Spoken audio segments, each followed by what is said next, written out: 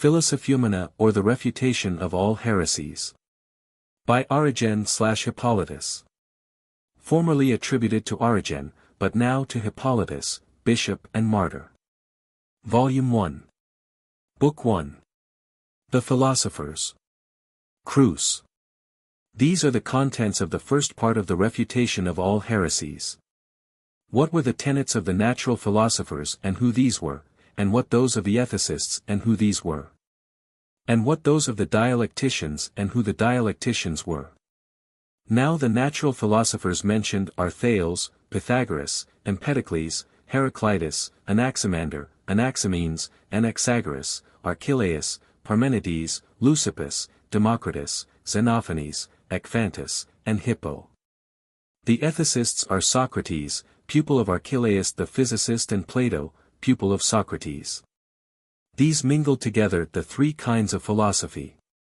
The dialecticians are Aristotle, pupil of Plato and the founder of dialectics, and the Stoics Chrysippus and Zeno. Epicurus, however, maintained an opinion almost exactly contrary to all these. So did Pyrrho the academic, who asserts the incomprehensibility of all things. There are also the Brahmins among the Indians, the Druids among the Celts, and Hesiod. Proemium. No fable made famous by the Greeks is to be neglected. For even those opinions of theirs which lack consistency are believed through the extravagant madness of the heretics, who, from hiding in silence their own unspeakable mysteries, are supposed by many to worship God. Whose opinions also we aforetime set forth within measure, not displaying them in detail but refuting them in the rough, as we did not hold it fit to bring their unspeakable deeds to light. This we did that, as we set forth their tenets by hints only, they, becoming ashamed lest by telling outright their secrets we should prove them to be godless, might abate somewhat from their unreasoned purpose and unlawful enterprise. But since I see that they have not been put to shame by our clemency, and have not considered God's long-suffering under their blasphemies, I am forced, in order that they may either be shamed into repentance, or remaining as they are may be rightly judged, to proceed to show their ineffable mysteries which they impart to those candidates for initiation who are thoroughly trustworthy.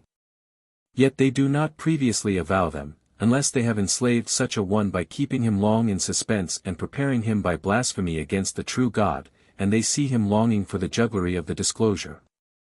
And then, when they have proved him to be bound fast by iniquity, they initiate him and impart to him the perfection of evil things.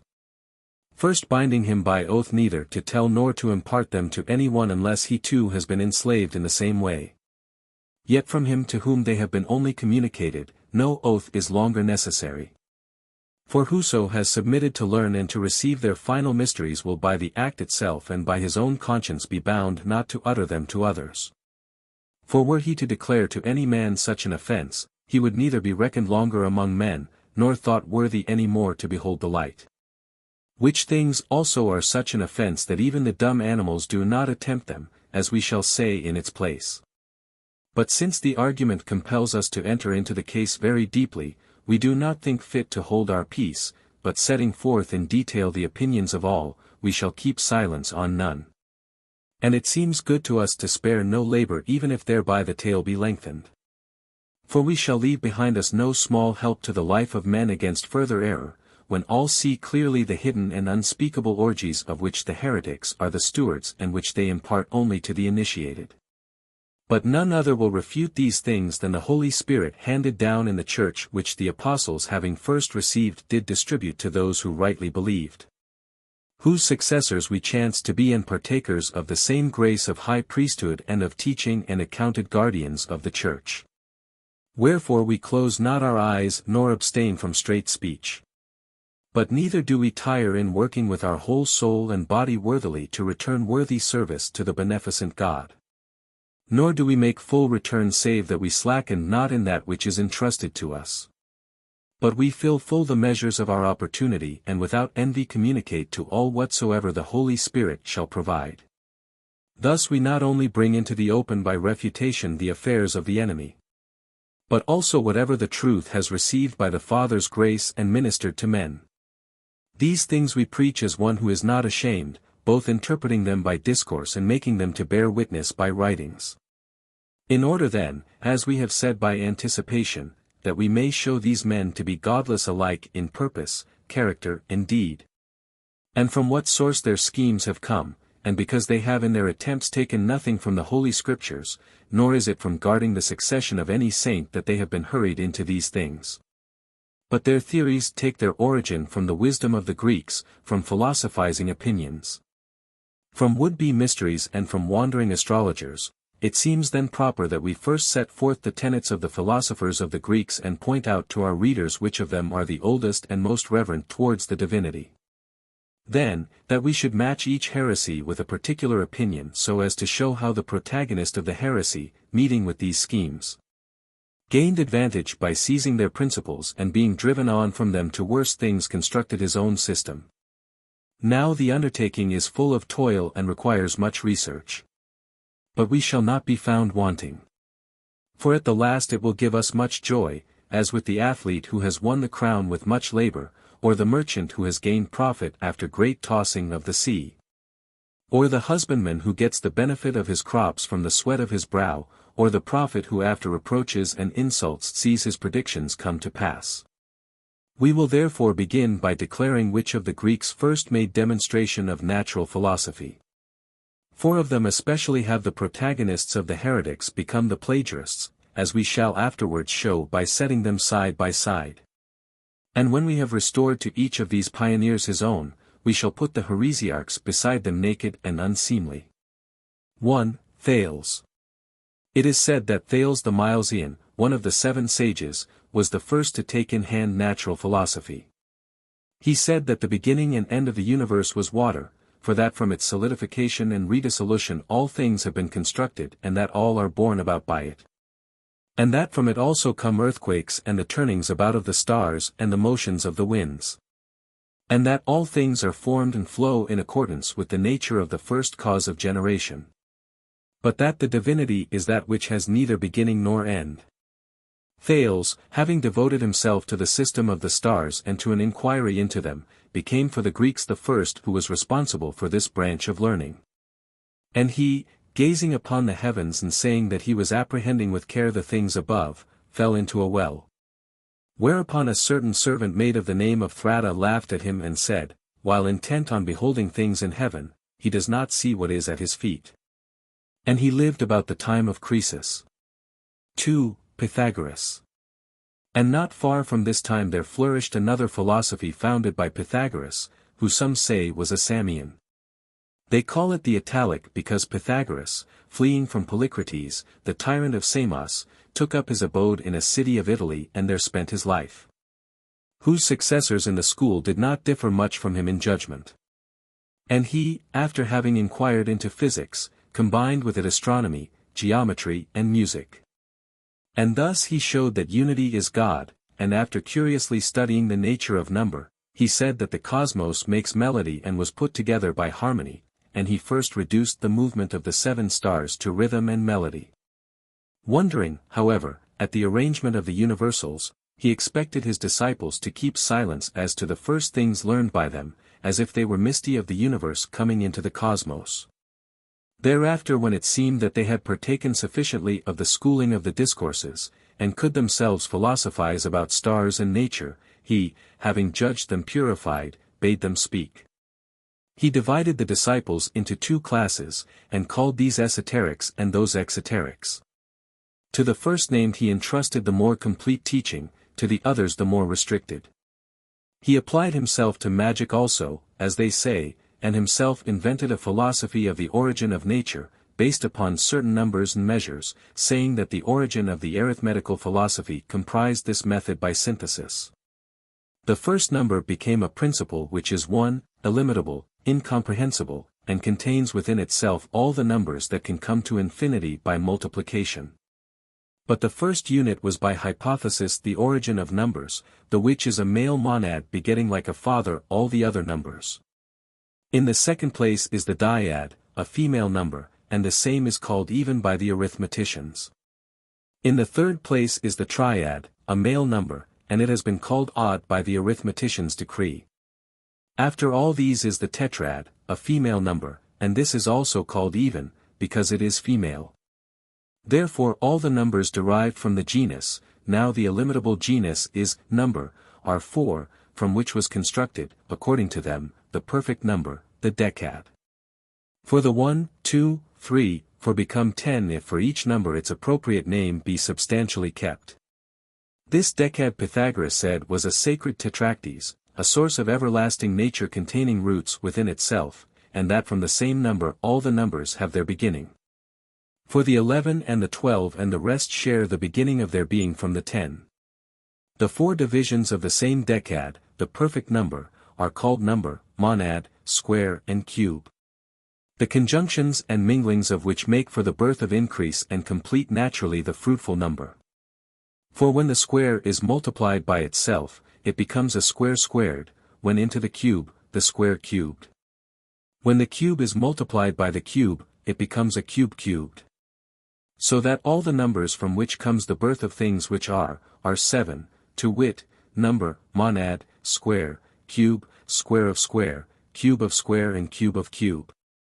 He declared also that the soul is immortal and that there is a change from one body to another.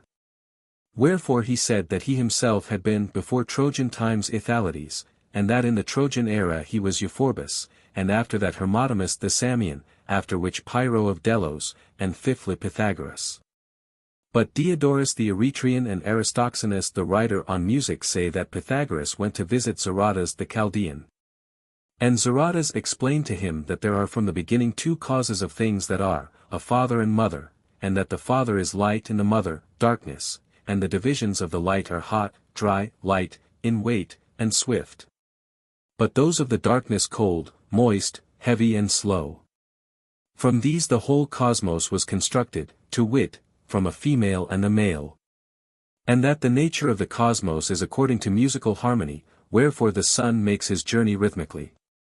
And about the things which come into being from the earth and cosmos, they say Zaratas spoke thus, there are 2 demons, a heavenly one and an earthly. Of these the earthly one sent on high a thing born from the earth which is water. But that the heavenly fire partook of the air, hot and cold. Wherefore, he says, none of these things destroys or pollutes the soul, for the same are the substance of all. And it is said that Pythagoras ordered that beans should not be eaten, because Zaratas said that at the beginning and formation of all things when the earth was still being constructed and put together, the bean was produced. And he says that a proof of this is, that if one chews a bean to pulp and puts it in the sun for some time, for this plays a direct part in the matter, it will give out the smell of human seed. And he says that another proof is even clearer. If when the bean is in flower, we take the bean and its blossom, put it into a jar, anoint this, bury it in earth, and in a few days dig it up. We shall see it at first having the form of a woman's pudenda and afterwards on close examination a child's head growing with it. Pythagoras perished at Crotona in Italy having been burned along with his disciples. And he had this custom that when any one came to him as a disciple, he had to sell his possessions and deposit the money under seal with Pythagoras, and remain silent sometimes for 3 and sometimes for 5 years while he was learning. But on being again set free, he mixed with the others and remained a disciple and took his meals along with them. But if he did not, he took back what belonged to him and was cast out.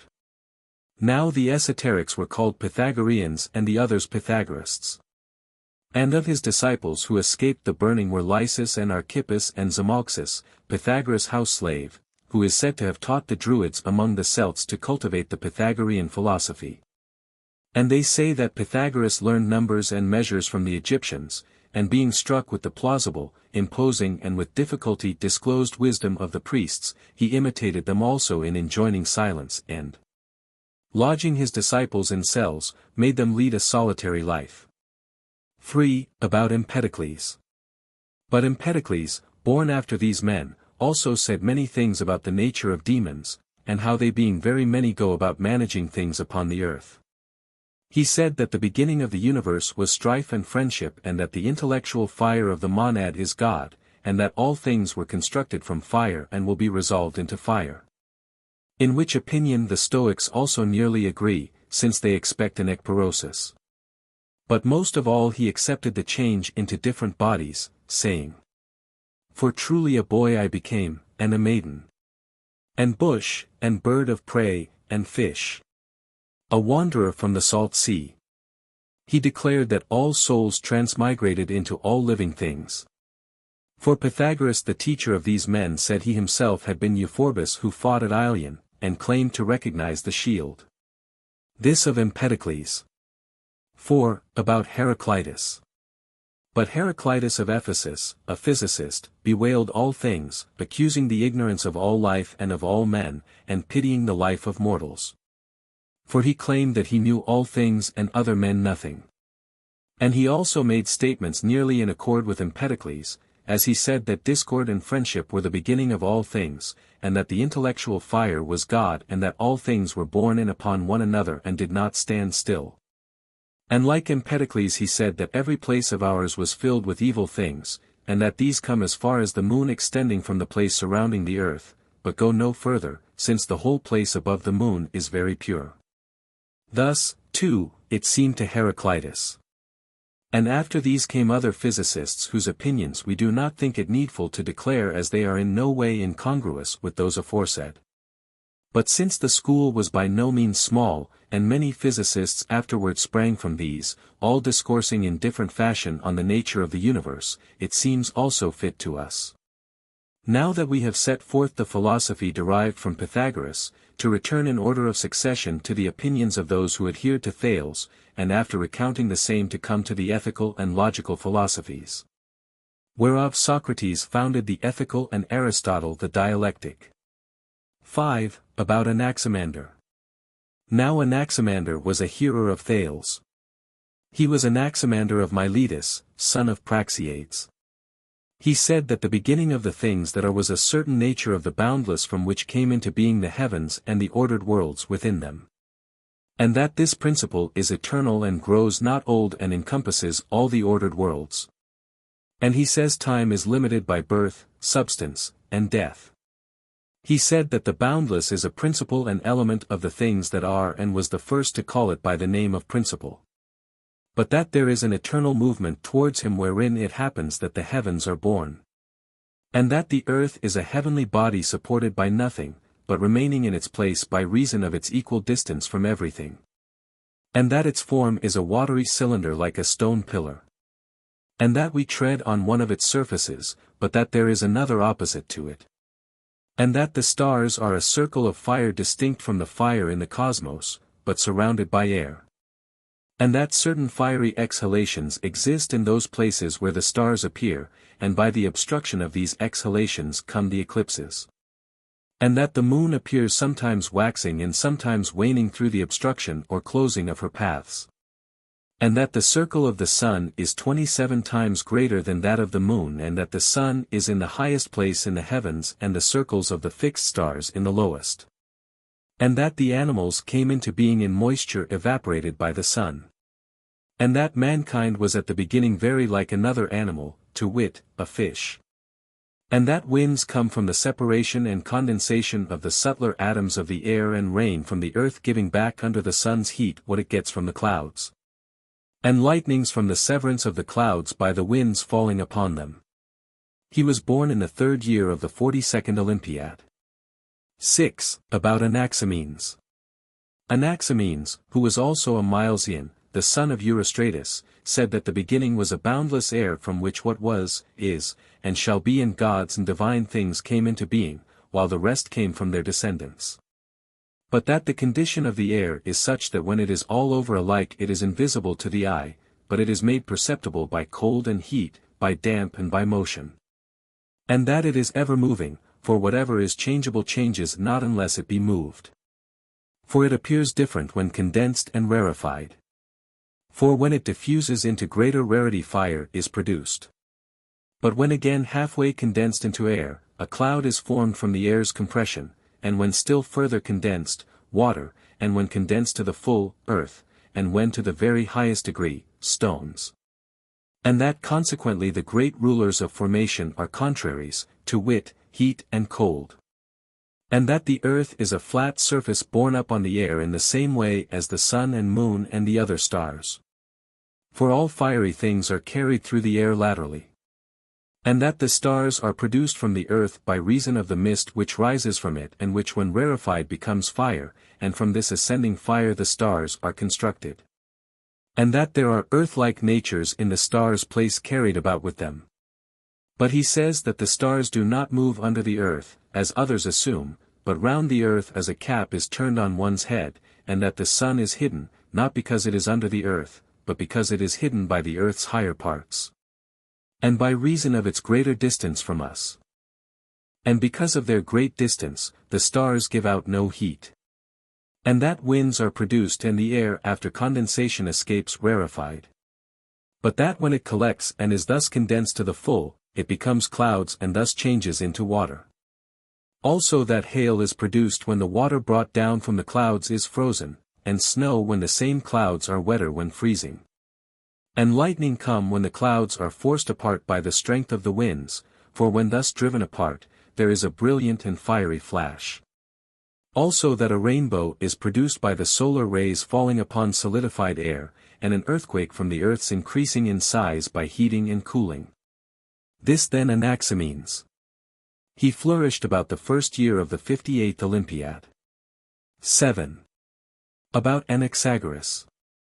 After him was Anaxagoras of Clazomene, son of Hegesibulus. He said that the beginning of the universe was mind and matter, mind being the creator and matter that which came unto being. For that when all things were together, mind came and arranged them. He says, however, that the material principles are boundless, even the smallest of them. And that all things partake of movement, being moved by mind, and that like things come together. And that the things in heaven were set in order by their circular motion.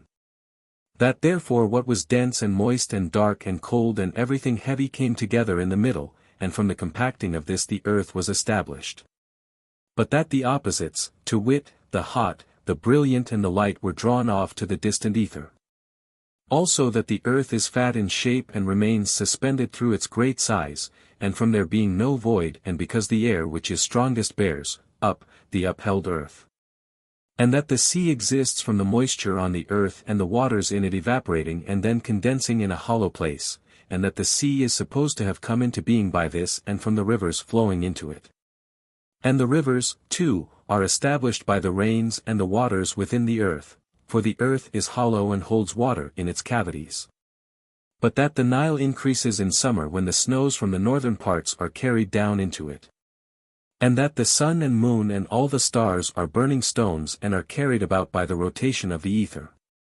And that below the stars are the sun and moon and certain bodies not seen by us whirled round together. And that the heat of the stars is not felt by us because of their great distance from the earth, but yet their heat is not like that of the sun from their occupying a colder region. Also that the moon is below the sun and nearer to us. And that the size of the sun is greater than that of the Peloponnesus. And that the moon has no light of her own, but only one from the sun. And that the revolution of the stars takes place under the earth. Also that the moon is eclipsed when the earth stands in her way, and sometimes the stars which are below the moon, and the sun when the moon stands in his way during new moons. And that both the sun and moon make turnings, solstices, when driven back by the air, but that the moon turns often through not being able to master the cold. He was the first to determine the facts about eclipses and renewals of light. And he said that the moon was like the earth and had within it plains and ravines. And that the Milky Way was the reflection of the light of the stars which are not lighted up by the sun. And that the shooting stars are as it were sparks which glance off from the movement of the pole. And that winds are produced by the rarefaction of the air by the sun and by their drying up as they get towards the pole and are borne away from it. And that thunderstorms are produced by heat falling upon the clouds. And that earthquakes come from the upper air falling upon that under the earth, for when this last is moved, the earth upheld by it is shaken. And that animals at the beginning were produced from water, but thereafter from one another, and that males are born when the seed secreted from the right parts of the body adheres to the right parts of the womb and females when the opposite occurs. He flourished in the first year of the 88th Olympiad, about which time they say Plato was born. They say also that Anaxagoras came to have a knowledge of the future. 8. About Archelaus. Archelaus was of Athenian race and the son of Apollodorus. He like Anaxagoras asserted the mixed nature of matter and agreed with him as to the beginning of things. But he said that a certain mixture was directly inherent in mind, and that the source of movement is the separation from one another of heat and cold, and that the heat is moved and the cold remains undisturbed. Also that water when heated flows to the middle of the universe wherein heated air and earth are produced, of which one is borne aloft while the other remains below. And that the earth remains fixed and exists because of this and abides in the middle of the universe, of which, so to speak, it forms no part and which is delivered from the conflagration. The first result of which burning is the nature of the stars, the greatest whereof is the sun and the second the moon, while of the others some are greater and some smaller. And he says that the heaven is arched over us and has made the air transparent and the earth dry. For that at first it was a pool, since it was lofty at the horizon, but hollow in the middle. And he brings forward as a proof of this hollowness, that the sun does not rise and set at the same time for all parts as must happen if the earth were level. And as to animals, he says that the earth first became heated in the lower part when the hot and cold mingled and man and the other animals appeared. And all things were unlike one another and had the same diet, being nourished on mud. And this endured for a little, but at last generation from one another arose, and man became distinct from the other animals and set up chiefs, laws, arts, cities, and the rest. And he says that mind is inborn in all animals alike. For that every body is supplied with mind, some more slowly and some quicker than the others. Natural philosophy lasted then from Thales up to Archelaus. Of this last Socrates was a hearer.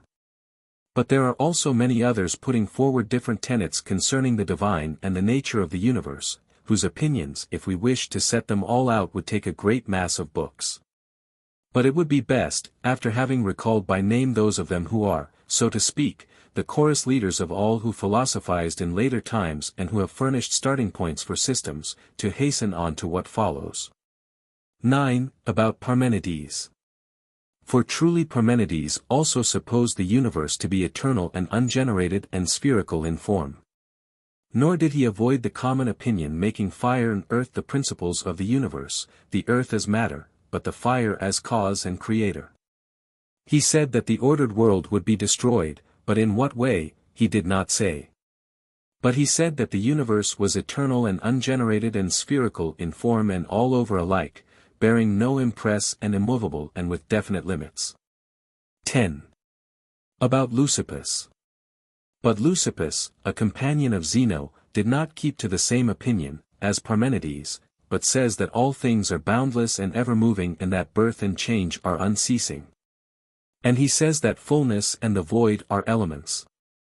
And he says also that the ordered worlds came into being thus, when many bodies were crowded together and flowed from the ambient into a great void, on coming into contact with one another, those of like fashion and similar form coalesced.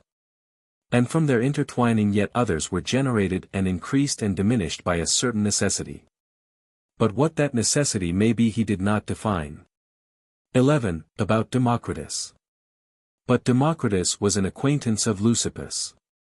This was Democritus of Abdera, son of Damasippus, who met with many gymnosophists among the Indians and with priests and astrologers in Egypt and with magi in Babylon.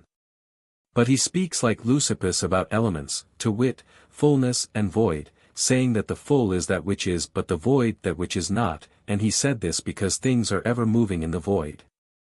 He said also that the ordered worlds are boundless and differ in size, and that in some there is neither sun nor moon, but that in others both are greater than with us, and in yet others more in number. And that the intervals between the ordered worlds are unequal, here more and there less, and that some increase, others flourish and others decay, and here they come into being and there they are eclipsed.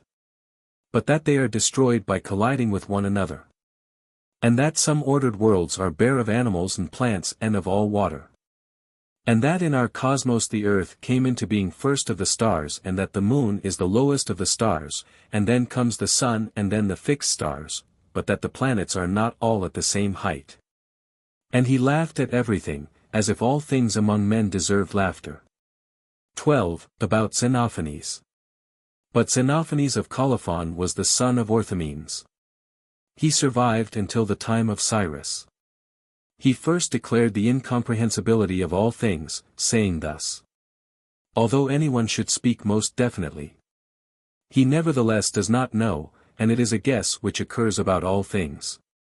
But he says that nothing is generated, or perishes, or is moved, and that the universe which is one is beyond change.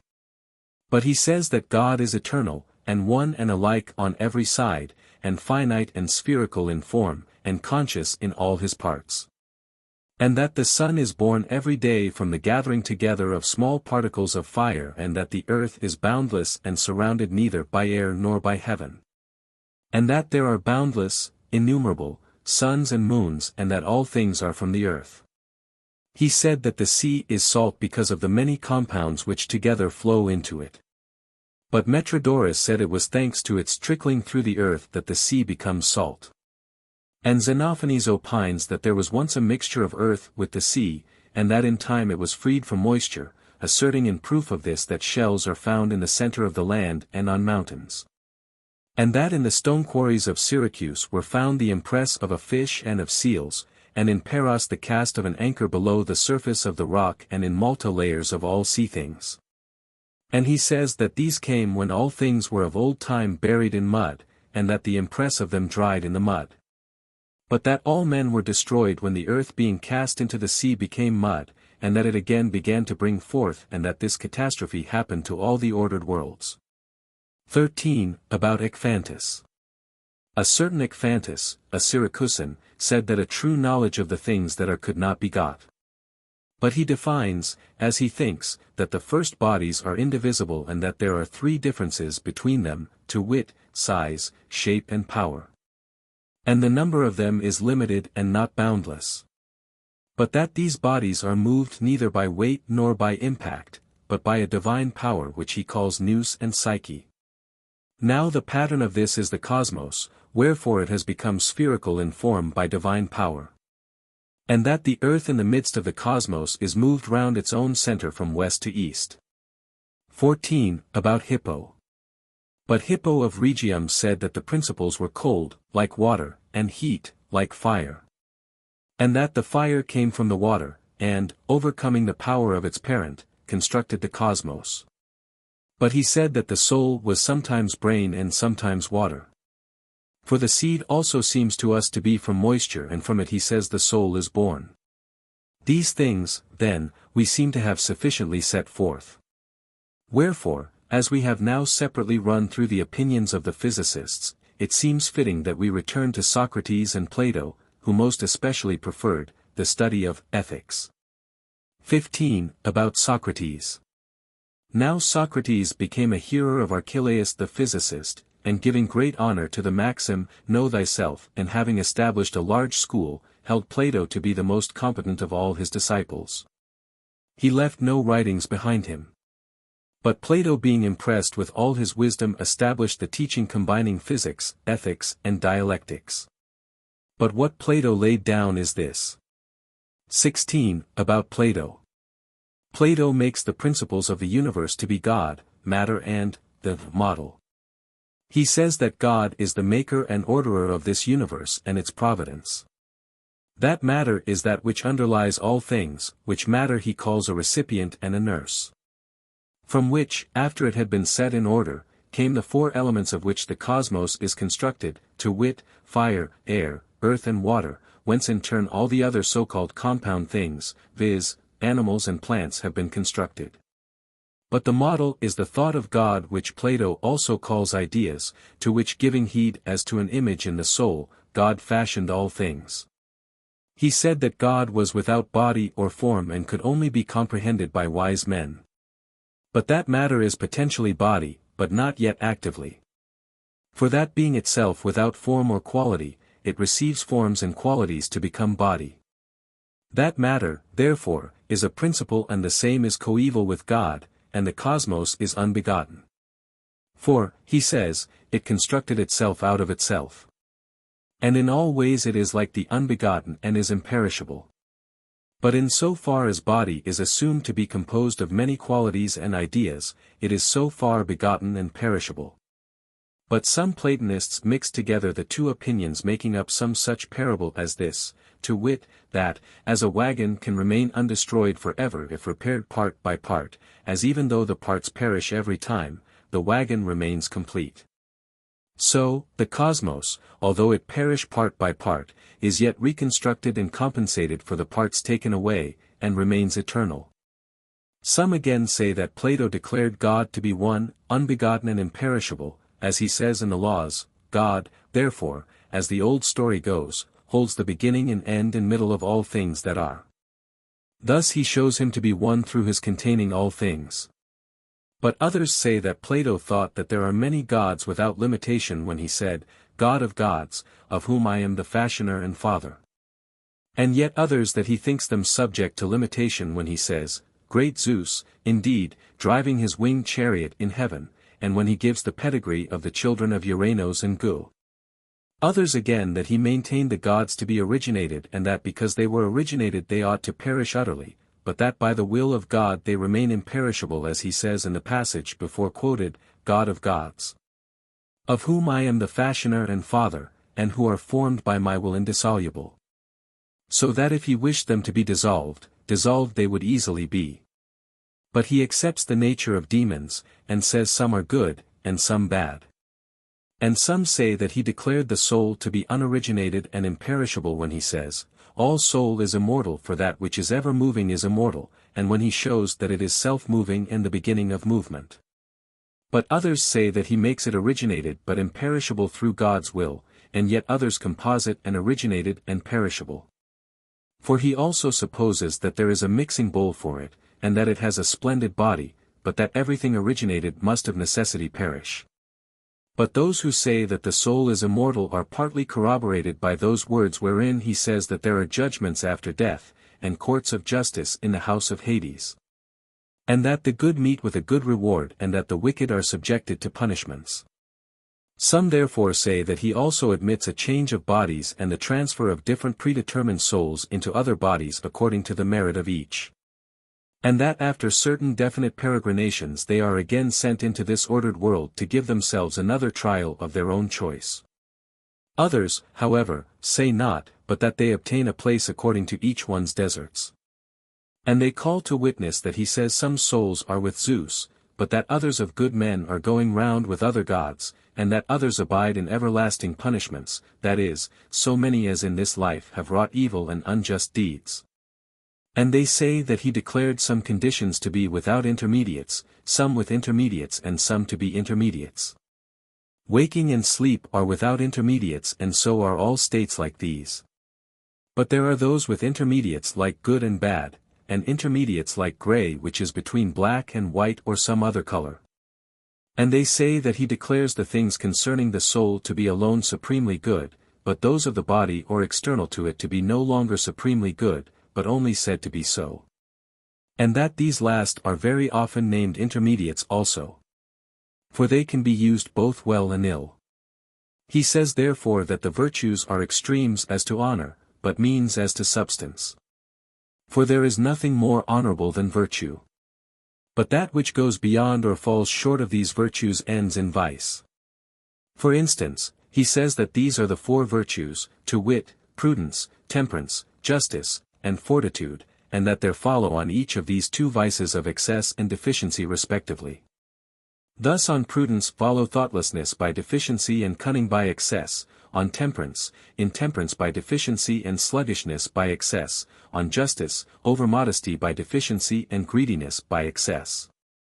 And on fortitude, cowardice by deficiency and foolhardiness by excess. And these virtues when inborn in a man operate for his perfection and give him happiness. But he says that happiness is likeness to God as far as possible. And that anyone is like God when he becomes holy and just with intention.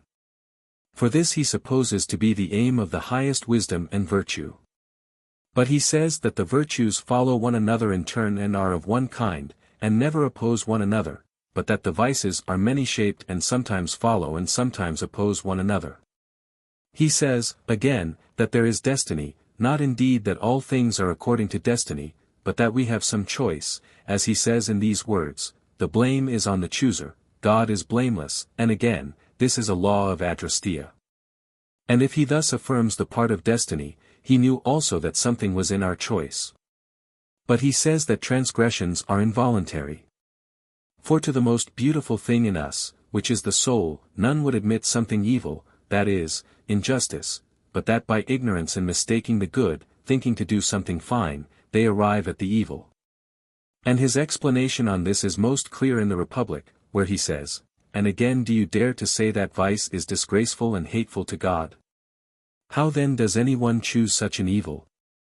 He does it, you would say, who is overcome by the pleasures of sense. Therefore this also is an involuntary action, if to overcome be a voluntary one.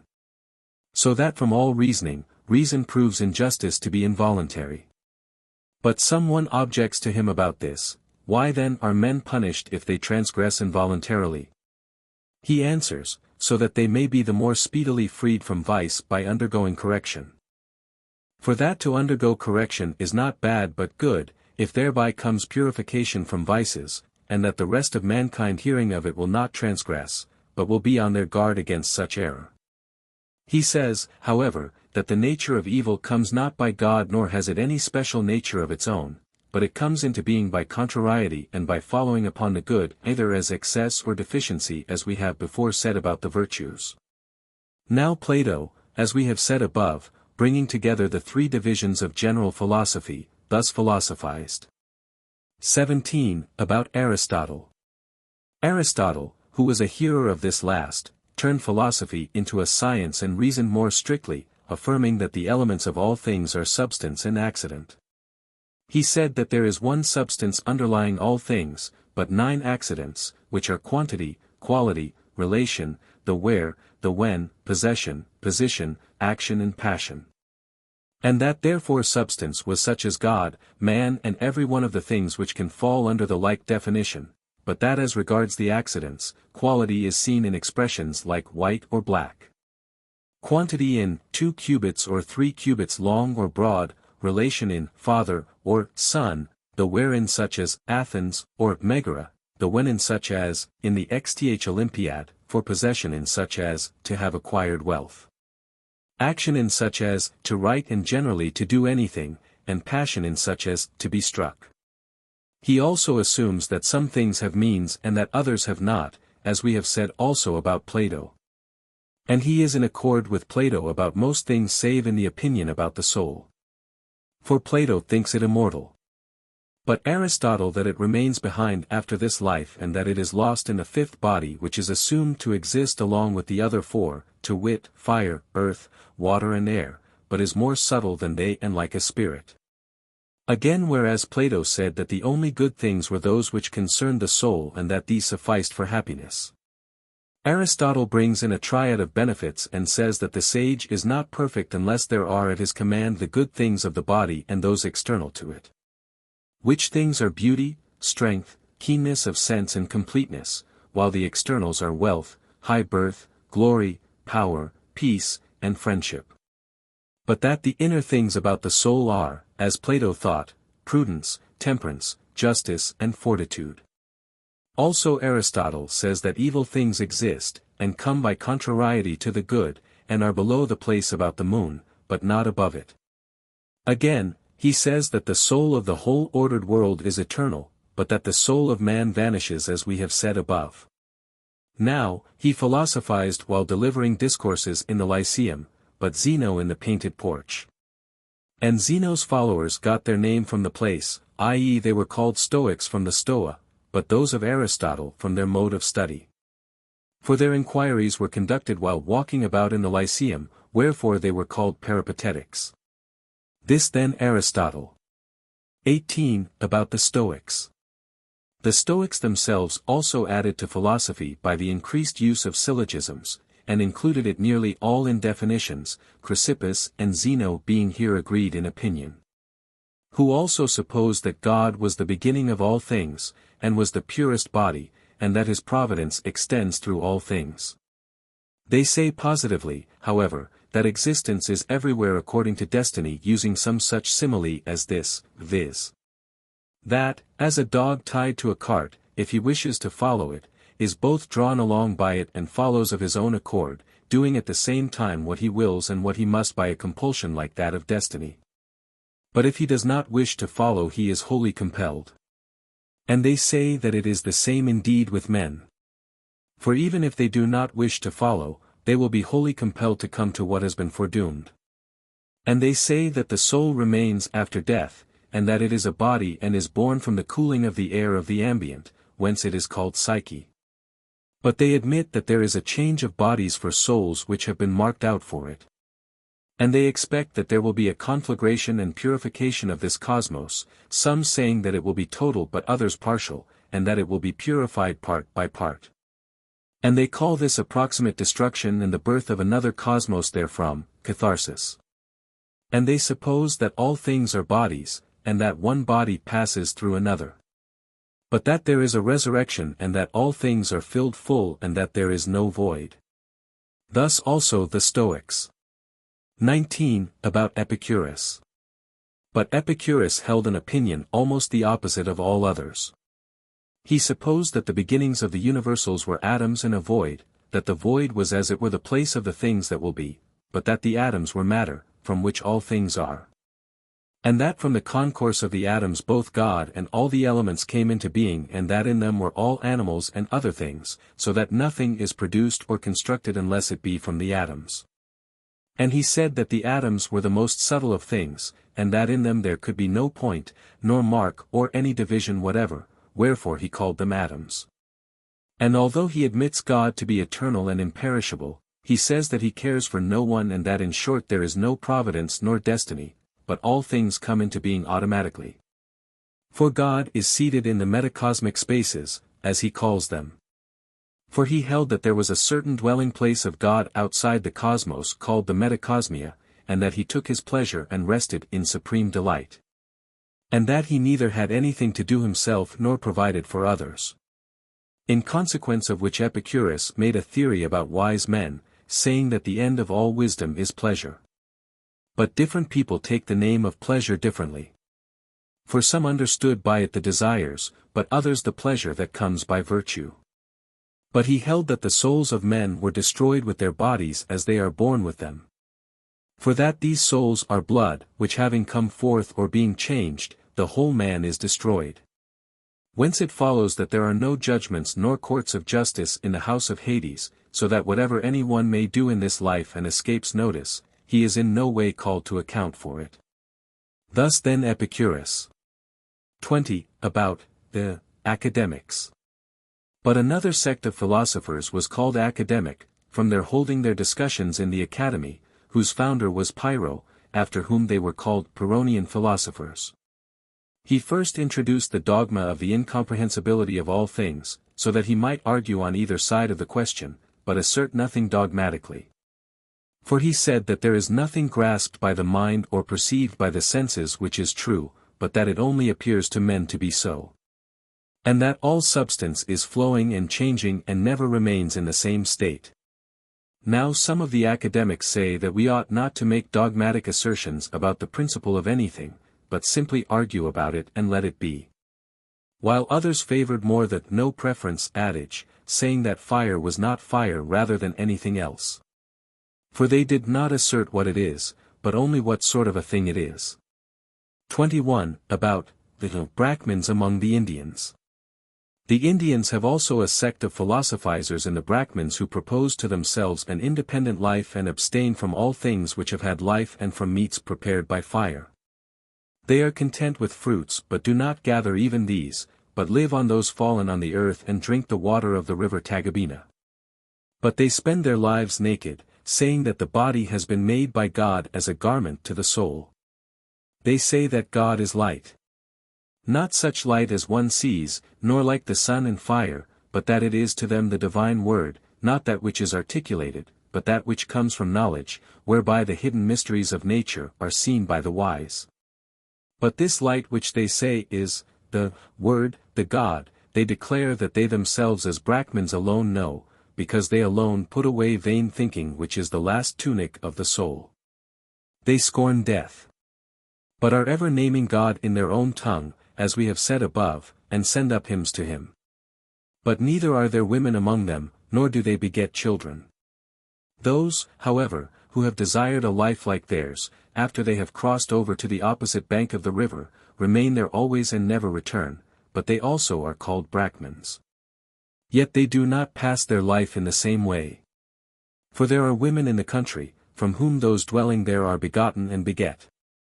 But they say that this word, which they style God, is corporeal, girt with the body outside himself, as if one should wear a garment of sheepskins.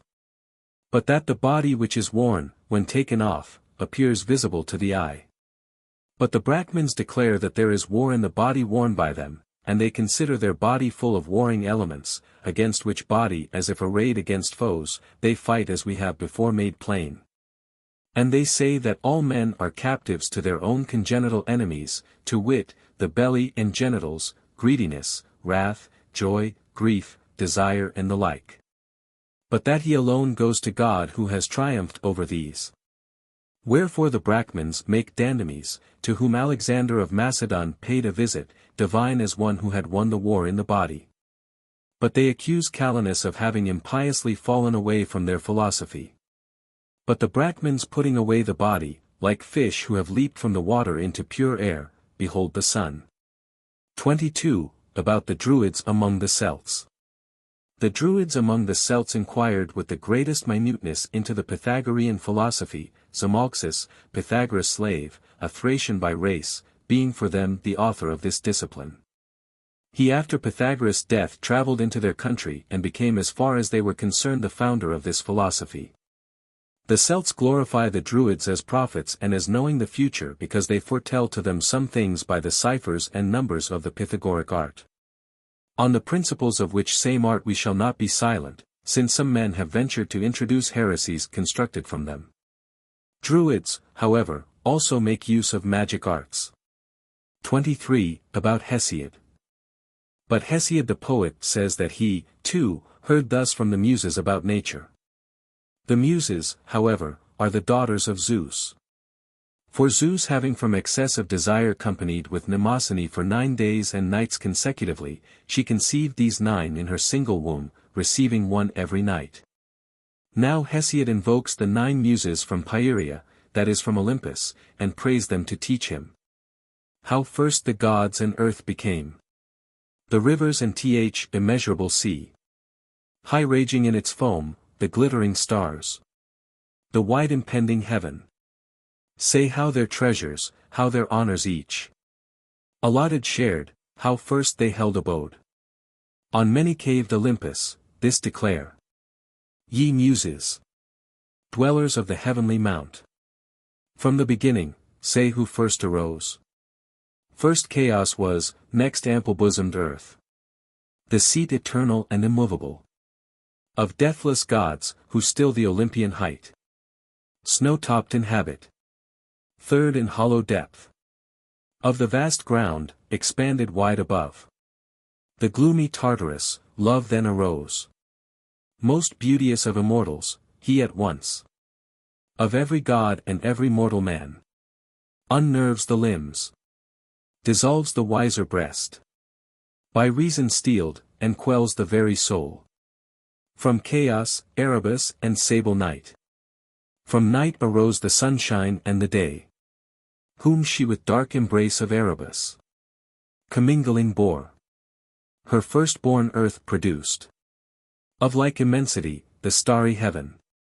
That he might sheltering compass her around. On every side, and be for evermore. To the blessed gods a mansion unremoved. Next the high hills arose, the pleasant haunts. Of goddess nymphs, who dwell among the glens. Of mountains. With no aid of tender love. Gave she to birth the sterile sea, high swollen. In raging foam. And heaven embraced, anon. She teemed with ocean, rolling in deep whirls. His vast abyss of waters.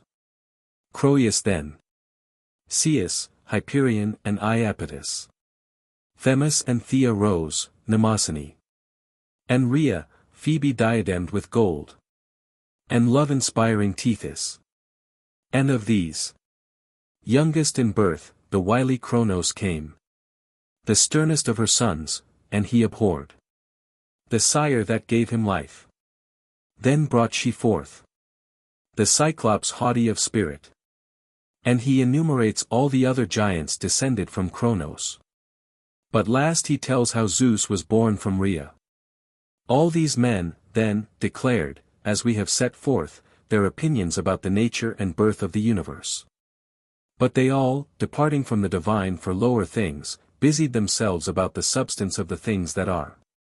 So that when struck with the grandeurs of creation and thinking that these were the divine, each of them preferred before the rest a different part of what was created.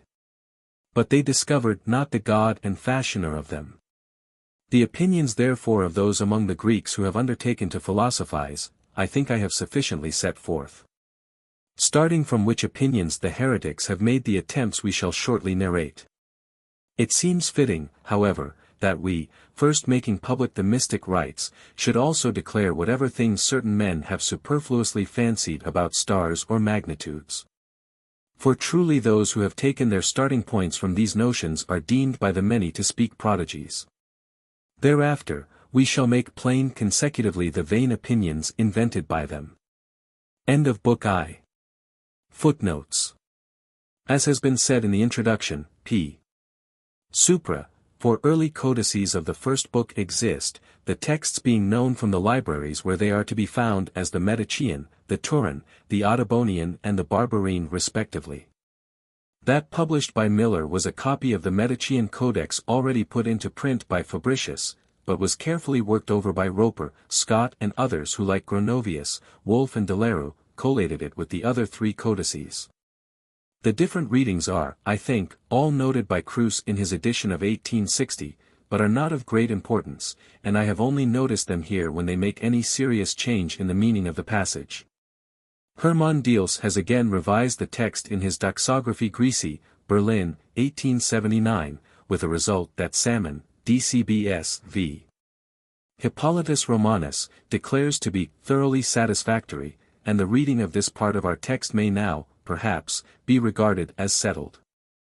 Only the opening and concluding paragraphs are of much value for our present purpose, the account of philosophic opinions which lies between being, as has been already said, a compilation of compilations, and not distinguished by any special insight into the ideas of the authors summarized, with the works of most of whom Hippolytus had probably but slight acquaintance.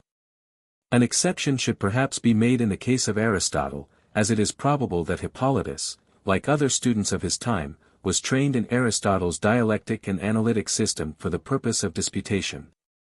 But this will be better discussed in connection with Book 7. Tau delta epsilon nu epsilon sigma tau iota nu tau pi rho tau omicron kappa alpha tau pi alpha sigma nu alpha rho sigma epsilon omega nu lambda gamma chi omicron upsilon. This formula is repeated at the head of books Vx with the alteration of the number only. The word missing after pi rho tau was probably mu epsilon rho delta iota, the only likely word which would agree with the feminine adjective. It would be appropriate enough if the theory of the division of the work into spoken lectures be correct. The French and German editors alike translate in Libro Primo. There seems no reason for numbering Pyrrho of Elis among the members of the Academy, old or new. Diogenes Laertius, from whose account of his doctrines Hippolytus seems to have derived the dogma of incomprehensibility which he here attributes to Pyrrho, makes him the founder of the skeptics. He was a contemporary of Alexander the Great, and probably died before Arcesilaus founded the new academy in 280 BC. Mr. McMahon here reads, Brahmins. Their habits appear more like those of yogis or sannyasis. Delta rho omicron mu epsilon rho, in contradistinction to kappa alpha tau lambda epsilon pi tau nu just above. Lambda omicron gamma sigma tau omicron upsilon gamma nu mu eta kappa alpha theta epsilon mu tau omicron upsilon pi iota chi epsilon iota rho sigma epsilon omega. The Turin MS transposes the adjectives. Pi rho tau omicron nu tau omega theta epsilon nu. The phrase is used frequently hereafter, particularly in Book X. Cf. The bond of iniquity, in St. Peter's speech to Simon Magus, Acts 8. 23. Tau tau lambda epsilon iota omicron nu tau nu kappa alpha kappa nu. Tau lambda epsilon iota omicron nu being a mystic word for final or complete initiation. Kappa alpha tau lambda omicron gamma alpha kappa, tau lambda. Schneidwin and Kruse both read epsilon kappa alpha, Roper epsilon simply, others epsilon tau iota. The first seems the best reading, but none of the suggestions is quite satisfactory. The promise to say what it was that even the dumb animals would not have done is unfulfilled. It cannot have involved any theological question, but probably refers to the obscene sacrament of the Pistis Sophia, the Bruce Papyrus and Huysmans Law. Yet Hippolytus does not again refer to it, and of all the heretics in our text, the Simonians are the only ones accused of celebrating it, even by Epiphanius. Rho chi iota epsilon rho alpha tau epsilon alpha. A neologism. This is the passage relied upon to show that our author was a bishop. Lambda lambda tau rho iota alpha equals foreign. Kruse has aliena. But it is here evidently contrasted with the things of the truth in the next sentence. Kappa eta rho sigma sigma omicron mu epsilon nu. Tau delta omicron xi alpha zeta mu epsilon nu alpha, lit. Matters of opinion. Kappa delta omicron gamma mu tau omega nu phi iota lambda omicron sigma omicron phi omicron upsilon mu nu omega nu. The context shows that here, and probably elsewhere in the book, the phrase is used contemptuously. Tau omicron nu tau upsilon gamma chi nu omicron upsilon sigma iota nu. As in Polybius, the word can be translated in this sense throughout. Yet as meaning those who fall in with this, it is as applicable to spoken as to written words. Tau theta epsilon omicron nu. Both here and in Book X our author shows a preference for this phrase instead of the more usual theta epsilon. Sigma upsilon mu beta lambda lambda omega. Delta gamma mu alpha. Tau lambda alpha lambda eta theta nu tau alpha pi omicron beta alpha nu omicron nu tau alpha. Note the piling up of similes natural in a spoken peroration. Gamma upsilon mu nu omicron kappa alpha sigma chi mu omicron nu alpha, nudos et terps, cr, stripped of originality seems to be the threat intended. Phi iota lambda omicron sigma omicron phi alpha nu phi upsilon sigma iota kappa nu. What we should now call physics. Tau pi nu is the phrase here and elsewhere used for the universe or whole of nature, and includes chaos or unformed matter. The kappa sigma mu omicron or ordered world is only part of the universe. Diog. Lert, I, vit. Thales, c.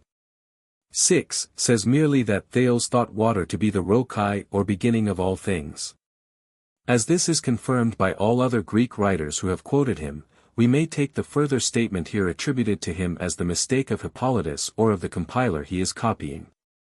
Rho omega nu in text. Roper suggests sigma tau rho omega nu, stars. So Clement of Alexandria, Stromatize, v. c. 14, and Diog. Lert, I, vit. Sit, c. 9. Diog. Lert, I, vit.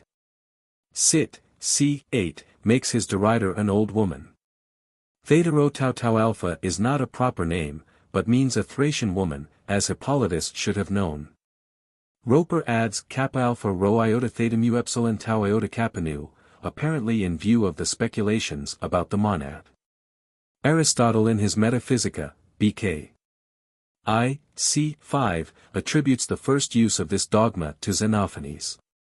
By these are meant the planets, including therein the sun and moon. Cf. Sextus Empiricus, Adversus Astrologos, Cod. Passim. Tau lambda alpha equals entities which must needs differ from one another in kind. The phrase is thus used by Plato, Aristotle, and all the Neoplatonic writers. Phi psi alpha tau omicron, a tigit, cr, frequent in Pindar. So Timon in the Silly, as quoted by Diog. Lert, 8, vit. Pyt, c. 20. Phi upsilon sigma iota omicron gamma omicron nu iota kappa nu. The Barbarine MS.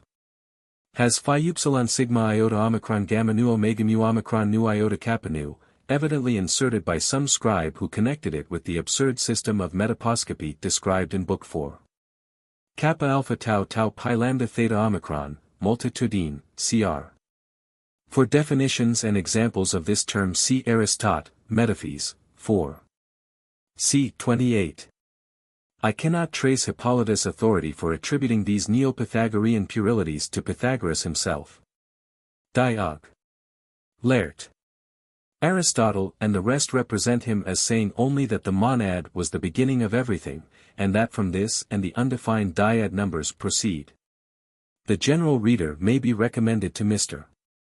Alfred Williams Ben's statement in the Philosophy of Greece, London, 1898, pages 78 ff that the Greeks did not think of numbers as pure abstractions, but in the most literal sense as figures, that is to say, limited portions of space. McMahon thinks number and monad should here be transposed, as Pythagoras considered according to him the monad as the highest generalization of number and a conception in abstraction. Yet the monad was not the highest abstraction of current, Greek, philosophy. See Edwin Hatch, Influence of Greek Ideas upon the Christian Church, Hibbert Lectures, London, 1890. Delta nu alpha mu iota is here used like our own mathematical expression, power. Why Hippolytus should associate it especially with the power of 2 does not appear. By Greek mathematicians it seems rather to be applied to the square root. Kappa upsilon beta iota sigma theta, involve it, cr. It cannot here mean cubed. Another mistake occurs in the same sentence, where it is said that the square multiplied by the cube is a cube. The sentence is fortunately repeated with the needful correction in Book 4, p. infra. McMahon gives the proper notation as A2, 2 equals A4, A2, 3 equals A6, A3, 3 equals A9. Mu epsilon tau epsilon nu sigma omega mu tau omega sigma iota. The phrase which is here correctly used throughout, but which has somehow slipped into English as metempsychosis. So diog. Laert, 8, vit. Pyt, c. 4. Diodorus of Eretria is not otherwise known. Aristoxenus is mentioned by Cicero, Quast. Tusculan, I, 18, as a writer on music. That is, of course, Zoroaster. The account here given of his doctrines does not agree with what we know of them from other sources. The minimum date for his activity, 700 BC, makes it impossible for him to have been a contemporary of Pythagoras. See the translator's Forerunners and Rivals of Christianity, I, 2. Reading with Roper tau nu kappa sigma mu omicron upsilon phi sigma iota nu kappa alpha. Cruz has tau nu kappa sigma mu omicron nu phi sigma iota nu kappa alpha tau, that the cosmos is a nature according to, etc. Delta alpha mu omicron nu epsilon, spirits or demons in the Greek sense, not necessarily evil. But Aetius, de Placet. Philosophe. A.P. Diels Doxigr. 306, makes Pythagoras use the word as equivalent to tau kappa alpha kappa nu. Cf. pages 52, 92 infra. Hippolytus, like nearly every other writer of his time here, confuses the Egyptians with the Alexandrian Greeks. It was these last and not the subjects of the pharaohs who were given to mathematics and geometry, of which sciences they laid the foundations on which we have since built.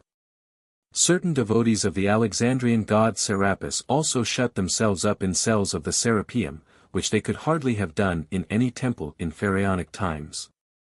See Forerunners, I, 79. Hippolytus gives a much more elaborate and detailed account of Pythagorean teaching in Book 6, 2, pages 20 ff infra. Diog. Laert, 8, vit. Heraclit, c. 6, attributes this opinion to Heraclitus. This verse appears in Diog. Laert, 8, vit. Empedocles, c. 6. So Diog. Laert, Gubi. Cit. This sentence seems to have got out of place. It should probably follow that on Lysis and Archippus, etc., on the last page. The story of the shield is told by Diog. Lert, 8, Vit. Pyt, c. 4, and by Ovid, Metamorph, 15, 162 ff. For more about Empedocles see Book 7, 2, pages 82 ff infra. Diog. Lert, 8, Vit. Heraclit, from whom Hippolytus is probably quoting, says that in his boyhood, Heraclitus used to say, he knew nothing, in his manhood everything.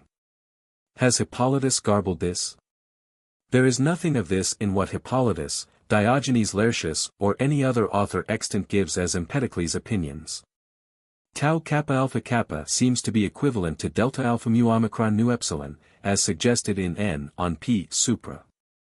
Hippolytus returns to Heraclitus' opinions in Book 9, 2, pages 119 ff infra. So Diog. Lert, 2, Vit. Anaximander, c. 1, verbatim. Kappa sigma mu omicron iota. He therefore believed in a plurality of worlds. Omicron sigma alpha. It may here mean essence or being. A good discussion of the changes in the meaning of the word and its successors, pi sigma tau alpha sigma iota and pyro sigma omega pi omicron nu, is to be found in Hatch, Op. Cit., pages 275 to 278. Mu epsilon tau omega rho omicron nu, a phenomenon in the heavens, but also something hung up or suspended. Sigma tau rho omicron gamma gamma lambda omicron nu, used by Theophrastus for logs of timber. Lit. From the separation of the finest atoms of the air and from their movement when crowded together. So Roper. Cruz agrees. A. W. Ben, Op. Cit. Gives a readable account of Anaximander's speculations in physics. Diels, Op. Cit., pp. 132, 133 shows in an excellently clear conspectus of parallel passages the different authors from whom Hippolytus took the statements in our text regarding the Ionians. The majority are to be found in Simplicius' commentaries on Aristotle, Simplicius' source being, according to Diels, the fragments of Theophrastus' book on physics.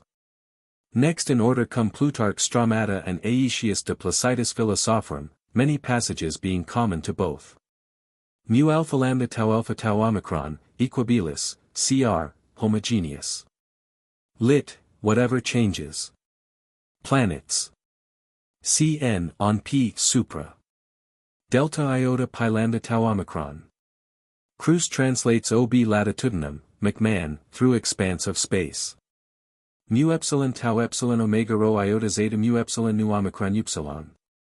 Cn on P supra. So Diog. Lert, 2, Vit. Anaxim, c. 1.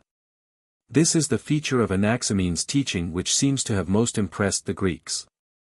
Pi alpha chi upsilon theta nu tau alpha. Diog. Lert, Dubius Cit., puts Anaximander in the 58th Olympiad, 548 BC, and Anaximenes in the 63rd. This is more probable than the dates in our text. For Anaximenes' sources, mostly Aetius and Theophrastus, see Diels conspectus mentioned in N on P supra. Tau nu delta lambda eta nu gamma iota nu omicron mu nu eta nu, fieri mater iam, cr. Tau gamma kappa upsilon kappa lambda omicron upsilon kappa iota nu sigma epsilon omega. McMahon says, orbicular, but it means if anything centripetal and centrifugal, as appears in next sentence. Pi omicron sigma tau nu alpha iota. Hippolytus seems most frequently to use the word in this sense. Mu epsilon tau omega rho omicron nu. Cn on P supra. Tau tau epsilon nu alpha tau xi alpha tau mu iota sigma theta nu tau alpha, pi omicron sigma tau nu tau alpha omicron tau omega gamma epsilon gamma omicron nu alpha iota.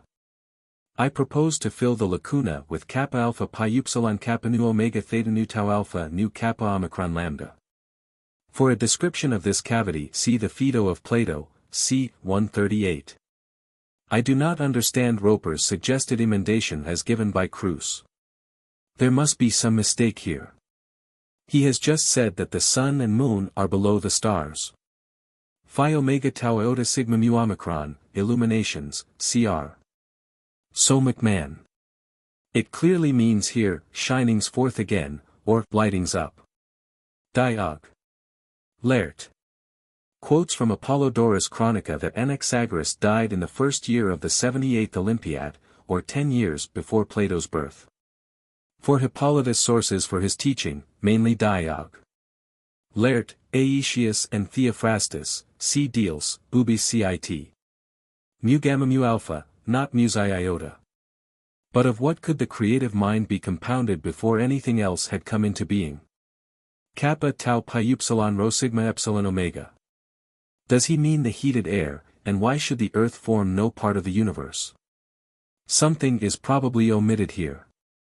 Pi iota kappa lambda iota theta nu alpha iota, de super incumbra, cr, inclined at an angle, McMahon. Evidently Archelaus imagined a concave heaven fitting over the earth like a dish cover or an upturned boat or coracle. This was the Babylonian theory. Cf. Maspero, Histoire Ancni de l'Orient Classique, Paris, 1895, I, and illustration. Many of the Ionian ideas about physics doubtless come from the same source. Reading, as Cruz suggests, kappa alpha nu theta rho pi omicron upsilon for kappa alpha nu mu omicron iota alpha. So Diog. Laert, 2, Vit. Archel, c. 17. Chi sigma alpha theta alpha iota, UTI, cr, employed, McMahon. A fair specimen of Hippolytus' verbose and inflated style. No other philosopher has yet been quoted as saying that the earth was spherical. This sentence is said to have been interpolated. Kappa tau omicron pi epsilon rho iota chi omicron nu tau omicron, from the surrounding ether. An expression much used by writers on astrology and generally translated ambient. Diog. Laert, 9, Vit. Democratic, c. 1, says either Damasippus or Hegesistratus or Athenocratus. It is doubtful whether astrology was known in Egypt before the Alexandrian age. Diog. Laert, Vit. Cit. Quotes from Antisthenes that Democritus studied mathematics there, and astrology was looked on by the Romans as a branch of mathematics. Cf. Sextus Empiricus, ubi cit, supra. Kappa alpha tau mu nu gamma nu epsilon sigma theta alpha iota, tau delta kappa lambda epsilon pi epsilon iota nu. So Apollodorus. Diog. Laert, 9, Vit. Xenophon, c. 1, says of Dexius. Diog. Laert, ubi cit. Says Sotion of Alexandria is the authority for this, but that he was mistaken. Hippolytus says later in Book I, p. infra, that Pyrrho was the first to assert the incomprehensibility of everything.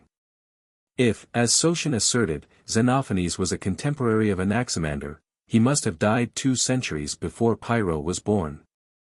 Delta kappa omicron delta, pi sigma iota tau tau upsilon kappa tau alpha iota, said in omnibus opinio est, cr. Yet delta kappa omicron is surely a guess. Alpha sigma theta eta tau iota kappa. Nu tau beta theta epsilon iota tau omicron lambda theta omicron upsilon, deep down in the stone. Perhaps the earliest mention of fossils. Is this a survival of the Babylonian legends of the flood? Pi alpha rho alpha lambda alpha gamma gamma, differentias, cr. Perhaps alternations. The whole of this section on Ichthyantus is corrupt. He is not alluded to again in the book. Hippo is mentioned by Iamblichus in his Life of Pythagoras. Pi omicron mu alpha xi mu epsilon nu omicron, been sealed with, or copied. Cf. Diog. Laert, 2, Vit. Socrates, c. 12. Pyro omicron nu mu epsilon nu omicron nu alpha tau omicron. The tau delta epsilon tau pi nu of the line above shows that Plato did not mean that the forethought extended to other worlds than this.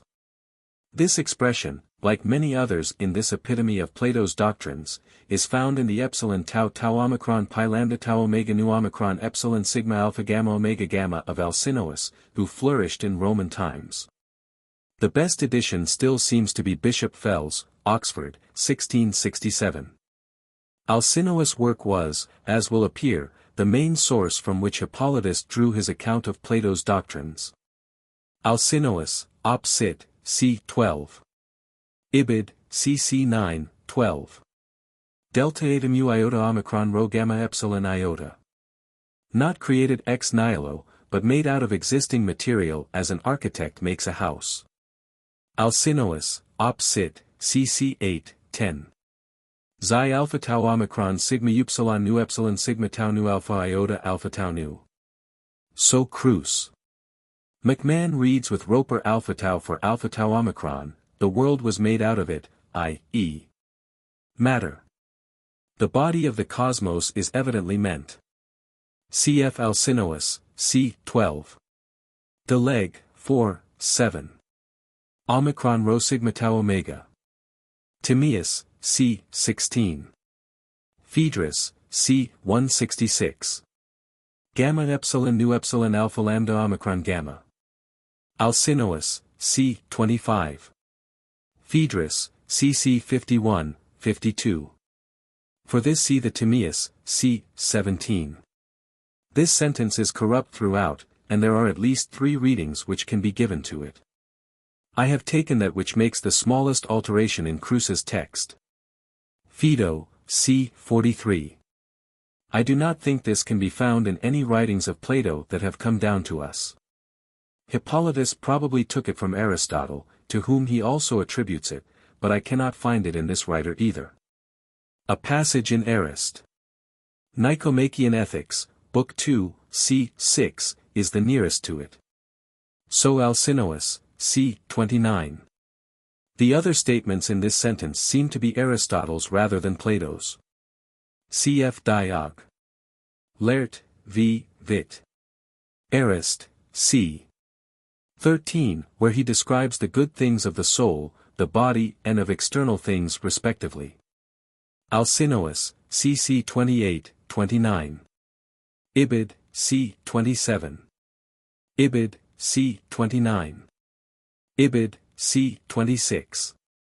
The passage about the choice, of virtue, is in the Republic, x. 617 c. Hippolytus had evidently not read the original, which says that according as a man does or does not choose virtue, so he will have more or less of it. Alcinous, c. 30. This passage is not in the Republic, but in the Clitopho, as to Plato's authorship of which there are doubts. Cruz quotes the Greek text from Roper in a note on of his text. Alcinous, c. 30. Ibid, c. 29.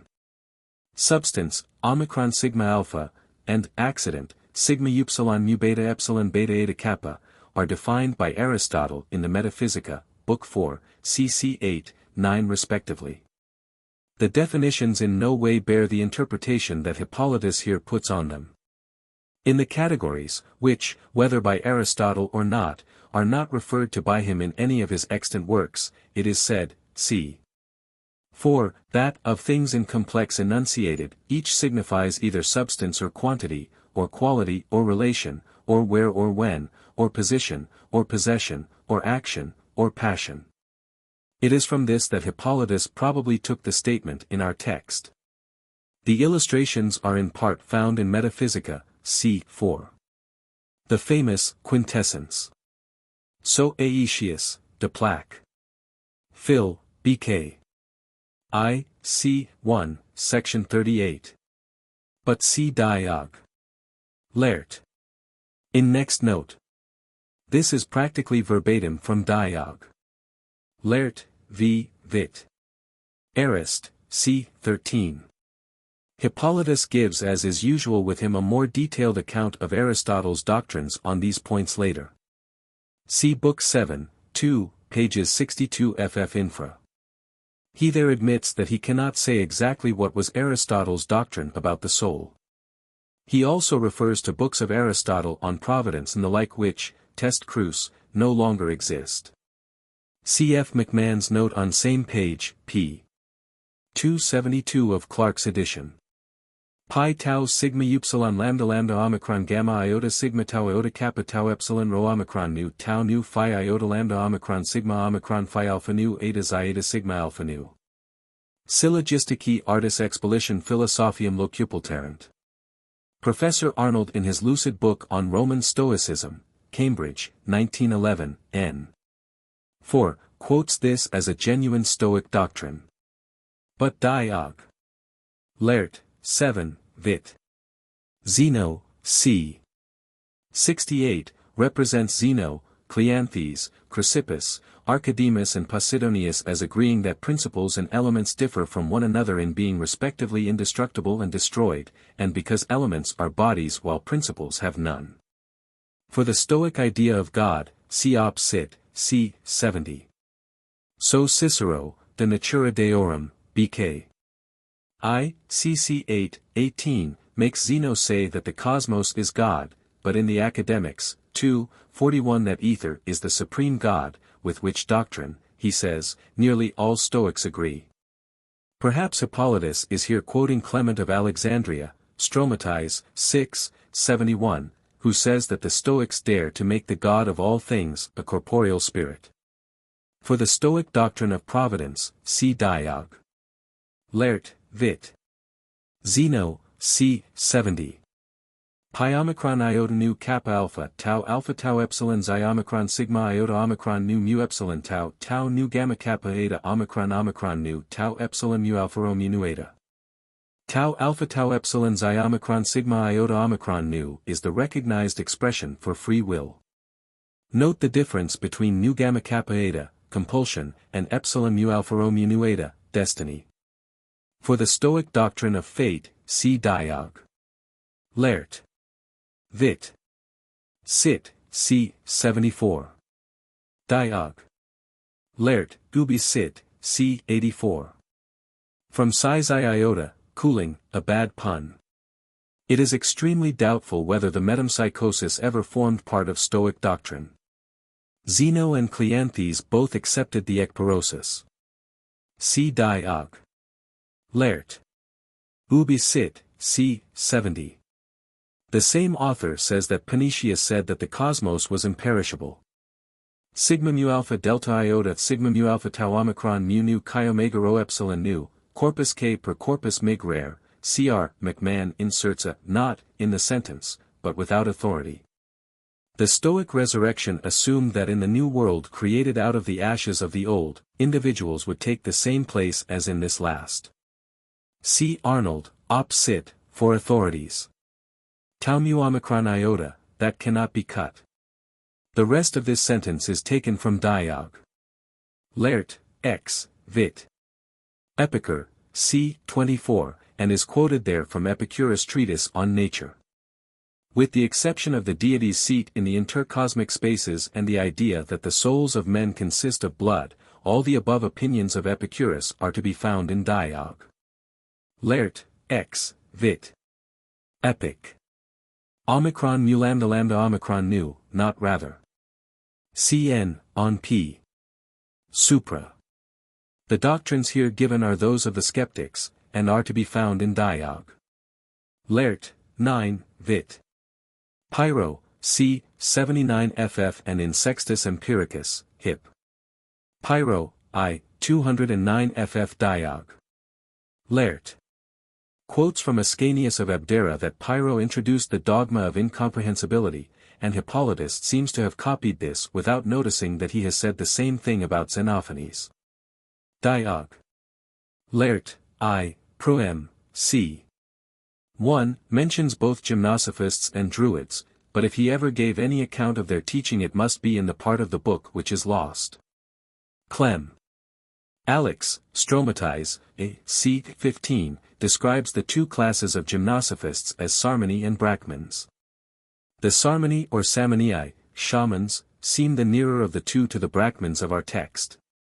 Caparo omicron deltaro omicron iota, hard-shelled fruits such as acorns or chestnuts. Roper suggests the Ganges. Megasthenes, for whom see Strabo v. 712, differs from Hippolytus in making the abstinence of the gymnosophists endure for 37 years only. Nothing has yet been said about any bank. The whole of this sentence is corrupt. McMahon following Roper would read, this discourse whom they name God they affirm to be incorporeal, but enveloped in a body outside himself, just as if one carried a covering of sheepskin to have it seen. But having stripped off the body in which he is enveloped, he no longer appears visibly to the naked eye. Gamma epsilon rho alpha tau rho pi alpha iota omicron nu, lit, raised a trophy. Theta epsilon omicron lambda omicron gamma omicron sigma iota. Eusebius, Prep. Ev., uses the word in this sense. For the Dandames and Calanus stories, see Arian, Anabasis, Book 7, cc 2, 3. This is quite unintelligible as it stands. It probably means that the Brahmins worship the light of which the sun is the garment, and that they think they are united with it when temporarily freed from the body. Is he confusing them on the one hand with the yogis, whose burial trick is referred to later in connection with Simon Magus, and on the other with some Zoroastrian or fire-worshipping sect of Central Asia? Kappa epsilon chi omega rho sigma alpha alpha tau iota omicron tau iota tau alpha tau eta tau phi iota lambda omicron sigma omicron phi alpha gamma nu epsilon tau omicron.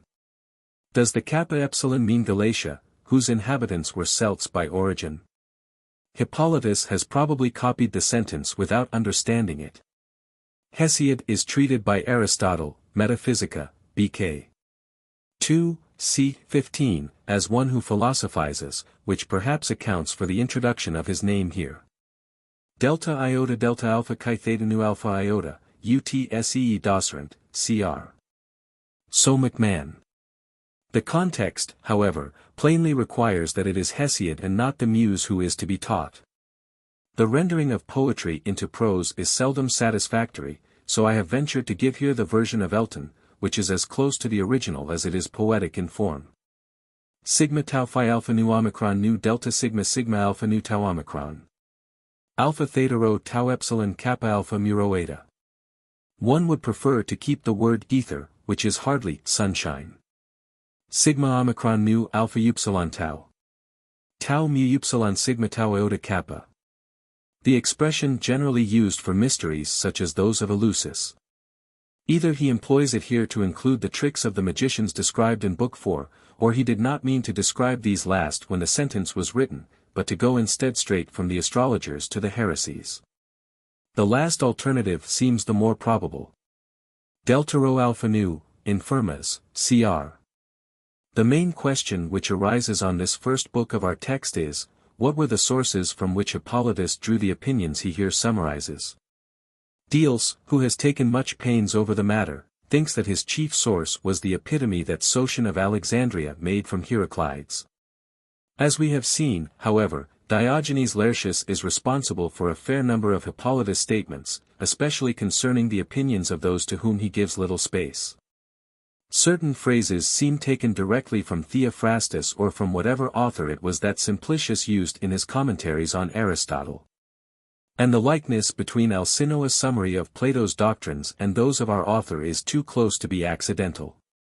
It therefore seems most probable that Hippolytus did not confine himself to any one source, but borrowed from several. This would, after all, be the natural course for a lecturer as distinguished from a writer to adopt, and goes some way therefore towards confirming the theory as to the origin of the book stated in the introduction. Books 2 and 3. These are entirely missing, no trace of them having been found attached to any of the 4 codices of Book I or to the present text of Books 4 to X.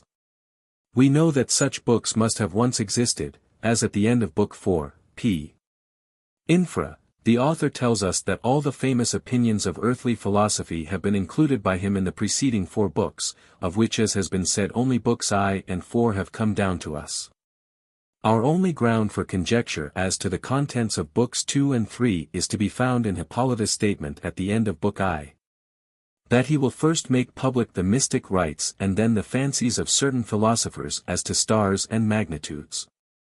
As the promise in the last words of the sentence seems to be fulfilled in Book 4, where he gives not only the method of the astrologers of his time, but also the calculations of the Greek astronomers as to the relative distances of the heavenly bodies.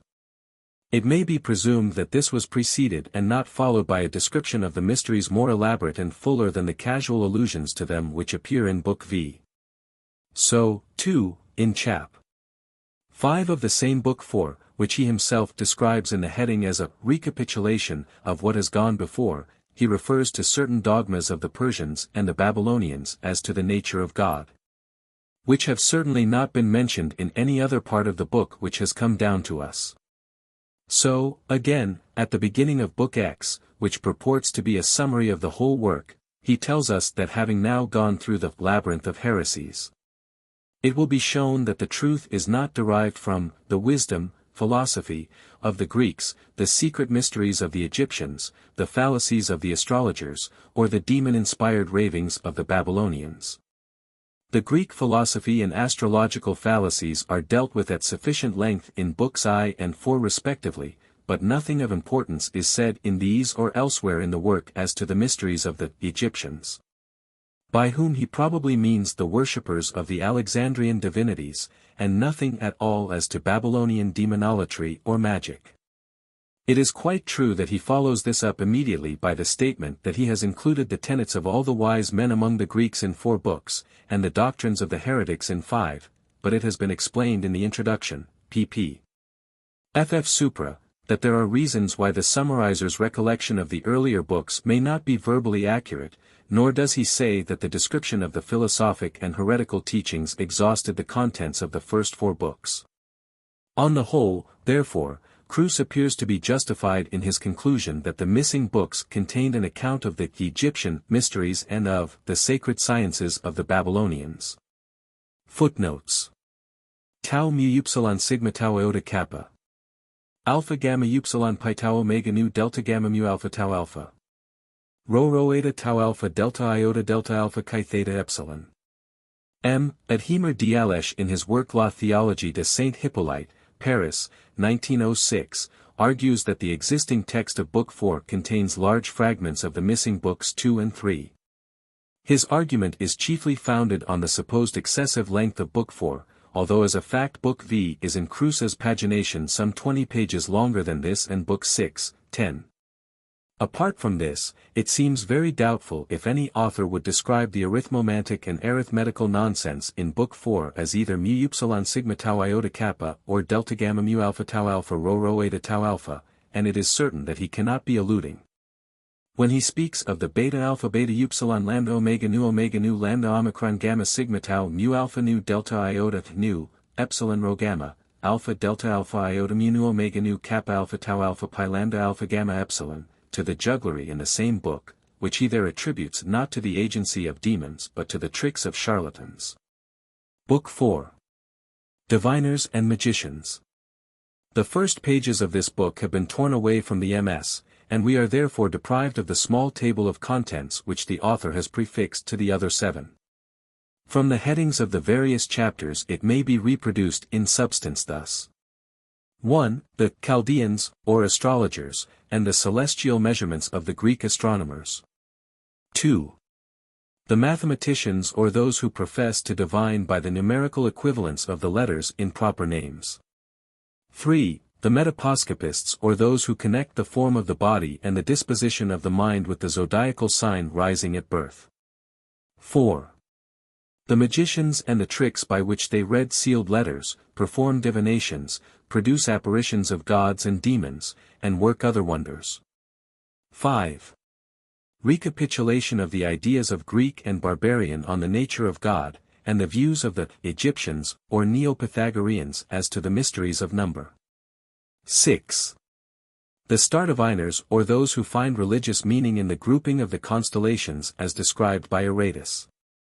7. The Pythagorean doctrine of number and its relation to the heresies of Simon Magus and Valentinus. 1. About astrologers. And they, i.e. the Chaldeans, declare there are terms of the stars in each zodiacal sign extending from one given part to another given part in which some particular star has most power, about which there is no mere chance difference among them, as appears from their tables.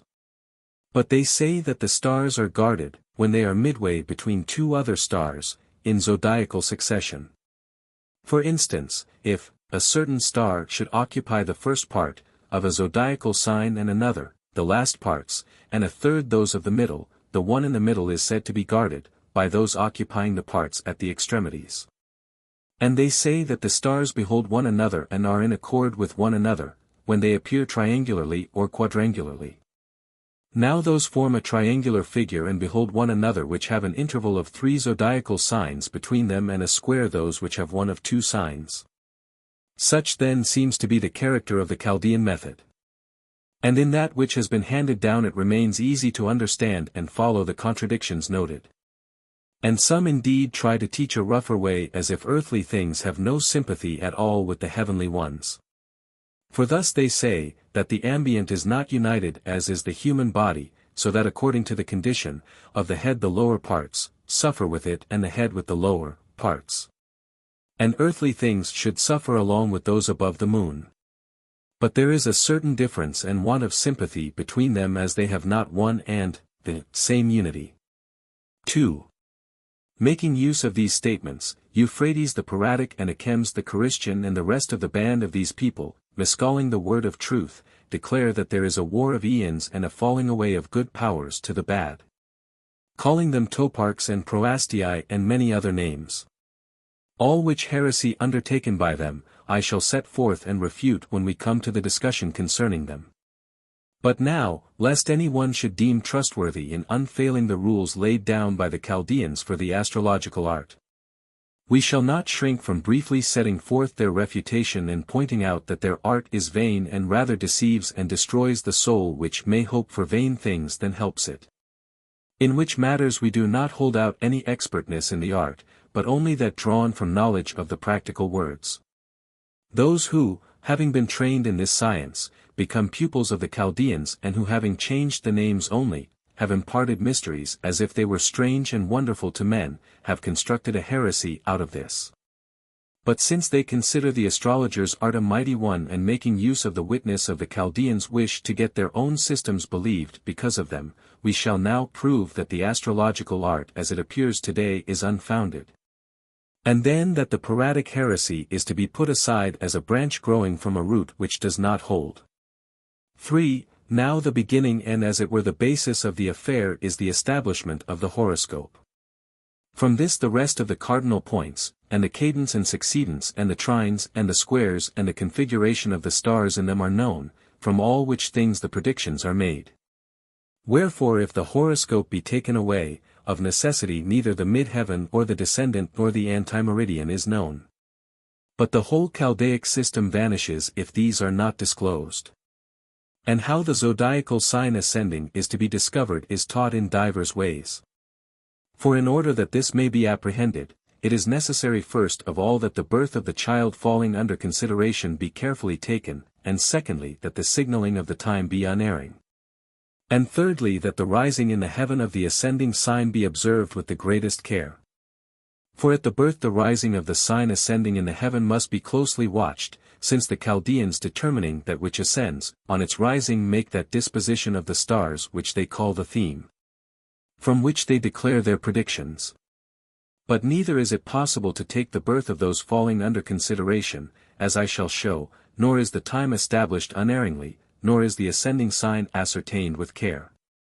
How baseless the system of the Chaldeans is, we will now say. It is necessary before determining the birth of those falling under consideration, to inquire whether they take it from the deposition of the seed and its conception or from the bringing forth. And if we should attempt to take it from the conception, the accurate account of this is hard to grasp, the time being short and naturally so. For we cannot say whether conception takes place simultaneously with the transfer of the seed or not. For this may happen as quick as thought, as the tallow put into heated pots sticks fast at once, or it may take place after some time. For there being a distance from the mouth of the womb to the other extremity, where conceptions are said by doctors to take place, it is natural that nature depositing the seed should take some time to accomplish this distance. Therefore the Chaldeans being ignorant of the exact length of time will never discover exactly the time of conception, the seed being sometimes shot straight forward and falling in those places of the womb fitted by nature for conception, and sometimes falling broadcast to be only brought into place by the power of the womb itself. And it cannot be known when the first of these things happens and when the second, nor how much time is spent in one sort of conception and how much in the other. But if we are ignorant of these things, the accurate discovery of the nature of the conception vanishes. Nor if, as some physiologists say, seed being first seethed and altered in the womb then goes forward to its gaping vessels as the seeds of the earth go to the earth. Why then, those who do not know the length of time taken by this change will not know either the moment of conception. And again, as women differ from one another in energy in other causes of action in other parts of the body, so do they differ in the energy of the womb, some conceiving quicker and others slower.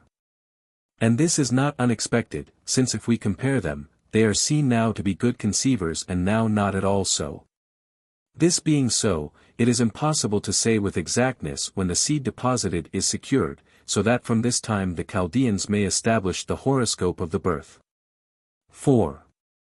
For this reason it is impossible to establish the horoscope from the conception, nor can it be done from the bringing forth.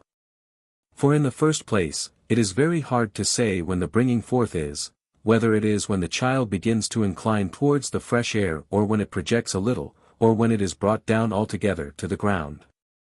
But in none of these cases is it possible to define the time of birth accurately. For from presence of mind and suitableness of body, and through preference of places and the expertness of the midwife and endless other causes, the time is not always the same when, the membranes being ruptured, the infant inclines forward. Or when it projects a little, or when it falls to the ground. But it is different with different women. Which, again, the Chaldeans being unable to measure definitely and accurately, they are prevented from determining as they should the hour of the bringing forth.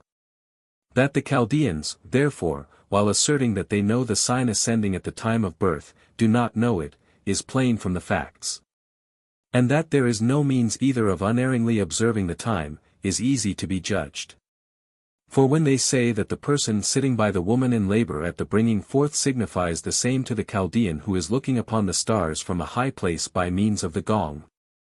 And that this last gazing upon the heaven notes down the sign then rising, we shall show that as the bringing forth happens at no defined time, it is not possible either to signify the same by the gong. For even if it be granted that the actual bringing forth can be ascertained, yet the time cannot be signified accurately. For the sound of the gong, being capable of divisions by perception into much and more time, it happens that it is carried, late, to the high place. And the proof of this is what is noticed when trees are felled a long way off. For the sound of the stroke is heard a pretty long time after the fall of the axe, so as to reach the listener later. And from this cause it is impossible for the Chaldeans to obtain accurately the time of the rising sign and that which is in truth on the ascendant. And indeed not only does more time pass after the birth before he who sits beside the woman in labor, strikes the gong, and again after the stroke before it is heard by him upon the high place. But also before he can look about and see in which sign is the moon and in which is each of the other stars. It seems inevitable then that there must be a great change in the disposition of the stars. From the movement of the pole being whirled along with indescribable swiftness, before the hour of him who has been born as it is seen in heaven can be observed carefully. 5. Thus the art according to the Chaldeans has been shown to be baseless. But if any one should fancy that by inquiries, the geniture of the inquirer is to be learned, we may know that not in this way either can it be arrived at with certainty. For if such great care in the practice of the art is necessary, and yet as we have shown they do not arrive at accuracy, how can an unskilled person take accurately the time of birth? So that the Chaldean on learning it may set up the horoscope truthfully. But neither by inspection of the horizon will the star ascending appear the same everywhere, but sometimes the cadent sign will be considered the ascendant and sometimes the succedent. According as the coming in view of the places is higher or lower. So that in this respect the prediction will not appear accurate, many people being born all over the world at the same hour, while every observer will see the stars differently. But vain also is the customary taking of the time by water jars. For the pierced jar will not give the same flow when full as when nearly empty, while according to the theory of these people the pole itself is borne along in one impulse with equal speed. But if they answer to this that they do not take the time accurately but as it chances in common use, they will be refuted merely by the starry influences themselves. For those who have been born at the same time have not lived the same life. But some, for example, have reigned as kings while others have grown old in chains. None at any rate of the many throughout the inhabited world at the same time as Alexander of Macedon were like unto him, and none to Plato the philosopher. So that if the Chaldean observes carefully the time in common use, he will not be able to say if he who is born at that time will be fortunate. For many at any rate born at that time, will be unfortunate, so that the likeness between the genitures is vain. Having therefore refuted in so many different ways the vain speculation of the Chaldeans, we shall not omit this, that their prognostications lead to impossibility. For if he who is born under the point of Sagittarius' arrow must be slain, as the astrologers say, how was it that so many barbarians who fought against the Greeks at Marathon or Salamis were killed at the same time? For there was not at any rate the same horoscope for all. And again, if he who is born under the urn of Aquarius will be shipwrecked, how was it that some of the Greeks returning from Troy were sunk together in the furrows of the Euboean Sea? For it is incredible that all these differing much from one another in age should all have been born under Aquarius' urn. For it cannot be said often that because of one who was destined to perish by sea, all those in the ship should be destroyed along with him. For why should the destiny of this one prevail over that of all, and yet that not all should be saved because of one who was destined to die on land? 6. But since also they make a theory about the influence of the zodiacal signs to which they say the things brought forth are likened, we shall not omit this. For example, they say that he who is born under Leo will be courageous, and he who is born under Virgo straight-haired, pale-complexioned, childless and bashful. But these things and those like them deserve laughter rather than serious consideration. For according to them an Ethiopian can be born under Virgo, and if so they allow he will be white, straight-haired and the rest. But I imagine that the ancients gave the names of the lower animals to the stars rather because of arbitrariness than from natural likeness of shape. For what likeness to a bear have the 7 stars which stand separate from one another? Or to the head of a dragon those 5 of which Aratus says, 2 hold the temples, 2 the eyes, and 1 beneath marks the chin point of the monster dread. Aratus, Phenomena, verses 56, 57. 7. That these things are not worthy of so much labor is thus proved to the right thinkers aforesaid, and to those who give no heed to the inflated talk of the Chaldeans, who with assurance of indemnity make kings to disappear and incite private persons to dare great deeds.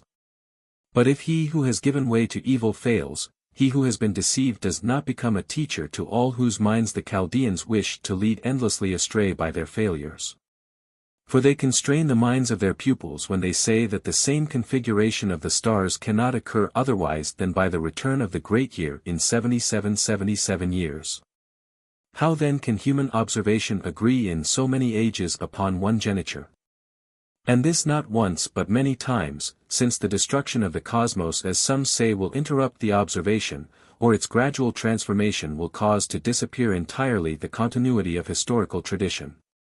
The Chaldaic art must be refuted by more arguments, although we have been recalling it to memory on account of other matters and not for its own sake.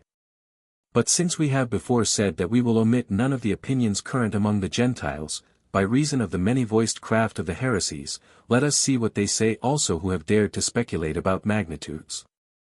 Who, recognizing the variety of the work of most of them, when another has been utterly deceived in a different manner and has been yet held in high esteem, have dared to say something yet more grandiose than he, so that they may be yet more glorified by those who have already glorified their petty frauds.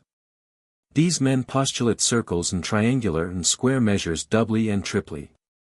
There is much theory about this, but it is not necessary for what lies before us. 8. I reckon it enough therefore to declare the marvels described by them. Wherefore I shall employ their epitomes, as they call them, and then turn to other things. They say this, he who fashioned the universe, gave rule to the revolution of the same and like, for that alone he left undivided. But the inner motion he divided 6 times and made 7 unequal circles divided by intervals in ratios of 2 and 3, 3 of each, and bade the circles revolve in directions opposite to one another, 3 of them to revolve at equal pace. And 4 with a velocity unlike that of the 3, but in due proportion. And he says that rule was given to the orbit of the 7, not only because it embraces the orbit of the other, i.e., the wanderers, but because it has so much rule, i.e., so much power, that it carries along with it the wanderers to the opposite positions, bearing them from west to east and from east to west by its own strength. And he says that the same orbit was allowed to be one and undivided, first because the orbits of all the fixed stars are equal in time and not divided into greater and lesser times. And next because they all have the same appearance, which is that of the outermost orbit, while the wanderers are divided into more and different kinds of movements and into unequal distances from the earth. And he says that the other orbit has been cut in 6 places into 7 circles according to ratio. For as many cuts as there are of each, so many segments are there plus a monad. For example, if 1 cut be made, there are 2 segments, if 2 cuts, 3 segments. And so, if a thing be cut 6 times there will be 7 segments. And he says that the intervals between them are arranged alternately in ratios of 2 and 3, 3 of each, which he has proved with regard to the constitution of the soul also, as to the 7 numbers. For 3 among them, viz. 2, 4, 8, are doubles from the monad onwards, and 3 of them, viz. 3, 9, 27, triples. But the diameter of the earth is 80,008 stadia and its perimeter 250,543. And the distance from the earth's surface to the circle of the moon, Aristarchus of Samos writes as stadia, but Apollonius as 5 million and Archimedes as 5,544,130. And Archimedes says that from the moon's circle to that of the sun is 50,262,065 stadia, from this to the circle of Aphrodite 20,272,065, and from this to the circle of Hermes 50,817,165, and from the same to the circle of the fiery one 40,541,108. And from this to the circle of Zeus 20,275,065, but from this to the circle of Kronos, 40,372,065, and from this to the zodiac and the last periphery 20,082,005 stadia. 9. The differences from one another of the circles and the spheres in height are also given by Archimedes. He takes the perimeter of the zodiac at 447,310,000 stadia, so that a straight line from the center of the earth to its extreme surface is the 6th part of the said number. And from the surface of the earth on which we walk to the zodiac is exactly 1/6 of the said number less 40,000 stadia, which is the distance from the center of the earth to its surface. And from the circle of Kronos to the earth, he says, the interval is 2,226,912,711 stadia, and from the circle of the fiery one to the earth, 132,418,581, and from the sun to the earth, 121,604,454, from the shining one to the earth, 526,882,259. And from Aphrodite to the earth, 50,815,160. 10. And about the moon we have before spoken. The distances and depths of the spheres are thus given by Archimedes, but Hipparchus speaks differently about them, and Apollonius the mathematician differently again. But it is enough for us in following the Platonic theory to think of the intervals between the wanderers as in ratios of 2 and 3. For thus is kept alive the theory of the harmonious construction of the universe in accordant ratios by the same distances.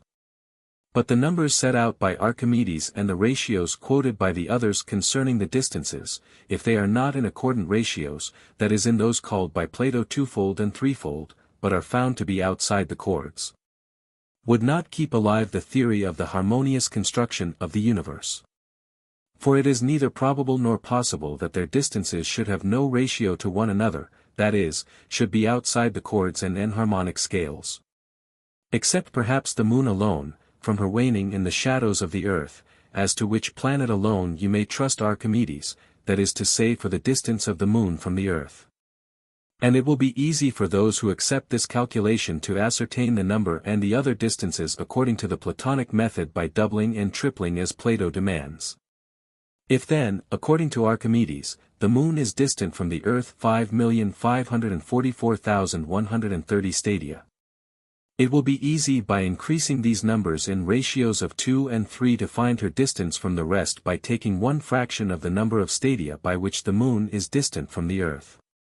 But since the rest of the numbers stated by Archimedes about the distance of the wanderers are not in accordant ratios, it is easy to know how they stand in regard to one another and in what ratios they have been observed to be.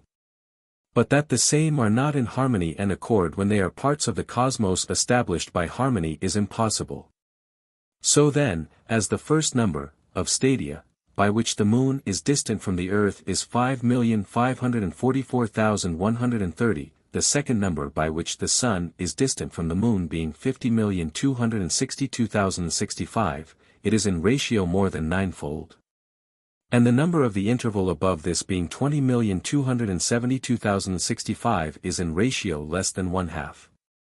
And the number of the interval above this being 50,815,108 is in ratio more than twofold. And the number of the interval above this being 40,541,108 is in ratio more than 1 1/4. And the number of the interval above this being 20,275,065 is in ratio more than half. And the number of the highest interval above this being 40,372,065 is in ratio less than twofold. 11. These same ratios indeed, the more than ninefold, less than half, more than twofold, less than 1 1/4, more than half. Less than half and less than twofold are outside all harmonies and from them no enharmonic nor accordant system can come to pass. But the whole cosmos and its parts throughout are put together in an enharmonic and accordant manner. But the enharmonic and accordant ratios are kept alive as we have said before by the twofold and threefold intervals.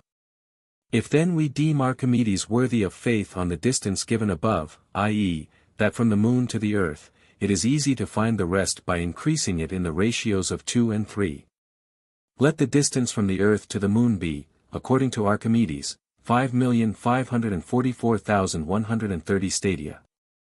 The double of this will be the number of stadia by which the sun is distant from the moon, viz., 11,088,260. But from the earth the sun is distant 16,632,390 stadia and Aphrodite indeed from the sun, 16,632,390 stadia, but from the earth 33,264,780. Ares indeed is distant from Aphrodite 22,176,520 stadia but from the earth 105,338,470. But Zeus is distant from Ares 44,353,040 stadia, but from the earth 149,691,510. Kronos is distant from Zeus 40,691,510 stadia, but from the earth 293,383,020. 12. Who will not wonder at so much activity of mind produced by so great labor? It seems that this Ptolemy who busies himself with these matters is not without his use to me. This only grieves me that as one but lately born he was not serviceable to the sons of the giants, who, being ignorant of these measurements, thought they were near high heaven and began to make a useless tower. Had he been at hand to explain these measurements to them they would not have ventured on the foolishness. But if any one thinks he can disbelieve this let him take the measurements and be convinced. For one cannot have for the unbelieving a more manifold proof than this. O puffing up a vainly toiling soul and unbelieving belief, when Ptolemy is considered wise in everything by those trained in the like wisdom. 13. Certain men in part intent on these things as judging them mighty and worthy of argument have constructed measureless and boundless heresies. Among whom is one Colarbasus, who undertakes to set forth religion by measures and numbers. And there are others whom we shall likewise point out when we begin to speak of those who give heed to Pythagorean reckoning as if it were powerful and neglect the true philosophy for numbers and elements, thus making vain divinations. Collecting whose words, certain men have led astray the uneducated, pretending to know the future, and when they chance to divine one thing aright are not ashamed of their many failures, but make a boast of their one success. Nor shall I pass over their unwise wisdom, but when I have set forth their attempts to establish a religion from these sources, I shall refute them as being disciples of a school inconsistent and full of trickery. 2. Of mathematicians. Those then who fancy that they can divine by means of ciphers and numbers, elements and names, make the foundation of their attempted system to be this. They pretend that every number has a root, in the thousands as many units as there are thousands. For example, the root of 6,000 is 6 units, of 7,000, 7 units, of 8,000, 8 units, and with the rest in the same way. In the hundreds as many hundreds as there are, so the same number of units is the root of them. For example, in 700 there are 7 hundreds, 7 units is their root.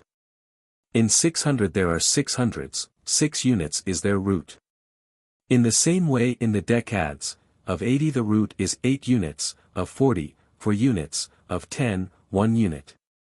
In the units themselves are the root, for instance, the unit of the 9 is 9, of the 8, 8, of the 7, 7. Thus then must we do with the component parts of names. For each element is arranged according to some number. For example, the nu consists of 50 units, but of 50 units the root is 5, and of the letter nu the root is 5. Let it be granted that from the name we may take certain of its roots. For example, from the name Agamemnon there comes from the alpha 1 unit, from the gamma 3 units, from the other alpha 1 unit, from the mu 4 units, from the epsilon 5 units, from the mu 4 units, from the nu 5 units, from the omega 8 units. From the nu 5 units, which together in one row will be 1, 3, 1, 4, 5, 4, 5, 8, 5. These added together make 36 units. Again they take the roots of these and they become 3 for the 30, but 6 itself for the 6. Then the 3 and the 6 added together make 9, but the root of 9 is 9. Therefore the name Agamemnon ends in the root 9. Let the same be done with another name, viz., Hector. The name Hector contains 5 elements, epsilon, kappa, tau, omega and rho. The roots of these are 5, 2, 3, 8, 1, these added together make 19 units. Again, the root of the 10 is 1, of the 9, 9, which added together make 10. The root of the 10 is 1 unit. Therefore the name of Hector when counted up has made as its root 1 unit. But it is easier to work this way. Divide by 9 the roots ascertained from the elements, as we have just found 19 units from the name Hector, and read the remaining root. For example, if I divide the 19 by 9, there remains a unit, for twice 9 is 18, and the remainder is a unit. For if I subtract 18 from the 19, the remainder is a unit. Again, of the name Patroclus these numbers 8, 1, 3, 1, 7, 2, 3, 7, 2 are the roots, added together they make 34 units. The remainder of these units is 7, viz. 3 from the 30 and 4 from the 4. Therefore 7 units are the root of the name Patroclus. Those then who reckon by the rule of 9 take the 9th part of the number collected from the roots and describe the remainder as the sum of the roots. But those who reckon by the rule of 7 take the 7th part. For example, in the name Patroclus the aggregate of the roots is 34 units. This divided into sevens makes 4 sevens, which are 28, the remainder is 6 units. He says that by the rule of 7, 6 is the root of the name Patroclus. If, however, it be 43, the 7th part, he says, is 42, for 7 times 6 is 42, and the remainder is 1. Therefore the root from the 43 by the rule of 7 becomes a unit. But we must take notice of what happens if the given number when divided has no remainder, as for example, if from one name, after adding together the roots, I find, e.g., 36 units.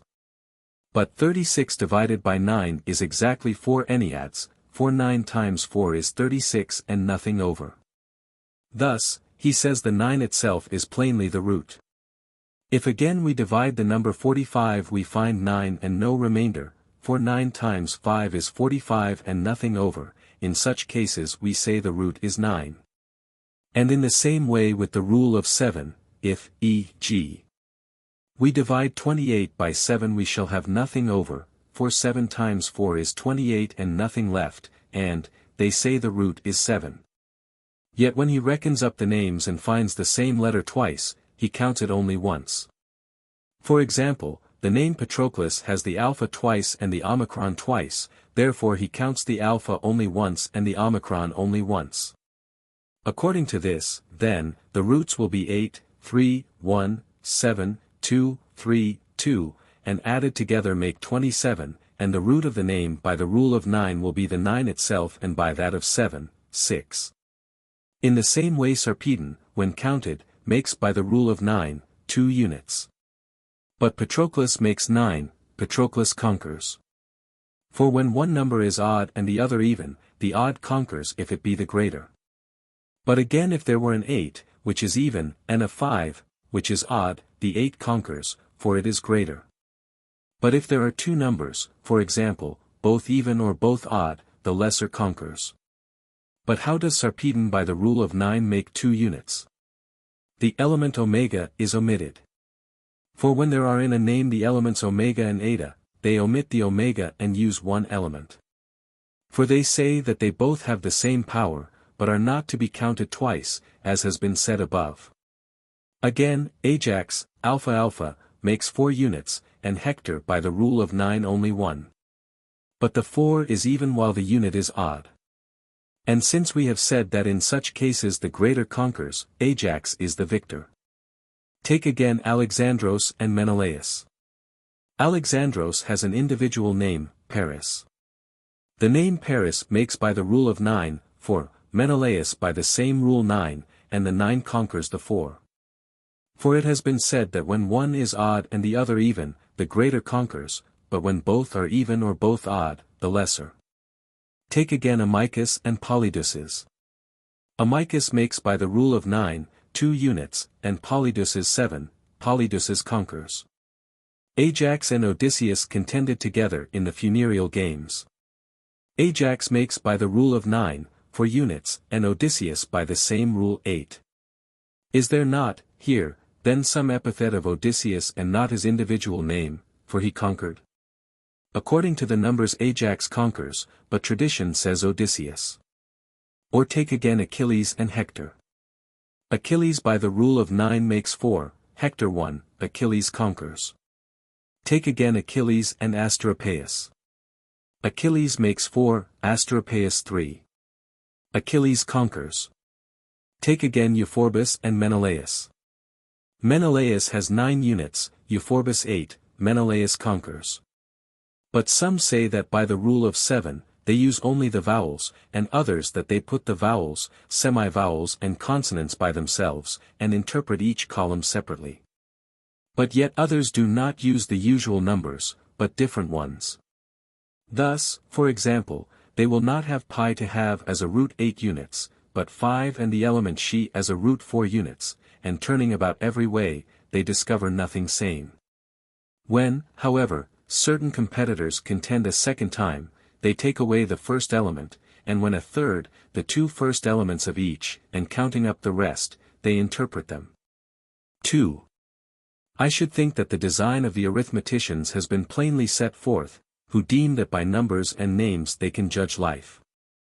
And I notice that, as they have time to spare and have been trained in counting, they have wished by means of the art handed down to them by children to proclaim themselves well-approved diviners, and, measuring the letters topsy-turvy, have strayed into nonsense. For when they fail to hit the mark, they say in propounding the difficulty that the name in question is not a family name but an epithet, as also they plead as a subterfuge in the case of Ajax and Odysseus.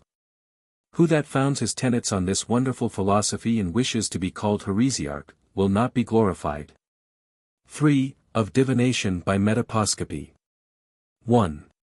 But since there is another and more profound art among the all-wise investigators of the Greeks, whose disciples the heretics profess themselves because of the use they make of their opinions for their own designs, as we shall show before long. We shall not keep silence about this. This is the divination or rather madness by metaposcopy. There are those who refer to the stars the forms of the types and patterns and natures of men, summing them up by their births under certain stars. This is what they say: those born under Aries will be like this, to wit, long-headed, red-haired, with eyebrows joined together, narrow forehead, sea-green eyes, hanging cheeks, long nose, expanded nostrils, thin lips, pointed chin, and wide mouth. They will partake, he says, of such a disposition as this: forethinking, versatile, cowardly, provident, easygoing, gentle, inquisitive, concealing their desires, equipped for everything, ruling more by judgment than by strength. Laughing at the present, skilled writers, faithful, lovers of strife, provoking to controversy, given to desire, lovers of boys, understanding, turning from their own homes, displeased with everything, litigious, madmen in their cups, contemptuous. Casting away somewhat every year, useful in friendship by their goodness. Most often they die in a foreign land. 2. Those born under Taurus will be of this type: round-headed, coarse-haired, with broad forehead, oblong eyes and great eyebrows if dark. If fair, thin veins, sanguine complexion, large and heavy eyelids, great ears, round mouth, thick nose, widely open nostrils, thick lips. They are strong in their upper limbs, but are sluggish from the hips downwards from their birth. The same are of a disposition pleasing, understanding, naturally clever, religious, just, rustical, agreeable, laborious after 12 years old, easily irritated, leisurely. Their appetite is small, they are quickly satisfied, wishing for many things, provident, thrifty towards themselves, liberal towards others. As a class they are sorrowful, useless in friendship, useful because of their minds, enduring ills. 3. The type of these under Gemini: red-faced, not too tall in stature, even-limbed, eyes black and beady, cheeks drawn downwards, coarse mouth, eyebrows joined together. They rule all that they have, are rich at the last, niggardly, thrifty of their own, profuse in the affairs of Venus, reasonable, musical, cheats.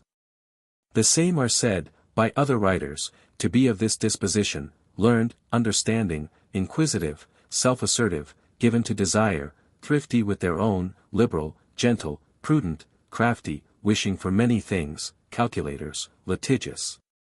Untimely, not lucky. They are beloved by women, are traders, but not very useful in friendship. 4.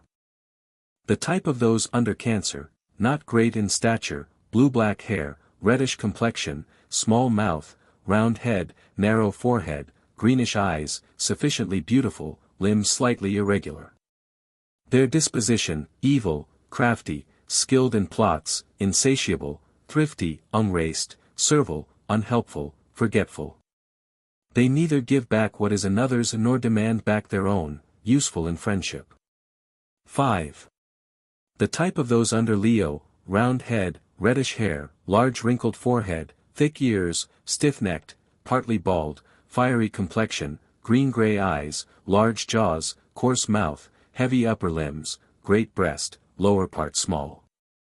Their disposition is: self-assertive, immoderate, self-pleasers, wrathful, courageous, scornful, arrogant, never deliberating, no talkers, indolent, addicted to custom, given up to the things of Venus, fornicators, shameless, wanting in faith.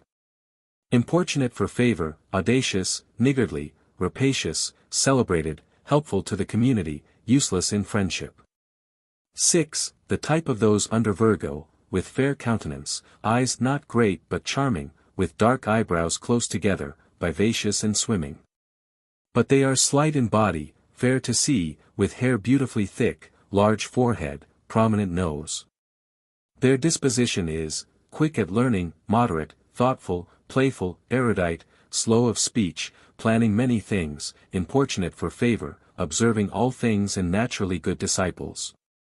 They master what they learn, are moderate, contemptuous, lovers of boys, addicted to custom, of great soul, scornful, careless of affairs, giving heed to teaching, better in others' affairs than in their own, useful for friendship. 7. The type of those under Libra, with thin bristling hair, reddish and not very long, narrow wrinkled forehead, beautiful eyebrows close together, fair eyes with black pupils, broad but small ears, bent head, wide mouth. Their disposition is, understanding, honoring the gods, talkative to one another, traitors, laborious, not keeping what they get, cheats, not loving to take pains in business, truthful, free of tongue, doers of good, unlearned, cheats. Addicted to custom, careless, unsafe to treat unjustly. They are scornful, derisive, sharp, illustrious, eavesdroppers, and nothing succeeds with them. Useful for friendship. 8. The type of those under Scorpio, with maidenly countenance, well-shaped and pale, dark hair, well-formed eyes, forehead not wide and pointed nose, ears small and close, to the head, wrinkled forehead, scanty eyebrows, drawn-in cheeks.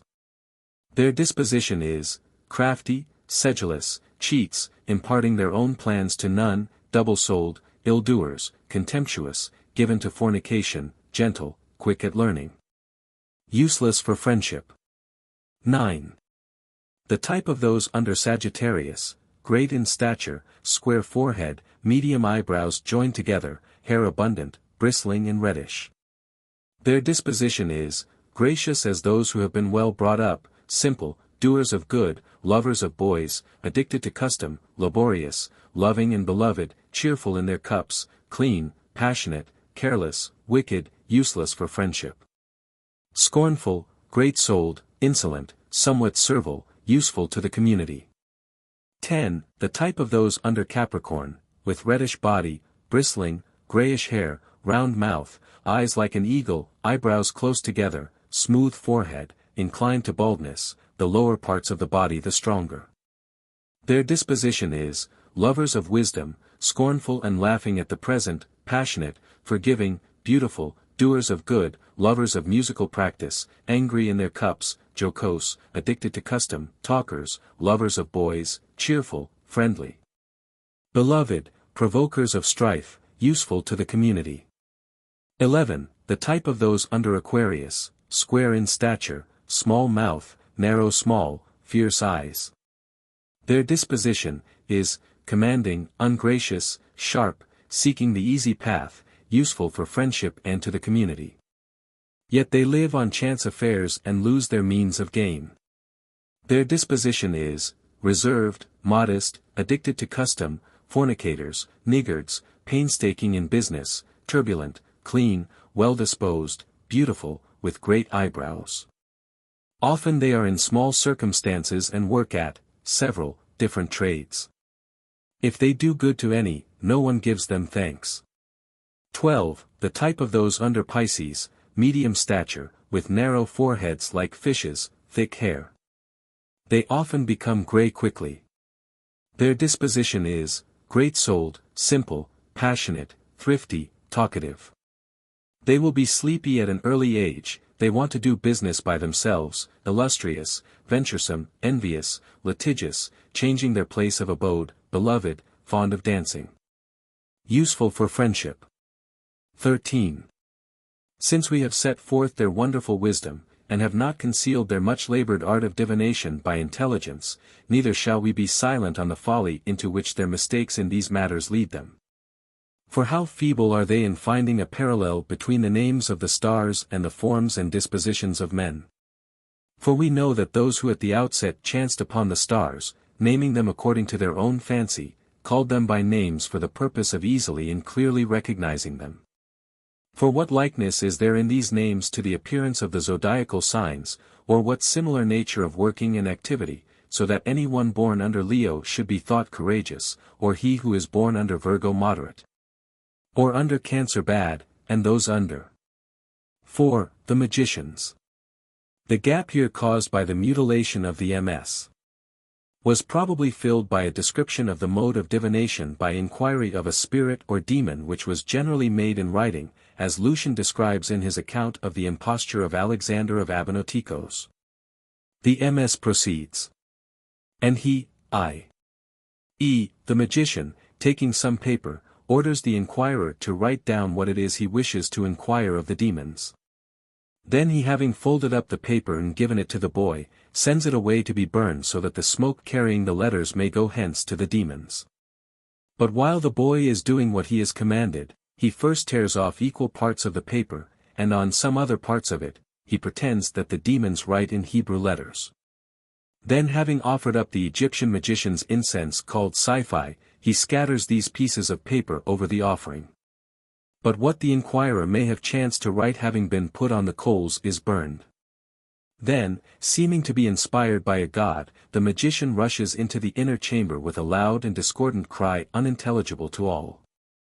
But he bids all present to enter and cry aloud, invoking Phren or some other demon.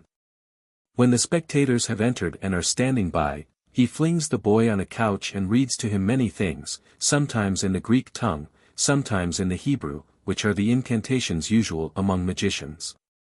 And having made libation, he begins the sacrifice. And he, having put copperas in the libation bowl, and when the drug is dissolved, sprinkling with it the paper which had forsooth been discharged of writing, he compels the hidden and concealed letters again to come to light. Whereby he learns what the inquirer has written. And if one writes with copperas and fumigates it with a powdered gallnut, the hidden letters will become clear.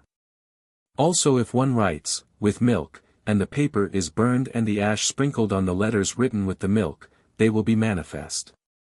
And urine and garum also and juice of the spurge and of the fig will have the same effect. But when he has thus learned the inquiry, he thinks beforehand in what fashion he need reply. Then he bids the spectators come inside bearing laurel branches and shaking them and crying aloud invocations to the demon Phren. For truly it is fitting that he should be invoked by them and worthy that they should demand from demons what they do not wish to provide on their own account, seeing that they have lost their brains.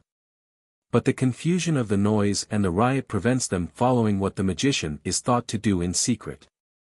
What this is, it is time to say. Now it is very dark at this point. For he says that it is impossible for mortal nature to behold the things of the gods, for it is enough to talk with them. But having made the boy lie down on his face, with two of those little writing tablets on which are written in Hebrew letters forsooth such things as names of demons, on each side of him, he says, the god, will convey the rest into the boy's ears. But this is necessary to him, in order that he may apply to the boy's ears a certain implement whereby he can signify to him all that he wishes. And first he rings, a gong, so that the boy may be frightened, and secondly he makes a humming noise, and then thirdly he speaks through the implement what he wishes the boy to say, and watches carefully the effect of the act. Thereafter he makes the spectators keep silence, but bids the boy repeat what he has heard from the demons. But the implement which is applied to the ears is a natural one, to wit, the windpipe of the long-necked cranes or storks or swans. If none of these is at hand, the art has other means at its disposal. For certain brass pipes, fitting one into the other and ending in a point, are well suited to the purpose through which anything the magician wishes may be spoken into the ears. And these things the boy hearing utters when bidden in a fearful way, as if they were spoken by demons. And if one wraps a wet hide round a rod and having dried it and bringing the edges together fastens them closely, and then taking out the rod, makes the hide into the form of a pipe, it has the same effect. And if none of these things is at hand, he takes a book and, drawing out from the inside as much as he requires, pulls it out lengthways and acts in the same way. But if he knows beforehand that any one present will ask a question, he is better prepared for everything. And if he has learned the question beforehand he writes it out with the drug, aforesaid, and as being prepared is thought more adept for having skillfully written what was about to be asked. But if he does not know, he guesses at it, and exhibits some roundabout phrase of double and various meaning, so that the answer of the oracle being meaningless will do for many things at the beginning. But at the end of the events will be thought a prediction of what has happened. Then having filled a bowl with water, he puts at the bottom of it the paper with apparently nothing written on it, but at the same time putting in the copperas. For thus there floats to the surface the paper bearing the answer which he has written. To the boy also there often come fearful fancies, for truly the magician strikes blows in abundance to terrify him. For, again casting incense into the fire, he acts in this fashion. Having covered a lump of the so-called quarried salts with Tyrrhenian wax and cutting in halves the lump of incense, he puts between them a lump of the salt and again sticking them together throws them on the burning coals and so leaves them. But when the incense is burnt, the salts leaping up produce an illusion as if some strange and wonderful thing were happening. But indigo black put in the incense produces a blood-red flame as we have before said. And he makes a liquid like blood by mixing wax with rouge and as I have said, putting the wax in the incense. And he makes the coals to move by putting under them stipteria cut in pieces, and when it melts and swells up like bubbles, the coals are moved. 2. And they exhibit eggs different, from natural ones, in this way. Having bored a hole in the apex at each end and having extracted the white, and again plunged the egg in boiling water, put in either red earth from sinope or writing ink. But stop up the holes with pounded eggshell made into a paste with the juice of a fig. 3. This is the way they make sheep cut off their own heads. Secretly anointing the sheep's throat with a caustic drug, he fixes near the beast a sword and leaves it there. But the sheep, being anxious to scratch himself, leans, heavily, on the knife, rubs himself along it, kills himself and must needs almost cut off his head. And the drug is bryony and marsh salt and squills in equal parts mixed together. So that he may not be seen to have the drug with him, he carries a horn box made double, the visible part of which holds frankincense and the invisible the drug. And he also puts quicksilver into the ears of the animal that is to die. But this is a death-dealing drug.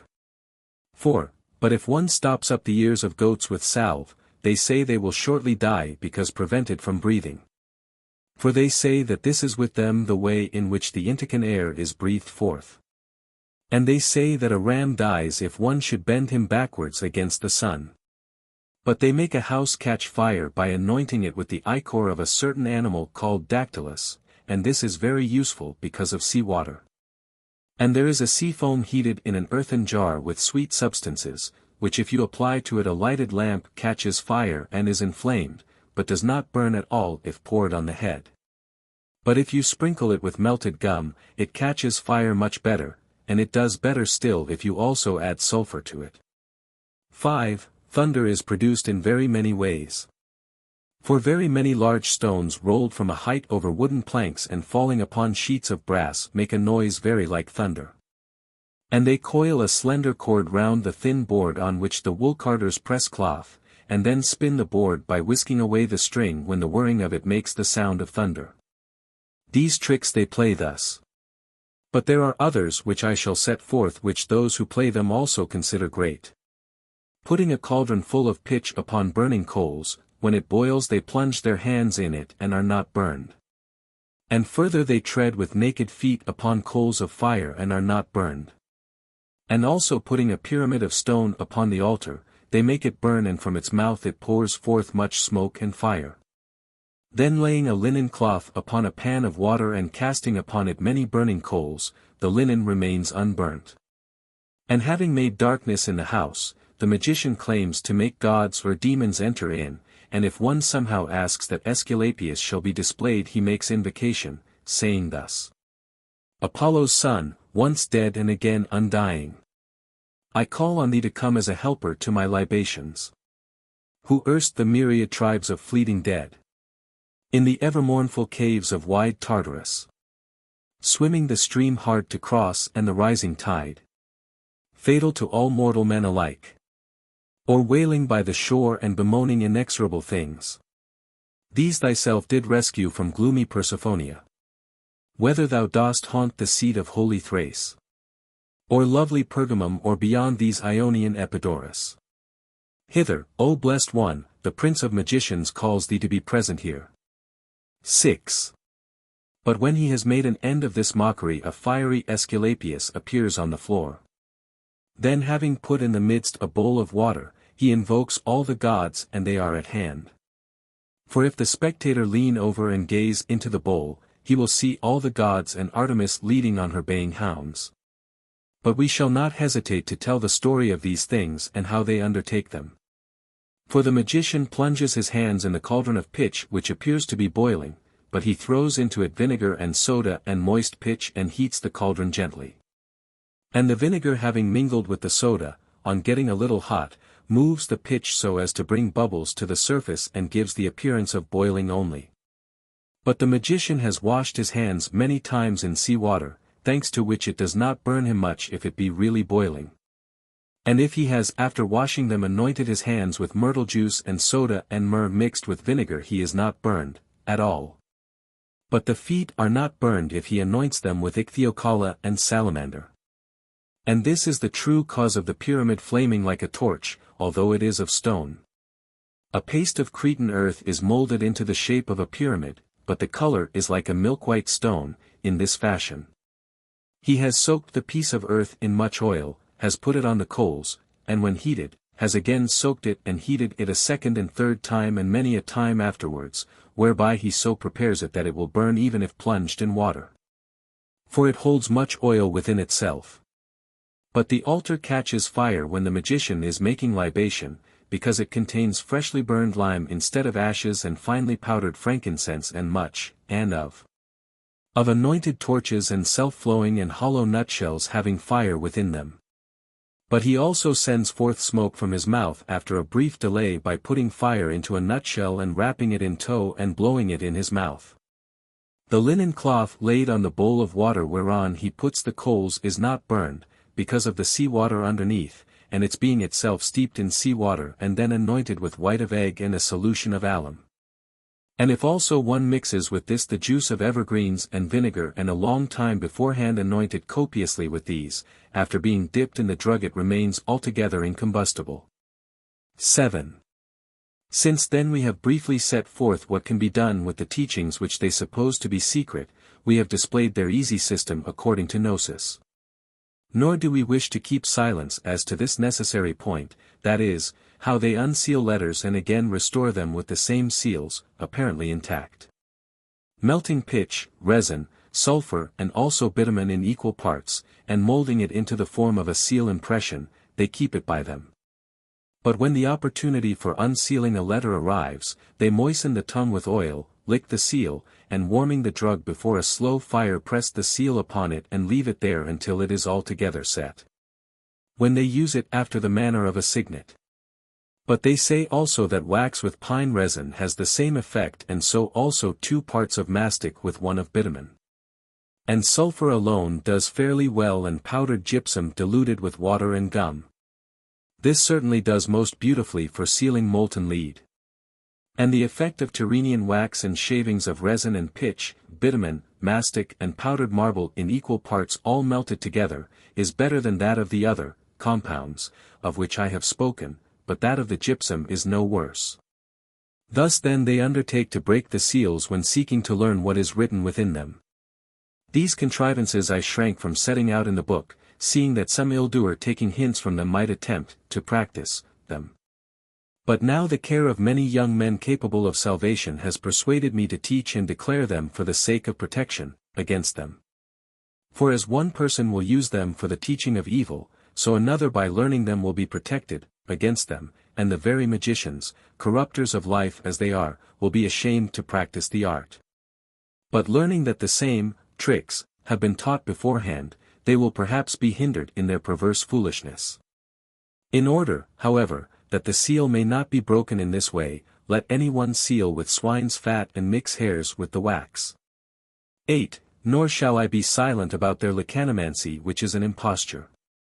For having prepared some closed chamber and having painted its ceiling with cyanus, they put into it for the purpose certain utensils of cyanus and fix them upright. But in the midst a bowl filled with water is set on the earth, which with the reflection of the cyanus falling upon it shows like the sky. But there is a certain hidden opening in the floor over which is set the bowl, the bottom of which is glass, but is itself made of stone. But there is underneath a secret chamber in which those in the farce assembling present the dressed-up forms of the gods and demons which the magician wishes to display. Beholding whom from above the deceived person is confounded by the magician's trickery and for the rest believes everything which, the officiator, tells him. And, this last, makes, the figure of, the demon burned by drawing on the wall the figure he wishes, and then secretly anointing it with a drug compounded in this way, with Laconian and Zacinthian bitumen. Then as if inspired by Phoebus, he brings the lamp near the wall, and the drug having caught light is on fire. But he manages that a fiery Hecate should appear to be flying through the air thus, having hidden an accomplice in what place he wills, and taking the dupes on one side. He prevails on them by saying that he will show them the fiery demon riding through the air. To whom he announces that when they see the flame in the air, they must quickly save their eyes by falling down and hiding their faces until he shall call them. And having thus instructed them, on a moonless night, he declaims these verses. Infernal and earthly and heavenly Bombo, come. Goddess of waysides, of crossroads, light-bearer, nightwalker. Hater of the light, lover and companion of the night. Who rejoicest in the baying of hounds and in purple blood. Who dost stalk among corpses and the tombs of the dead. Thirsty for blood, who bringest fear to mortals. Gorgo and Mormo and mean and many-formed one. Come thou propitious to our libations. 9. While he speaks thus, fire is seen borne through the air, and the spectators terrified by the strangeness of the sight, cover their eyes and cast themselves in silence on the earth. But the greatness of the art contains this device. The accomplice, hidden as I have said, when he hears the incantation drawing to a close, holding a hawk or kite wrapped about with tow, sets fire to it and lets it go. And the bird scared by the flame is carried into the height and makes very speedy flight. Seeing which, the fools hide themselves as if they had beheld something divine. But the winged one whirled about by the fire, is borne whither it may chance and burns down now houses and now farm buildings. Such is the prescience of the magicians.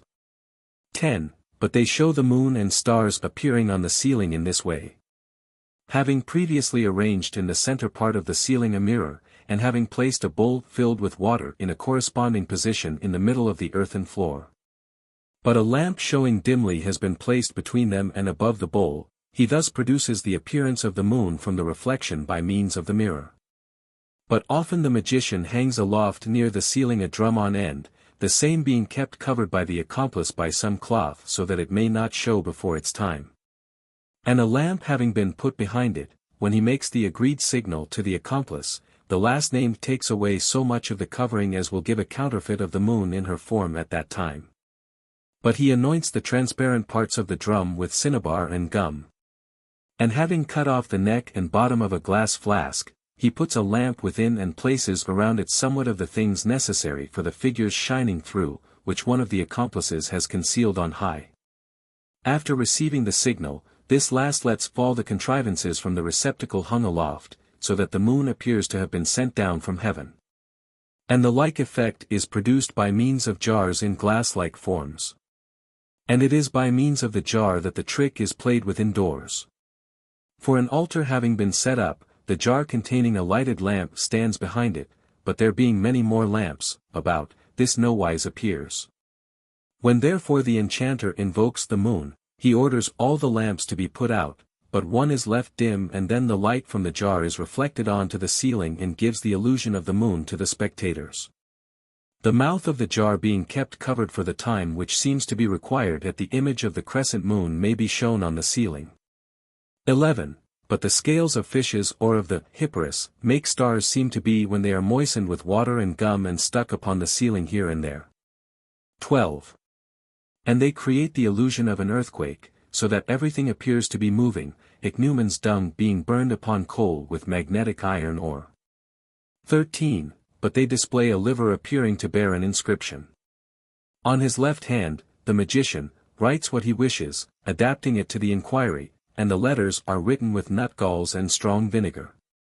Then taking up the liver, which rests in his left hand, he makes some delay, and it receives the impression and is thought to have been inscribed. 14. And having placed a skull on the earth, they make it speak in this fashion. It is made out of the omentum of an ox, molded with Tyrrhenian wax and gypsum, and when it is made and covered with the membrane, it shows the semblance of a skull. The which seems to speak by the use of the implement and in the way we have before explained in the case of the boys. Having prepared the windpipe of a crane or some such long-necked bird and putting it secretly into the skull, the accomplice speaks what, the magician, wishes. And when he wants it to vanish, he appears to offer incense and putting round it a quantity of coals, the wax receiving the heat of which melts, and thus the skull is thought to have become invisible. 15. These and 10,000 such are the works of the magicians, which, by the suitableness of the verses and of the belief-inspiring acts performed, beguile the fancy of the thoughtless.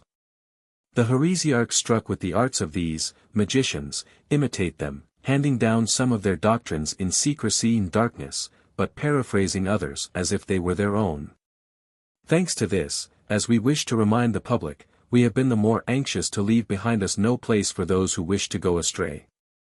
But we have been led away not without reason into certain secrets of the magicians which were not altogether necessary for the subject, but which were thought useful as a safeguard against the rascally and inconsistent art of the magicians.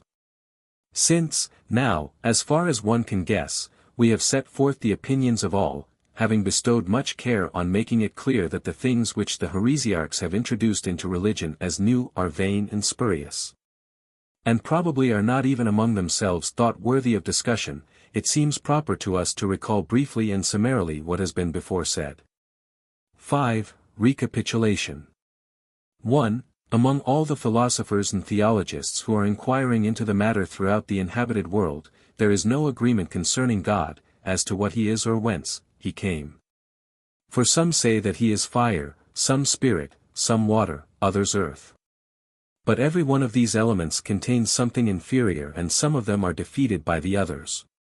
But this has happened to the world sages, which indeed is plain to those who think, that in view of the greatness of creation, they are puzzled as to the substance of the things which are, deeming them too great for it to be possible for them to have received birth from another. Nor yet do they represent the universe itself taken collectively to be God. But in speculation about God every one thought of something which he preferred among visible things as the cause. And thus gazing upon the things produced by God and on those which are least in comparison with his exceeding greatness, but not being capable of extending their mind to the real God, they declared these things to be divine. The Persians, however, deeming that they were further within the truth than the rest, said that God was a shining light comprised in air. But the Babylonians said that darkness was God, which appears to be the sequence of the other opinion. For day follows night and night day. 2. But the Egyptians, deeming themselves older than all, have subjected the power of God to ciphers, and calculating the intervals of the fates by divine inspiration said that God was a monad both indivisible and itself begetting itself. And that from this monad, all things were made.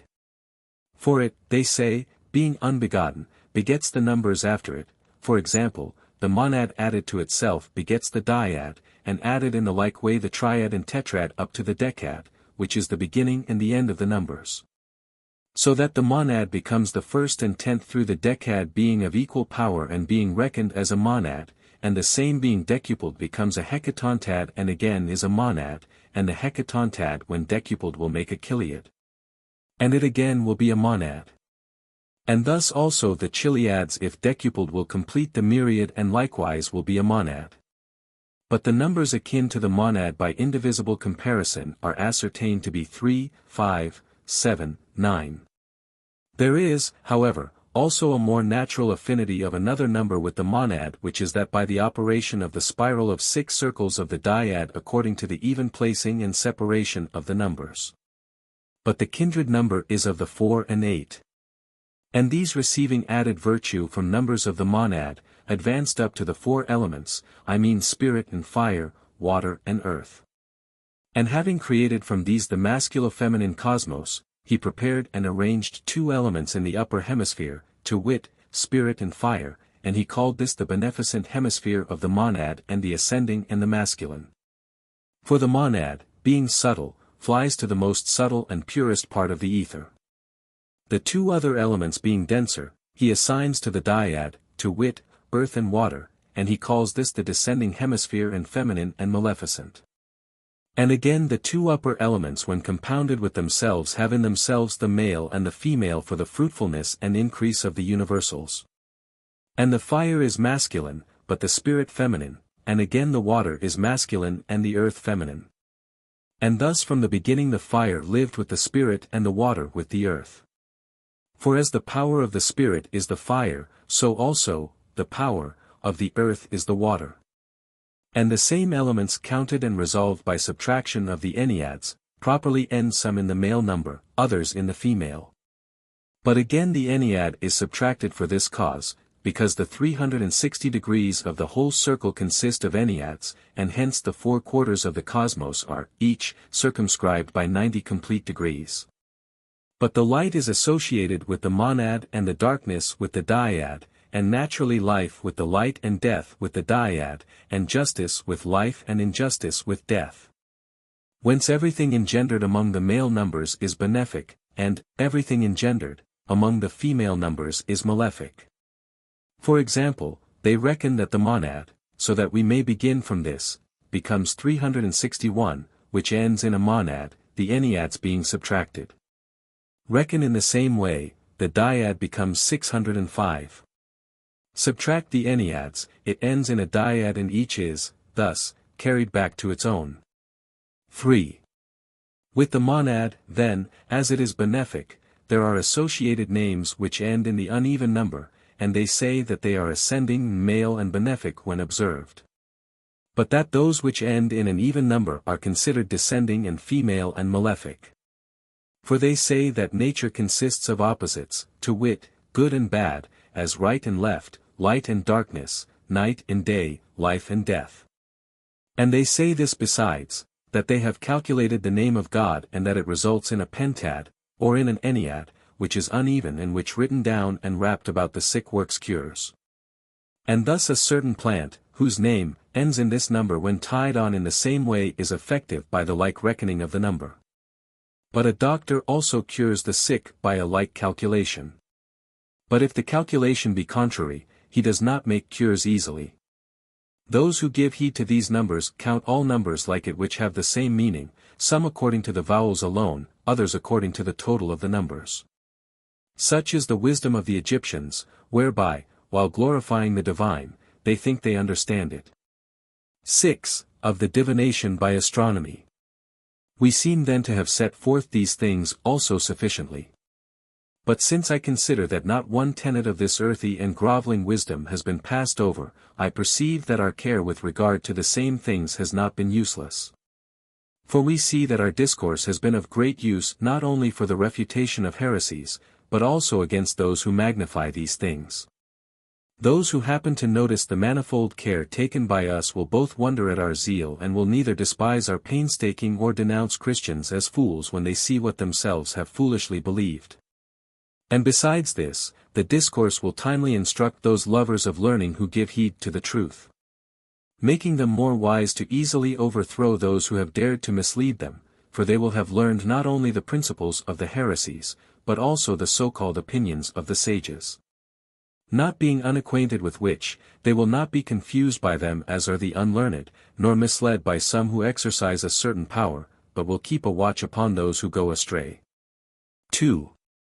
Having therefore sufficiently set forth our opinions, it remains for us to proceed to the subject aforesaid, when, after we have proved what we arranged concerning the heresies, and have forced the heresiarchs to restore to everyone his own, we shall exhibit these heresiarchs, stripped of all originality, and by denouncing the folly of their dupes we shall persuade them to return again to the precious haven of the truth.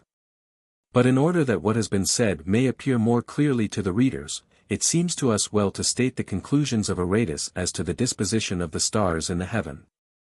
For there are some who by likening them to the words of the Scriptures turn them into allegories and seek to divert the minds of those who listen to them by leading them with persuasive words whither they wish, and pointing out to them strange marvels like those of the transfers to the stars alleged by them.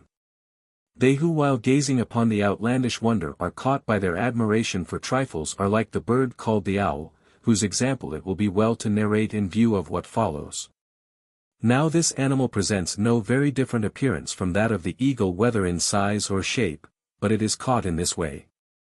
The bird-catcher, when he sees a flock alighting anywhere, claps his hands, pretends to dance, and thus gradually draws near to the birds, but they, struck by the unwanted sight, become blind to everything else.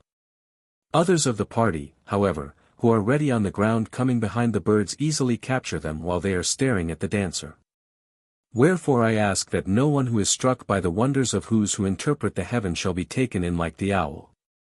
For the dancing and nonsense of such interpreters is trickery and not truth. Now Aratus speaks thus. Many and like are they, going hither and thither. Daily they will in heaven always and ever, that is, all the stars. Yet none changes his abode ever so little, but with perfect exactness. Ever the pole is fixed, and holds the earth in the midst of all. As equipoise of all, and around it leads heaven itself. Aratus, Phane, verses 45, 46. 3. He says that the stars in heaven are pi omicron lambda alpha, that is, turning, because of their going about ceaselessly from east to west and from west to east in a spherical figure. But he says there is coiled round the bears themselves, like the stream of some river, a great marvel of a terrible dragon, and this it is, he says. That the devil in the book of Job says to God, I have been walking to and fro under heaven and going round about, that is, turning hither and thither and inspecting what is happening. For they consider that the dragon is set below the Arctic pole, from this highest pole gazing upon all things and beholding all things, so that none of those that are done shall escape him. For though all the stars in the heaven can set, this pole alone never sets, but rising high above the horizon inspects all things and beholds all things, and nothing of what is done, he says, can escape him. Where, most settings and risings mingle with one another. Aratus, Phane, v. 61. He says, indeed, that his head is set. For over against the rising and setting of the two hemispheres lies the head of Draco, so that, he says, nothing escapes him immediately either of things in the west or of things in the east, but the beast knows all things at once.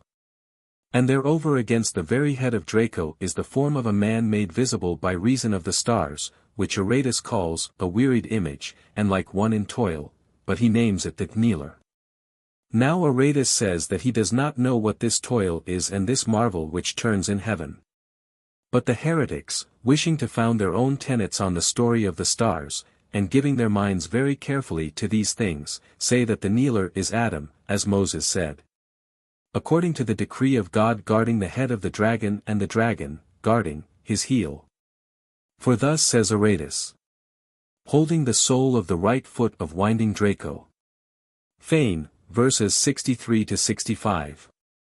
4. But he says there are placed on either side of him, I mean the kneeler, Lyra and Corona.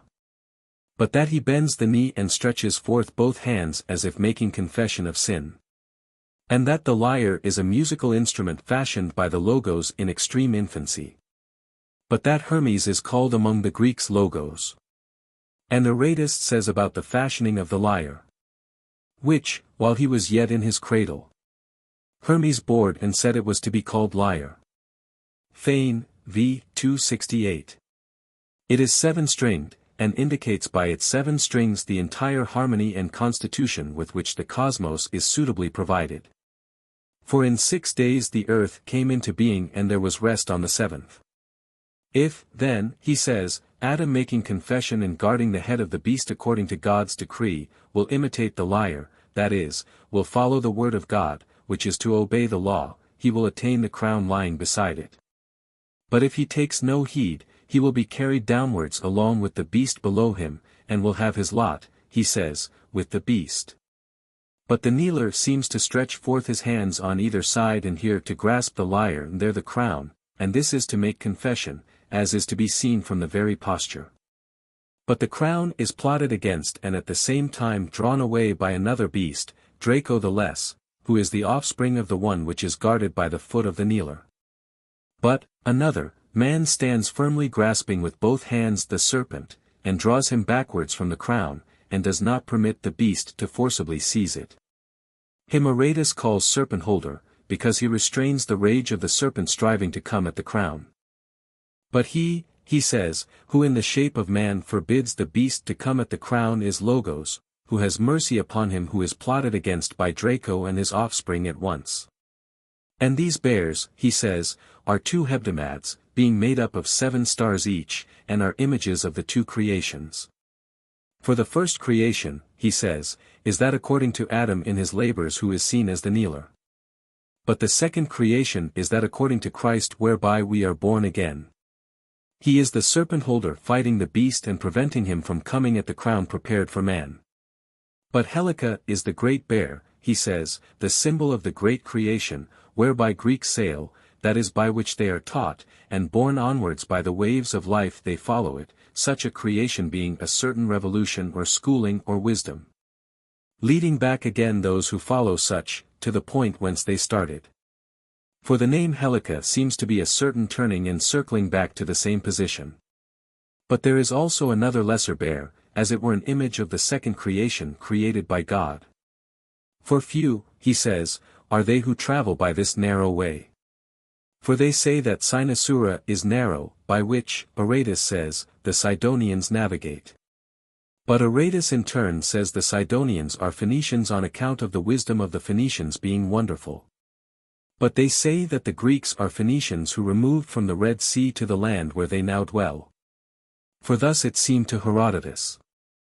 But this bear he says is Cynosura, the second creation, the small, the narrow way and not Helica. For she leads not backwards, but guides those who follow her forwards to the straight way, being the tail of the dog. For the Logos is the dog, Scion, who at the same time guards and protects the sheep against the plans of the wolves, and also chases the wild beasts from creation and slays them, and who begets all things. For Scion, they say, indeed means the begetter. Hence, they say, Aratus, speaking of the rising of Canis, says thus. But when the dog rises, no longer do the crops play false. Fane v. 332. This is what he means, plants that have been planted in the earth up to the rising of the dog star take no root, but yet grow leaves and appear to beholders as if they will bear fruit and are alive, but have no life from the root in them. But when the rising of the dog star occurs, the living plants are distinguished by Canis from the dead, for he withers entirely those which have not taken root. This Scion, he says then, being a certain divine Logos has been established judge of quick and dead, and as Scion is seen to be the star of the plants, so the Logos, he says, is for the heavenly plants, that is for men. For some such cause as this, then, the second creation Cynosura stands in heaven as the image of the rational creature. But between the two creations Draco is extended below, hindering the things of the great creation from coming to the lesser.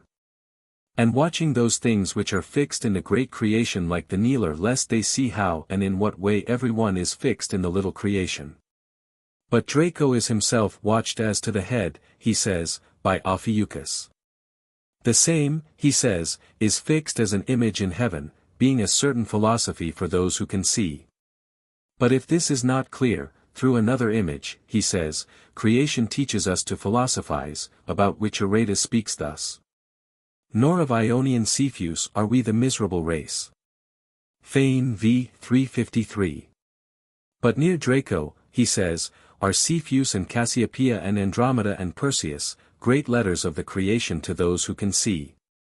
For he says that Cepheus is Adam, Cassiopeia Eve, Andromeda the soul of both, Perseus the winged offspring of Zeus and Cetus the plotting beast. Not to any other of these comes Perseus the slayer of the beast, but to Andromeda alone. From which beast, he says, the Logos Perseus, taking her to himself, delivers Andromeda who had been given in chains to the beast. But Perseus is the winged axis which extends to both poles through the middle of the earth and makes the cosmos revolve. But the spirit which is in the cosmos is sickness, the bird which is near the bears, a musical animal, symbol of the divine spirit, because only when it is near the limits of life, its nature is to sing, and as one escaping with good hope from this evil creation it sends up songs of praise to God. But crabs and bulls and lions and rams and goats and kids and all the other animals who are named in heaven on account of the stars are, he says, images and paradigms whence the changeable nature receives the patterns and becomes full of such animals. Making use of these discourses, they think to deceive as many as give heed to the astrologers, seeking therefrom to set up a religion which appears very different from their assumptions. Wherefore, O beloved, let us shun the trifle-admiring way of the owl. For these things and those like them are dancing and not truth. For the stars do not reveal these things. But men on their own account and for the better distinguishing of certain stars, from the rest, gave them names so that they might be a mark to them. For what likeness have the stars strewn about the heaven to a bear, or a lion, or kids, or a water-carrier, or Cepheus, or Andromeda? Or to the shades named in Hades, for many of these persons and the names of the stars alike came into existence long after the stars themselves, so that the heretics being struck with the wonder should thus labor by such discourses to establish their own doctrines. 7. Of the arithmetical art. Seeing, however, that nearly all heresy has discovered by the art of arithmetic measures of hebdomads and certain projections of eons, each tearing the art to pieces in different ways and only changing the names. But of these men, Pythagoras came to be teacher who first transmitted to the Greeks such numbers from Egypt. It seems good not to pass over this, but after briefly pointing it out to proceed to the demonstration of the objects of our inquiries. These men were arithmeticians and geometricians to whom especially it seems Pythagoras first supplied the principles of their arts. And they took the first beginnings of things, discovered apparently by reason alone, from the numbers which can always proceed to infinity by multiplication and the figures, produced by it. For the beginning of geometry, as may be seen, is an indivisible point, but from that point the generation of the infinite figures from the point is discovered by the art. For the point when extended in length becomes after extension a line having a point as its limit, and a line when extended in breadth produces a superficies and the limits of the superficies are lines, and a superficies extended in depth becomes solid body, and when this solid is in existence. The nature of the great body is thus wholly founded from the smallest point. And this is what Simon says thus, the little will be great, being as it were a point, but the great will be boundless, in imitation of that geometrical point. But the beginning of arithmetic, which includes by combination philosophy, is a number which is boundless and incomprehensible, containing within itself all the numbers capable of coming to infinity by multitude. But the beginning of the numbers becomes by hypostasis the first monad, which is a male unit begetting as does a father all the other numbers. Second comes the dyad, a female number, and the same is called even by the arithmeticians. Third comes the triad, a male number, this also has been ordained to be called odd by the arithmeticians. After all these comes the tetrad, a female number, and this same is also called even, because it is female. Therefore all the numbers taken from the genus are 4, but the boundless genus is number, wherefrom is constructed their perfect number, the decad. For 1, 2, 3, for become 10, as has before been shown, if the name which is proper to each of the numbers be substantially kept. This is the sacred tetractys according to Pythagoras, which contains within itself the roots of eternal nature, that is, all the other numbers. For the 11, 12 and the rest take the principle of birth from the 10.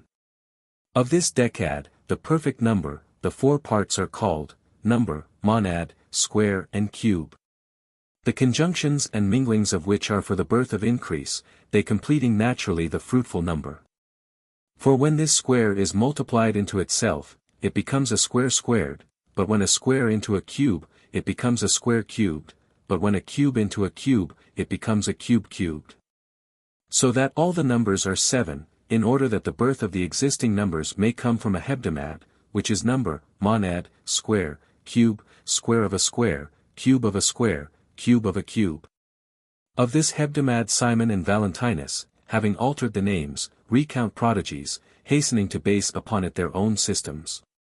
For Simon calls it, thus, mind, thought, name, voice, reasoning, desire and he who has stood, stands and will stand, and Valentinus, mind, truth, word, life, man, church and the Father who is counted with them. According to these ideas, of those trained in the arithmetic philosophy, which they admired as something unknowable by the crowd, and in pursuance of them, they constructed the heresies excogitated by them. Now there are some also who try to construct hebdomads from the healing art, being struck by the dissection of the brain, saying that the substance, power of paternity, and divinity of the universe can be learned from its constitution.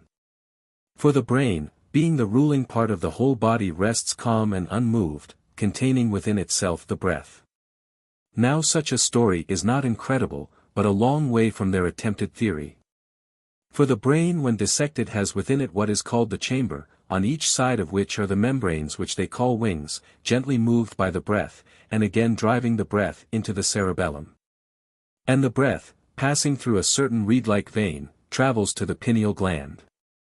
Near this lies the mouth of the cerebellum, which receives the breath passing through and gives it up to the so-called spinal marrow. From this the whole body gets a share of pneumatic force, all the arteries being dependent like branches on this vein, the extremity of which finishes in the genital veins. Whence also the seeds proceeding from the brain through the loins are secreted. But the shape of the cerebellum is like the head of a dragon, concerning which there is much talk among those of the Gnosis, falsely so called, as we have shown. But there are other 6 pairs of vessels, growing from the brain, which making their way round the head and finishing within it, connect the bodies together. But the 7th goes from the cerebellum to the lower parts of the rest of the body, as we have said. And about this there is much talk, since Simon and Valentinus have found in it hints which they have taken, although they do not admit it, being first cheats and then heretics.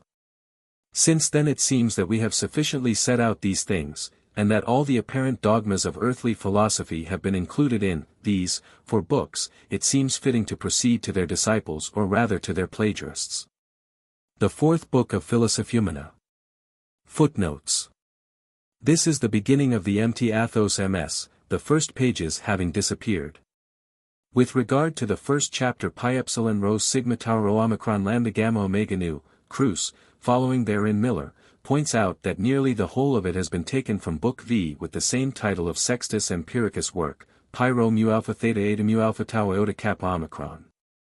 And also that the copying is so faulty that to make sense it is necessary to restore the text in many places from that of Sextus. Sextus' book begins, as did doubtless that of Hippolytus, with a description of the divisions of the zodiac, the cardinal points, ascendant, mid-heaven, descendant, and antimeridian, the cadent and succedent houses.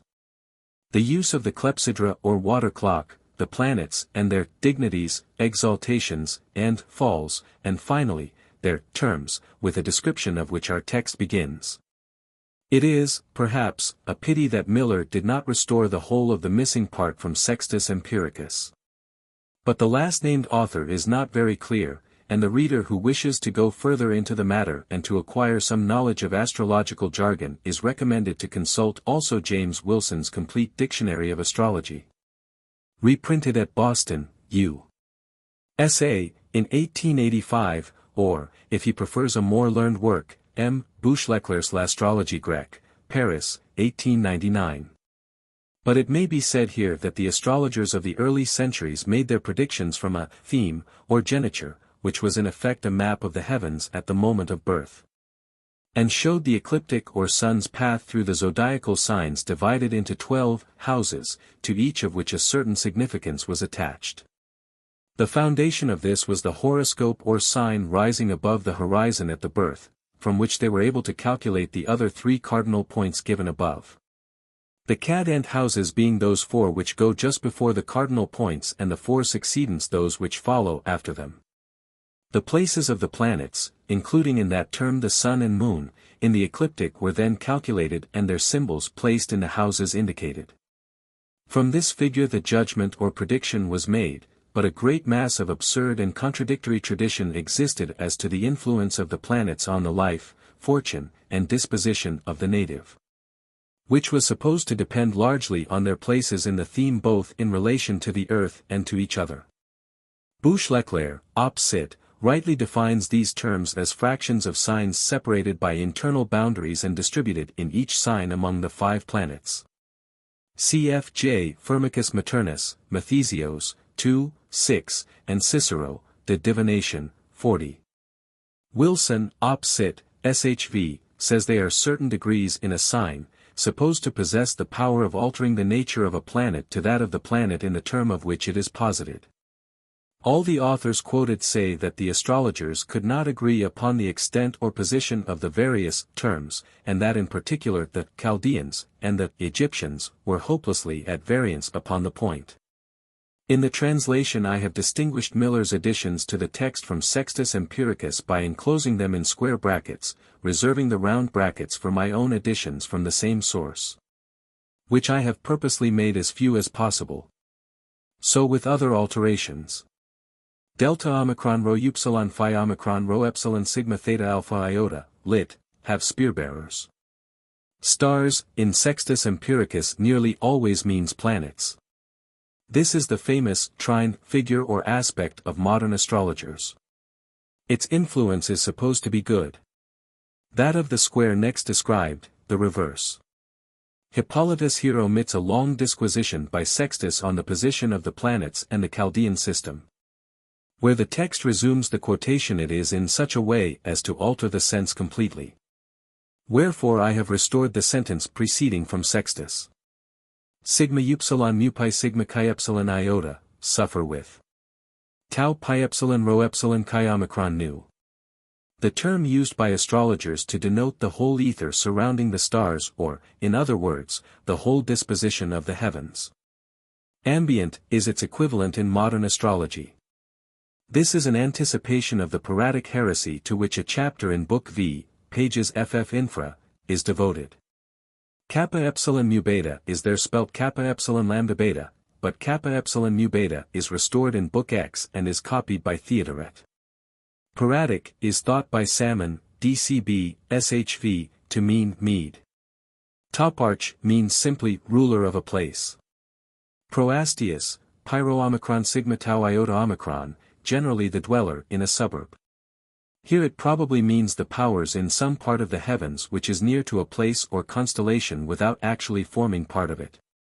Nu epsilon nu omicron mu iota sigma mu nu alpha. Cf nu epsilon nu omicron mu iota sigma mu nu omega, in the established manner, Callistratus, Ekfer, 897. Tau Pyro Alpha Kappa Tau Iota Kappa Nu Lambda Gamma Omega Nu, or, perhaps, of the systems used. Sigma Sigma Tau Alpha Tau Omicron Nu, lit., not holding together, punningly used as epithet for both the art and the heresy. What follows to the concluding paragraph of chap. 7 is taken nearly verbatim from Sextus Empiricus. For these terms cn on p supra. Rho Omicron Sigma Kappa Pi Iota Omicron Nu seems here put for Rho Omicron Sigma Kappa Omicron Pi Epsilon Omicron Nu equals horologium, or clock. Pi Tau Epsilon Xi Iota, the bringing forth, is the word used by Sextus throughout. As Sextus was a medical man, it is probably the technical term corresponding to our parturition. Miller reads Pi Omicron Tau Xi Iota, which does not seem appropriate. Delta Iota Theta Epsilon Mu Alpha. Cn on p supra. I have here followed Sextus' division of the sentence. Cruz translates Sigma Tau Alpha Rho, Farina Aqua Sub Acta, for which I can see no justification. McMahon here follows him. Restoring from Sextus Omicron Chi Epsilon Tau Alpha Iota for Rho Tau Alpha Iota. Rho Omicron Sigma Kappa Pi Omicron Nu, the ascending sign. So Sextus. Restoring from Sextus Phi Kappa Sigma Tau Omicron Upsilon for Nu Kappa Sigma Tau, Tau Nu Kappa Rho Iota Beta for Tau Kappa Rho Iota Beta, and omitting Kappa Alpha Tau Alpha Lambda Alpha Beta Sigma Theta Alpha Iota. Cn on p infra. Sextus has described earlier, p. 342, Fabricius, the whole process of warning the astrologer of the moment of birth by striking a metal disc, which I have called gong. Omicron Rho Sigma Tau Omicron Tau Upsilon Gamma Chi Alpha Nu Omicron Sigma Eta. Nu Pi Lambda Epsilon Omicron Nu Iota Chi Rho Nu Kappa Alpha Nu Sigma Upsilon Chi Nu Pi Rho Alpha Sigma Theta Eta Sigma Iota Nu Delta Upsilon Nu Mu Epsilon Nu Omicron Nu Mu Epsilon Rho Zeta Epsilon Sigma Theta Alpha Iota, Majori et Longiori Temporis Spatio ad Aureum Sensum Dividator, Cr, with proportionate delay, McMahon. I do not understand how either his or Cruz's construction is arrived at. Sextus has, on the hills. Rho omicron sigma kappa omicron pi omicron nu tau omicron might mean which marks the hour. Phi alpha nu epsilon tau alpha iota, lambda lambda omicron iota tau epsilon rho omicron nu, delta iota theta epsilon mu alpha. Quam diligenter observari possit in scylla nativitas, cr, before, the nativity can be carefully observed in the sky. Gamma nu epsilon sigma iota. The word in Greek astrological works has the same meaning as geniture, or nativity, in modern astrological jargon. Identical with theme. The whole of this sentence is corrupt, and the scribe was probably taking down something from Sextus which was read to him without his understanding it. I have given what seems to be the sense of the passage. Delta rho alpha iota, Sextus, page 342, Faber. Has described the clepsydra or water clock and its defects as a measurer of time. Nu pi lambda tau epsilon iota. Tau pi omicron tau epsilon lambda sigma mu alpha tau alpha. A technical expression for the results or influence on sublunary things of the position of the heavenly bodies. Cf. Boucheleclair, op. cit. N. 1. Sextus adds pi alpha gamma omega, positively. Omicron mu alpha theta eta mu alpha tau iota kappa omicron. The only passage in our text where Hippolytus uses the word in this sense. He seems to have taken it from Sextus' title kappa alpha tau nu mu alpha theta eta mu alpha tau iota kappa nu lambda gamma omicron nu. A play of words upon lambda omega and nu delta rho epsilon omicron. Sigma pi omicron upsilon delta. Hippolytus inserts an unnecessary omicron before the word. See Sextus. Omicron kappa epsilon iota sigma epsilon omega chi rho iota nu, gratia consuetudinis, cr. Does this refer to Otho's encouragement by the astrologer Ptolemy to rebel against Galba? See Tacitus, History, I. 22. The sentence does not appear in Sextus. Sextus says 9,977 years. Phi theta sigma epsilon iota sigma upsilon nu delta rho alpha mu epsilon nu, arrive at concurrence with. Sextus answers the question in the negative. Here the quotations from Sextus end. Pi alpha rho, theta nu epsilon sigma iota, among the nations. A curious expression in the mouth of a Greek, although natural to a Jew. Is this an allusion to trigonometry? The rest of the sentence, as will presently be seen, refers to Plato's Timaeus. Cf. also Timaeus the Locrian, c. 5. Delta iota tau omicron pi iota tau mu omicron iota chi rho eta sigma mu epsilon nu omicron. An indication that Hippolytus' knowledge of Plato was not first-hand. The passage which follows is from the Timaeus, 12, where Plato describes how the world-maker set in motion two concentric circles revolving different ways, the external called the same and like, and the internal the other, or different. This seems to be generally accepted as Plato's meaning. Jowett says the three are the orbits of the Sun, Venus and Mercury, the four those of the Moon, Saturn, Mars and Jupiter. The wanderers are of course the planets. I.e., swifter and slower. Pi iota phi alpha nu epsilon alpha.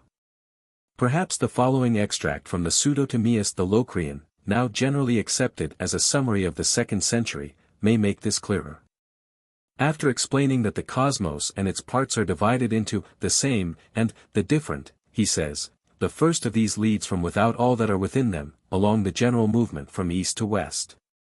But the latter, belonging to the different, lead from within the parts that are carried along from west to east, and are self-moved, and they are whirled round and along, as it may happen, by the movement of the same which possesses in the cosmos a superior power. Now the movement of the different, being divided according to a harmonical proportion, takes the form of 7 circles, and he then goes on to describe the orbits of the planets. Lit. If one section be severed. Cf. Plato, Timaeus, c. 12. A palpable mistake. As Cruz points out, if the Earth's diameter is as said in the text, its perimeter must be 251,768 stadia, which is not far from the 252,000 stadia assigned to it by Eratosthenes. Lacunae in both these sentences. The common Greek name for the planet Ares or Mars. All these numbers are hopelessly corrupt in the text and the scribe varies the notation repeatedly. I have given the figures as finally settled by Cruz and his predecessors. The shining one is the planet Hermes or Mercury. Beta Theta Eta, depths, rather height if we consider the orbits of the planets as concentric and fitting into one another like jugglers' caps or the skins of an onion. Nu lambda gamma omicron iota sigma upsilon mu phi nu omicron iota. Cruz would read tau nu omicron iota for lambda gamma omicron iota on the strength of what Pliny, History Nat. 2:20, says about Pythagoras having taught that the intervals between the planets' orbits were musical tones. He seems to mean the gamut or chromatic scale as contrasted with the enharmonic. See last note. See note on p. Infra as to what this doubling and tripling means. Sigma upsilon mu phi omega nu. Pi iota tau epsilon tau rho tau, superquarta, cr, 1 plus 1/4. See Liddell and Scott, quoting Nicomachus Gerasenas Arithmeticus.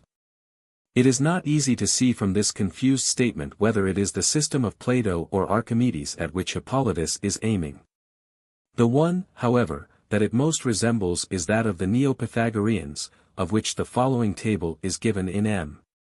Bigourdan's excellent work on l'astronomie, Evolution des idées et des méthodes, Paris 1911. Planets. Fixed stars. Interval. In tones. 1/2. 1/2. 1.5. 1/2. 1/2. 1/2. In thousands of stadia. 63. 189. 63. 63. Absolute distances in thousands of stadia. 126. 252. 567. 693. The object of all these figures is apparently to prove that those of Archimedes are wrong and that the Platonic theory, said. One does not know with what truth, to have been inherited from Pythagoras, viz. That the intervals between the orbits of the different bodies of the cosmos are arranged like the notes on a musical scale, is to be preferred. This was perhaps to be expected from a churchman as favoring the doctrine of creation by design. It is difficult at first sight to see how the figures in the text bear out Hippolytus' contention. Inasmuch as the distances here given of the 7 planets, including therein the sun and moon, from the earth proceed in an irregular kind of arithmetical progression ranging from 1 to 54. The distance from the earth to the moon which Hippolytus accepts from Archimedes as correct being taken as unity. Thus, let us call this unit of distance x, and we have the table which follows. Table I, of distances. Distance. Of. Earth. From. Equals. 5,544,130. Stadia or. X. Equals. 16,632,390.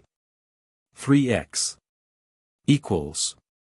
33,264,780. 6x. Equals. 55,441. 300. 10x. Equals. 105,338,470. 19x. Equals. 149,691,510. 27x. Equals. 299,383,020. 54x. But let us take the figures given in the text for the intervals between the Earth and the 7 planets arranged in the same order. And again taking the Earth to Moon distance as unity, we have Table 2, of intervals. Interval. Between. And. Equals. 5,554,130. Stadia or. X. Equals. 11,088,260. 2x. Equals. 16,632,390. 3x equals 22,176. 520. For x, 22 equals 49,897,170. 9x, 32 equals 44,353,040. 8x, 23 equals 149,691,510. 27x, 33. This agrees almost entirely with the theory which M. Begurden in the work mentioned in the last note has worked out as the Platonic theory of the distances of the different planets from the Earth, the supposed center of their movements, page 228. Thus, planets. Distances. 2. 4. 9. Which distances are, in his own words, les termes enchaviders de deux progressions géométriques et respectivement pour raison 2 et 3, savoir 1, 2, 4, 8, 1, 3, 9, 27. En voit que l'unité est, comme chez Pythagore, la distance de la Terre à la Lune. This conclusion is amply borne out by Hippolytus' figures, which, as given in Table 2 above, show a regular progression from 2 and 3 to 22 and 32, then to 23 and 33, which explains what our author means by increasing the Earth to the Moon distance. Kappa alpha tau tau delta iota pi lambda sigma iota omicron nu kappa alpha tau rho iota pi lambda sigma iota omicron nu. The only discrepancy between this and M. Begurden's table is that he has transposed the distances between, and, respectively. But as I do not know the details of the calculation on which he bases his figures, I am unable to say whether the mistake is his or Hippolytus. Are we to conclude from this that these last calculations are those of Claudius Ptolemy, the author of the Almagest? He has certainly not been mentioned before, but his fame was so great that Hippolytus may have been certain that the allusion would be understood by his audience. Ptolemy lived, perhaps, into the last quarter of the 2nd century. Genesis 6. 4. The subject seems to have had irresistible fascination for Christian converts of Asiatic blood, whether Orthodox or heretic. Manes also wrote a book upon the giants, C.F. Kessler, Mani, Berlin, 1899, pages 191 ff. Hippolytus seems to have been entirely ignorant that the calculations he derides were anything but mere guesswork. They were not only singularly accurate considering the imperfection of the observations at the disposal of their author, but have also been of the greatest use to science as laying the foundation of all future astronomy. Mu tau rho omicron upsilon. Another pun on their measurements. Nothing definite is known of this Colarbasus or his supposed astrological heresy. The accounts given of him by Irenaeus and Epiphanius describe him as holding tenets identical with those of Marcus. Hort, following Bauer, believes that he never existed, and that his name is simply a Greek corruption of Kal Arba, the voice of the four. CDCB, SHV. Pi epsilon rho mu alpha theta eta mu alpha tau iota kappa nu. The article is omitted. But he must mean the students and not the study. This is curious, because Mathematicus in the Rome of Hippolytus must have meant astrologer and nothing else, and what follows has nothing to do with astrology. Rather is it what was called in the Renaissance arithmancy. Cruz refers us to Athanasius Kircher's Arithmologia on the subject. Cornelius Agrippa, De Vanitate et Incertitudine Scientiarum, writes of it as, the Pythagorean lot, and it is described in Gaspar Pucer's De Principiis Divinationum Generibus, 1604. Sci-fi omicron iota, lit, pebbles, i.e. counters. Sigma tau omicron iota chi epsilon alpha, letters as the component parts or elements of words. Reading with the text tau iota nu for Cruz's tau iota nu. In the text the kappa and tau are written at full length, the other numbers in the usual Greek notation, a proof that the scribe was here writing from dictation and not copying ms. Psi eta phi iota sigma theta nu.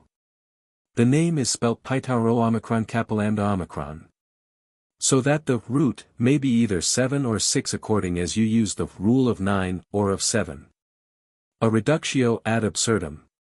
Nu pi alpha rho tau sigma, is even or complete. I omit the rho, which in the codex precedes the alpha. Cruz suggests it is put for pi. They do not, but make 26.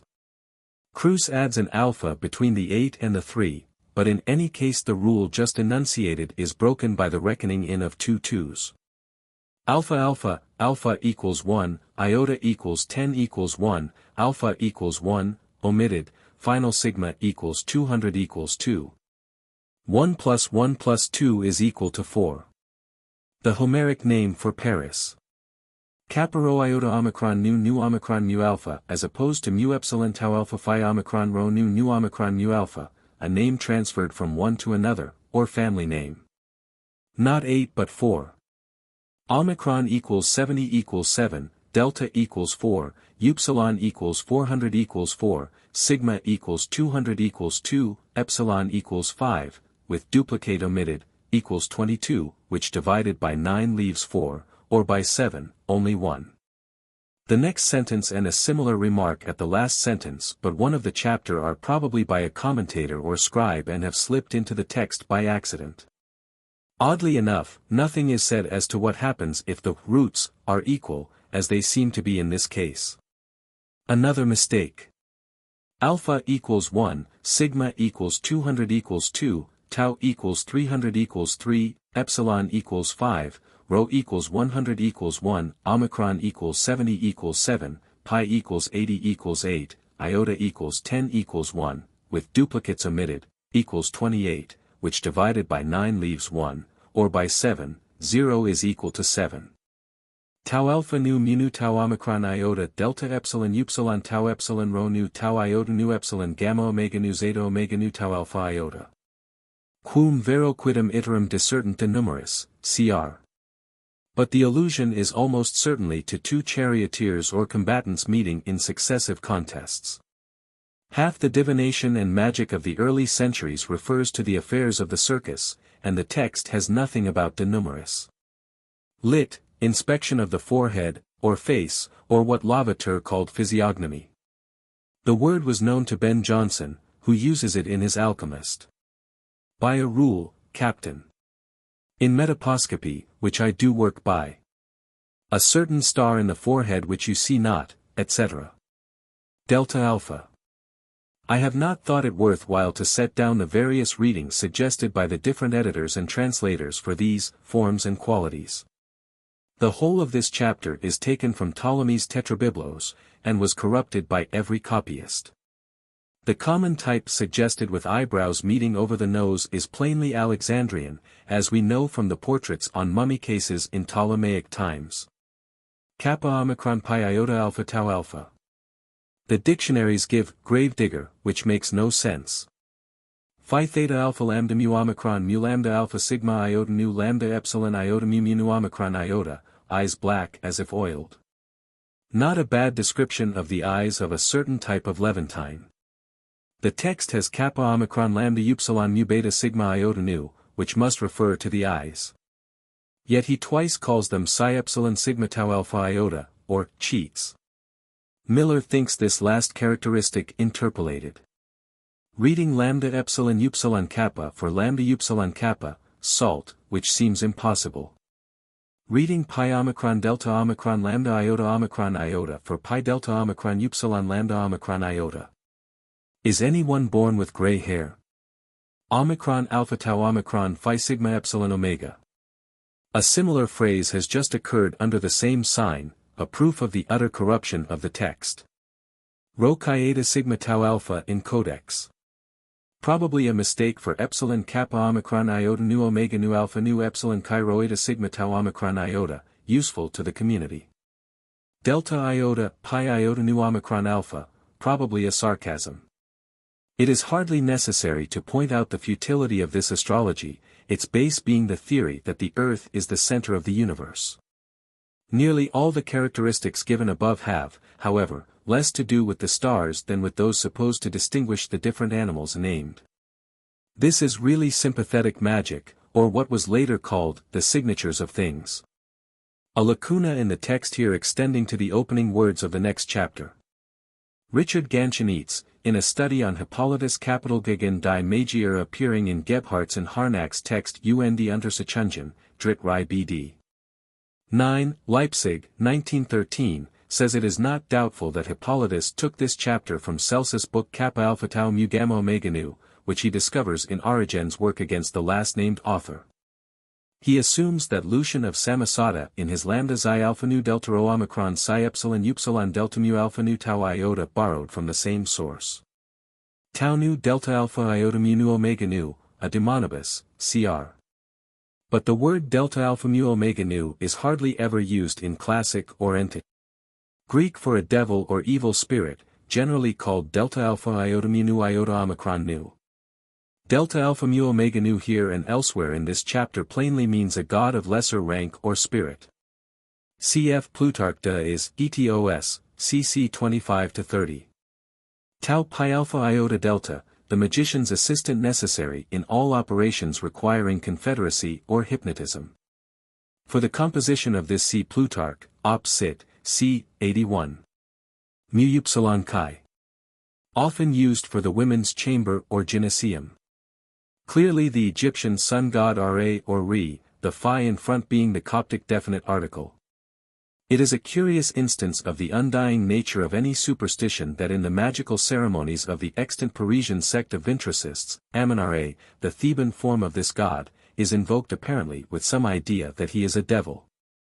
See Jules Bois Le Satanisme et la Magie, Paris, 1895. Chi alpha lambda kappa nu theta omicron nu, sulfate of iron, which, mixed with tincture or decoction of nutgalls, makes writing ink. Our own word copperas is an exact translation. Phi iota lambda eta. A broad flat pan used for sacrificial purposes. There is some muddle here, probably due to Hippolytus not having any practical acquaintance with the tricks described. The smoke of nutgalls would hardly make the writing visible. On the other hand, letters written in milk will turn brown if exposed to the fire without the application of any ash. A sauce made of brine and small fish. See the roughly drawn vignettes usual in magic papyri, e.g. Parthe, Zwei Griechisch Zauberpapiere, Berlin, 1866, Carl Wesley, Griechisch Zauberpapiere von Paris und London, Vienna, 1888. Tau Phi Rho Nu Alpha. One of Hippolytus' puns. Hebrew was used in these ceremonies, because they were largely in the hands of the Jews. See Forerunners and Rivals of Christianity, 2, pages 33, 34, for references. Chi epsilon. Particularly appropriate to the striking of a metal disc. The book of course was a long roll of parchment, the inner coils of which could be drawn out as described. Rho upsilon kappa tau nu lambda nu. Kruse translates fossil salts. Does he mean rock salt? Tau nu delta iota kappa nu mu lambda alpha nu. Either indigo dye or pepper. Cayenne pepper put in the flame might have a startling effect on the audience. Where? Said to be an astringent earth made from rock alum, and containing both alum and vitriol. Known to Hippocrates. Red lead or vermilion. The idea seems to be to frighten the dupe by the supposed prodigy of a hen laying eggs which have red or black inside them instead of white. Pliny, Nat. History, 8, c. 75, says the sheep is compelled when it feeds to turn away from the sun by reason of the weakness of its head. This is probably the story which Hippolytus or the author has exaggerated. Something is omitted from the text. Seal or porpoise oil. Hymns like these are to be found in the two collections of magic papyri quoted in N on P. Supra. He tells us how this trick is performed on P. Infra. Lecanomancy or divination by the bull was generally performed by means of a hypnotized boy, as described in Lane's Modern Egyptians. This, however, is a more elaborate process dependent on fraud. Reading Nu Tau Rho Omicron Nu for Nu Tau Rho Omicron Nu. It was common in Egypt, and saltpetre would not have the same effect, which seems to depend on the expulsion of carbonic acid. Mu upsilon rho sigma nu eta. Kruse suggests mu lambda phi eta, a mixture of wax and pitch, which hardly seems indicated. Storax is the ointment recommended by 18th-century conjurers. Water is all that is needful. Chi theta upsilon omicron kappa lambda lambda alpha. Presumably fish glue. McMahon suggests isinglass. The salamander, the use of which is to be sought in sympathetic magic, was no doubt calcined and used in powder. Sigma kappa omicron lambda omicron pi nu delta rho iota omicron nu, millipede, and sigma kappa omicron lambda pi epsilon nu delta rho omicron nu, hart's tongue fern, are the alternative readings suggested. Fern oil is said to be good for burns. Probably chalk or gypsum. Alpha tau omicron rho rho tau omega nu kappa eta kappa delta omega nu tau epsilon nu nu. Kappa kappa iota here evidently means any sort of nutshell. But how can it be self-flowing? Miller's suggested phi omicron rho upsilon tau nu makes no better sense. The lion-headed figure of the Mithraic worship is shown thus setting light to an altar in Cumont's text Z de Monuments de Mitra, 2, figure 22. A similar figure with an opening at the back of the head to admit the windpipe described in the text shows how this was effected. See the same author's Les Mystères de Mitra, Brussels, 1913, figures 26 and 27. The solution of alum would be effective without any other ingredients. That is, not by guesswork. Another pun. The letter was of course in the form of a writing tablet bound about with silk or cord, to which the seal was attached. This would make something like plaster of Paris. This book or the former one. Lucian describes the same process in his Alexander, which he dedicates to Celsus, v.n., on p. supra. Phi omicron rho mu lambda alpha beta nu, taking them as starting points. Cruz suggests that this sentence has either got out of place or is an addition by an annotator. Probably an afterthought of Hippolytus. Cn on p. supra. Kappa alpha nu omicron. A dark blue substance which some think steel, others lapis lazuli. Sigma upsilon mu pi alpha kappa tau alpha iota, playfellows. Here, as elsewhere in the text, accomplices or confederates. Several words missing here, perhaps by intention. It would be interesting to know if the drug was any preparation of phosphorus. Should be Baubo, a synonym of Hecate in the hymn to that goddess published by Miller, Mélanges de lit. Grec, Paris, 1868, pages 442 ff. Most of the epithets and names here used are to be found in the hymn quoted in the last note. The goddess is there identified not only with Artemis and Persephone, but with the Sumerian Eris Kigal, Lady of Hell. A sort of magic lantern. Kappa tau omicron pi tau rho omicron nu, which I have translated mirror, might be a lens. One is said to have been found in Assyria. Pi rho rho omega theta epsilon nu. Better, perhaps, pi rho rho omicron tau epsilon theta epsilon nu. Full moon, or half, or quarter, as the case may be. Schneidwin seems to be right in suggesting a lacuna here. Nu alpha lambda delta epsilon sigma iota tau pi omicron iota. Schneidwin suggests tau pi omicron iota unreasonably. Many alabaster jars are nearly transparent. Cf. Aristotle, De Histori Animal, v. 10, 2. Said to be Coryphena hipparus. The hiatus leaves us in doubt how this operated. Perhaps it liberated free ammonia.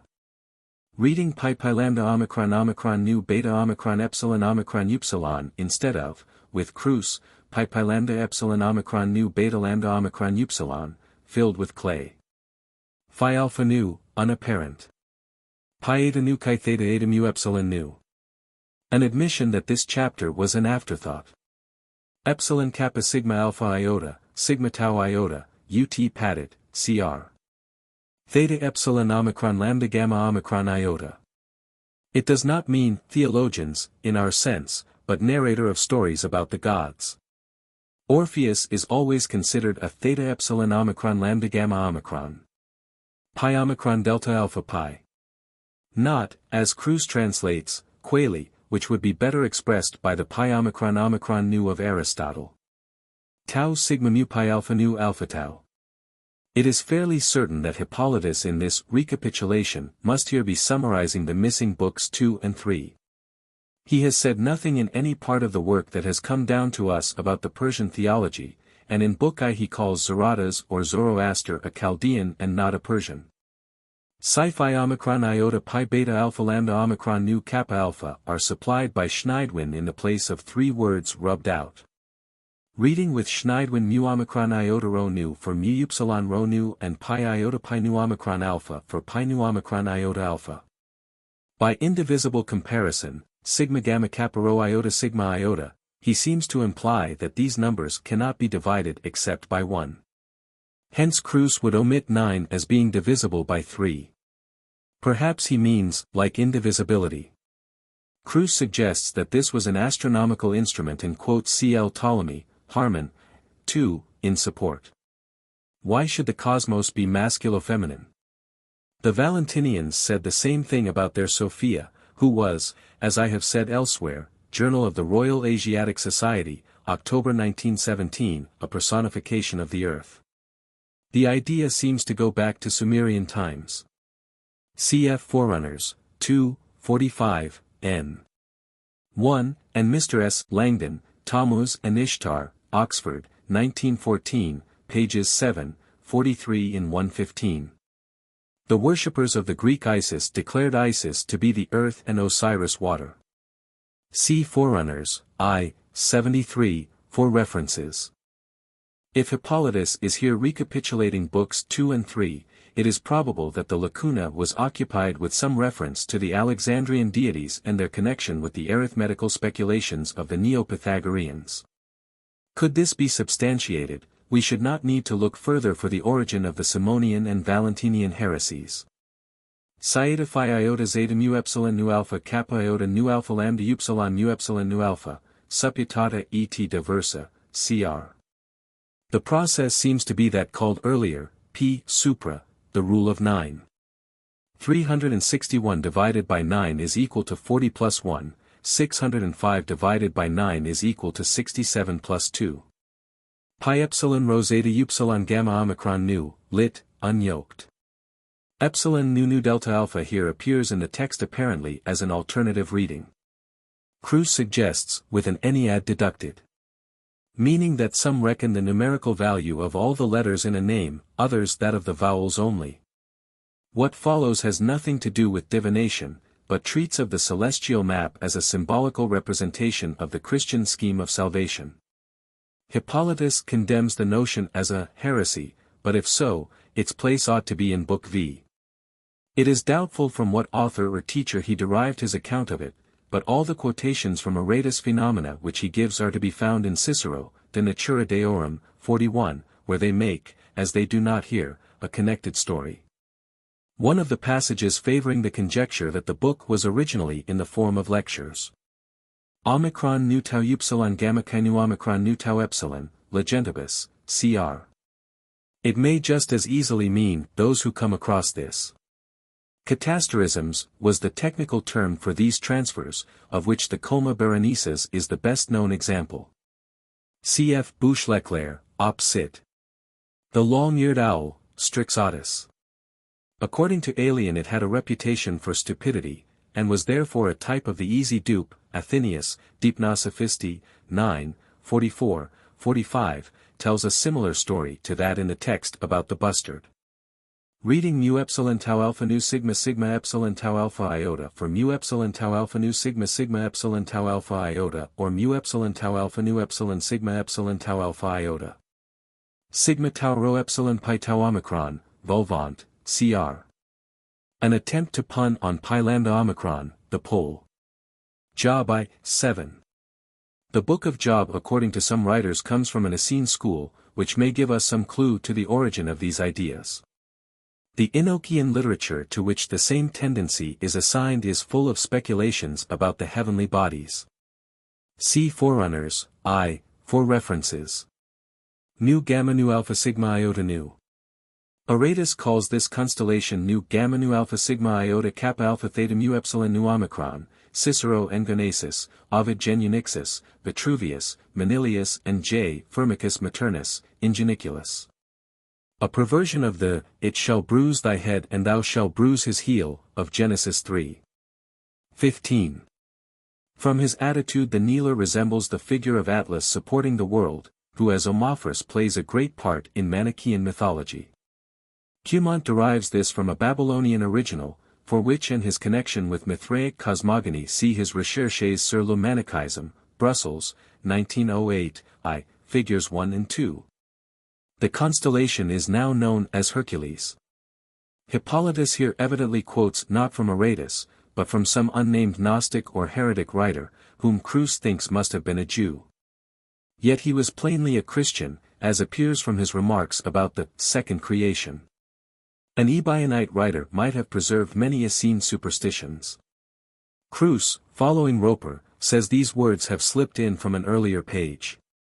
Phi iota omicron chi omicron. The Ophiuchus huge of Milton or Angüitanans. Lambda kappa eta.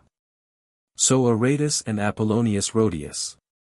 Said to be so called from its perpetually revolving. Kruse remarks on this sentence that it does not seem to have been written by a Greek, and quotes Epiphanius as to the addiction of the Pharisees to astrology. But see last note but one. Lambda kappa eta. A pun quite in Hippolytus manner. Pyro nu alpha upsilon tau lambda omicron nu tau alpha iota. Kruse and McMahon alike translate this, towards which, but Aratus clearly means, steer by, both here and earlier. Herodotus I, 1. He does not say, however, that the Greeks were Phoenicians. Rather the conceiver, from kappa omega, to conceive. Gamma epsilon nu omega is used of the mother by Aristotle, the general animal, 3, 5, 6. Lambda omicron gamma iota kappa. Reading iota sigma alpha delta omicron for Kruse's alpha sigma delta alpha omicron. The text is said to have epsilon delta alpha omicron. Gamma rho mu alpha tau alpha, elementa, cr. But I think the allusion is to the story they contain for those who can read them. The Swan. Tau delta alpha. If Hippolytus' words are here correctly transcribed, the heretic quoted seems to have two inconsistent ideas about the stars. One is that the constellations are types or allegories of what takes place in man's soul. The other, that they are the patterns after which the creatures of this world were made. This last is Mithraic rather than Christian. Tau omicron tau omega nu pi omicron lambda psi epsilon omega, ob horum cogitationibus, cr. Gamma alpha pi eta tau omicron. The word generally used in a sermon. This also reads like a peroration. In this chapter Hippolytus for the first time sets himself seriously to prove the thesis which he has before asserted, i.e. that all the Gnostic systems are derived from the teachings of the Greek philosophers. His mode of doing so is to compare the elaborate systems of aeons or emanations of deity imagined by heresiarchs like Simon Magus and Valentinus to the views attributed by him to Pythagoras which make all nature to spring from one indivisible point. Whether Pythagoras ever held such views may be doubted and we have no means of checking Hippolytus' always loose statements on this point. But something like them appears in the Theaetetus of Plato where arithmetic and geometry seem to be connected by talk about oblong as well as square numbers and the construction of solids from them. If we imagine with the Greeks, Cn, on p. supra, that numbers are not abstract things, but actual portions of space. There is indeed a strong likeness between the ideas of the later Platonists as to the construction of the world by means of numbers and those attributed to the Gnostic teachers as to its emanation from God. Whether these last really held the views thus attributed to them is another matter. Cf. Forerunners, 2, pages 99, 100. Pi tau omicron sigma eta mu epsilon omicron upsilon seems to be repeated needlessly. Upsilon nu, flowing out. Pyro omicron chi omicron upsilon sigma alpha sigma eta mu epsilon omicron nu. Surely it has two limits, a point at each end. Sigma mu alpha. In the next sentence he uses the proper word sigma tau epsilon rho epsilon nu. This is, I suppose, quoted from the pi omicron phi sigma iota mu epsilon gamma alpha lambda attributed to Simon, as he speaks afterwards, 2, infra, of the small becoming great, as it is written in the Apophasis, if it come into being from the indivisible point. But the great will be in the boundless aeon, etc. What follows from this point down to the end of the paragraph is an almost verbatim transcript of the passage in Book I, pages ff supra, where it is given as the teaching of Pythagoras. The only substantial differences are, that hypostasis is written for hypothesis in the second sentence of the passage, the tetractys is no longer said to be the source of eternal nature, and the 11, 12, etc. are now said to take, and not share, their beginning from the 10. Pi theta epsilon sigma iota nu alpha upsilon tau omicron nu tau epsilon theta epsilon nu sigma chi epsilon delta iota sigma alpha nu tau epsilon, sui dogmatibus fundamentum poserant, cr. Tau pi nu epsilon mu alpha. Cruz translates this by spiritum, and is followed by McMahon. I think, however, he means the breath, it being the idea of the ancients that the arteries were air vessels. Pi alpha rho epsilon gamma kappa epsilon phi alpha lambda. Kappa omega nu rho iota omicron nu. Nu omega tau iota alpha omicron nu mu omicron epsilon lambda nu. It is at any rate plain from this that the missing books 2 and 3 at one time existed. These words appear in the MS at the foot of this book. Book V. The Ophite Heresies.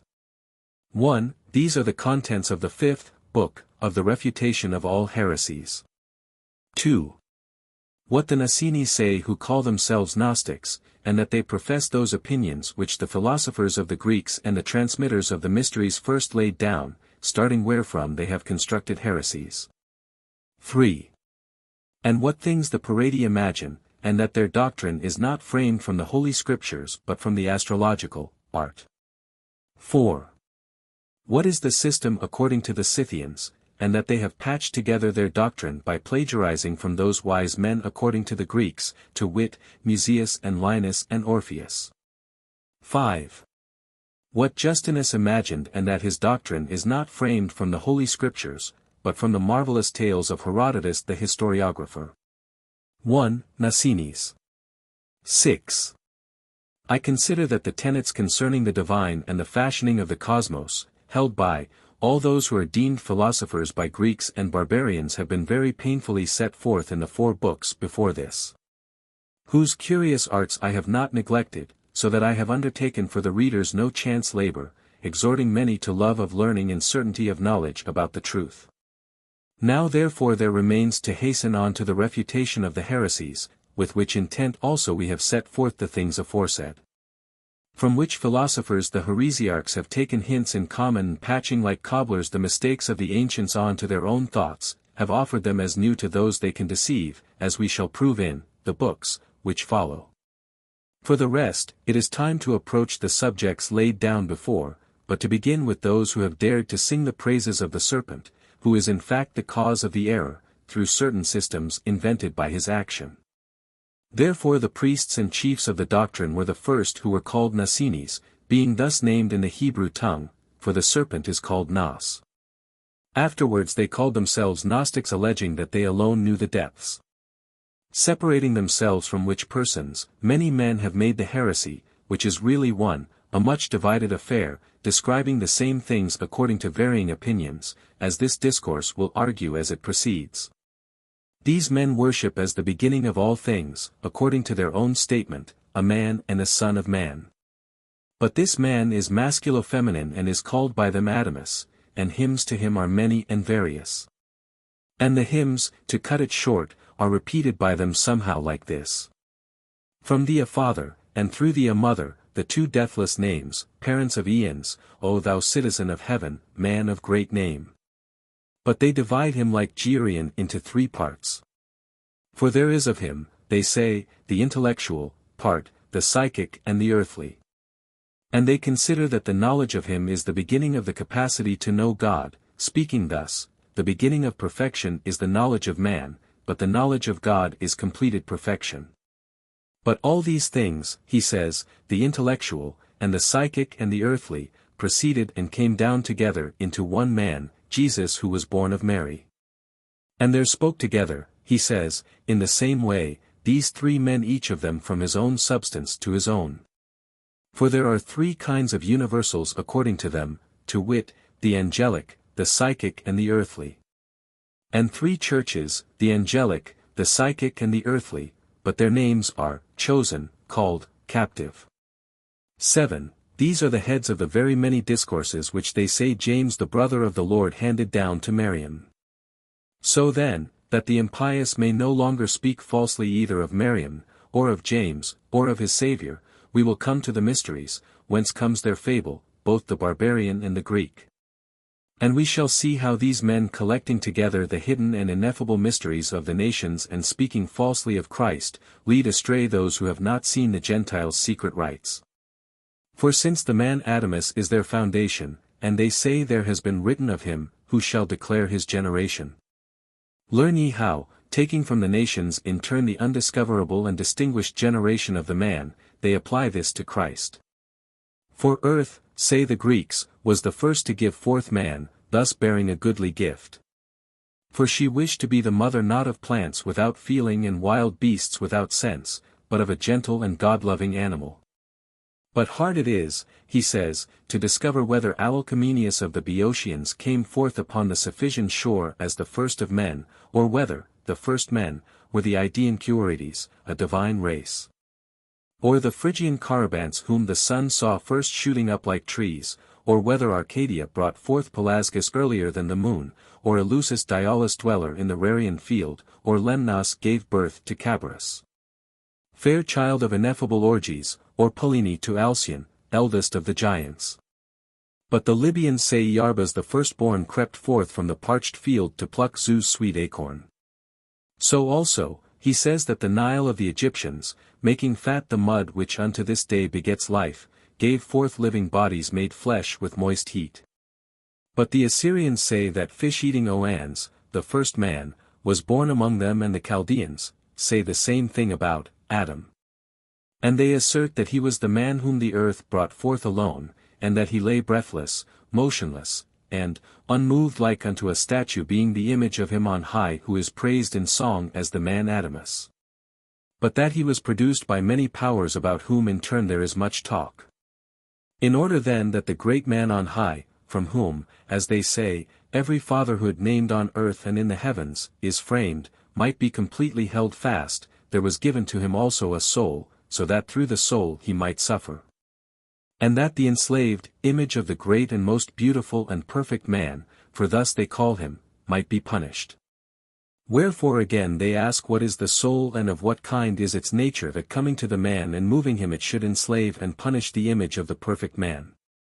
But they ask this, not from the scriptures, but from the mystic rites.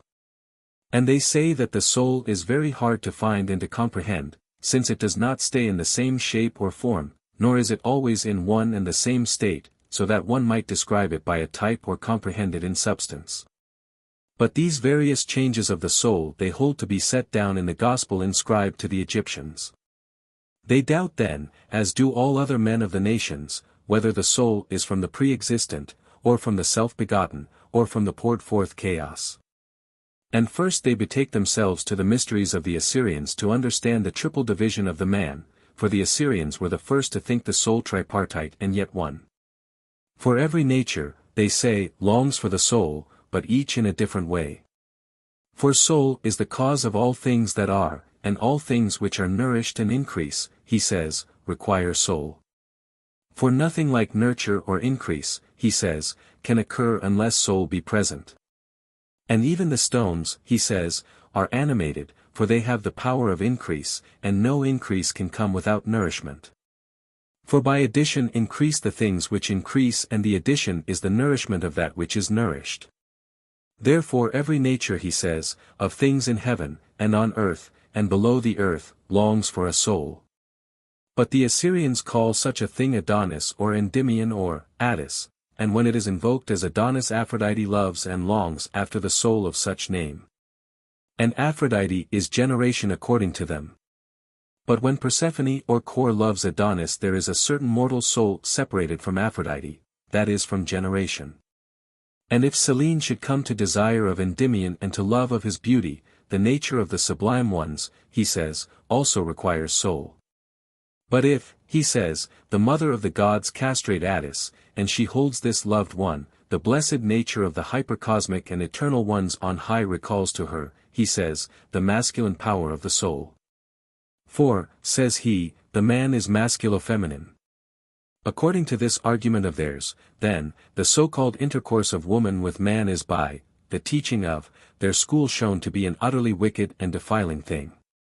For Attis is castrated, he says, that is, he has changed over from the earthly parts of the lower creation to the eternal substance on high, where, he says, there is neither male nor female, but a new creature, a new man, who is masculo-feminine.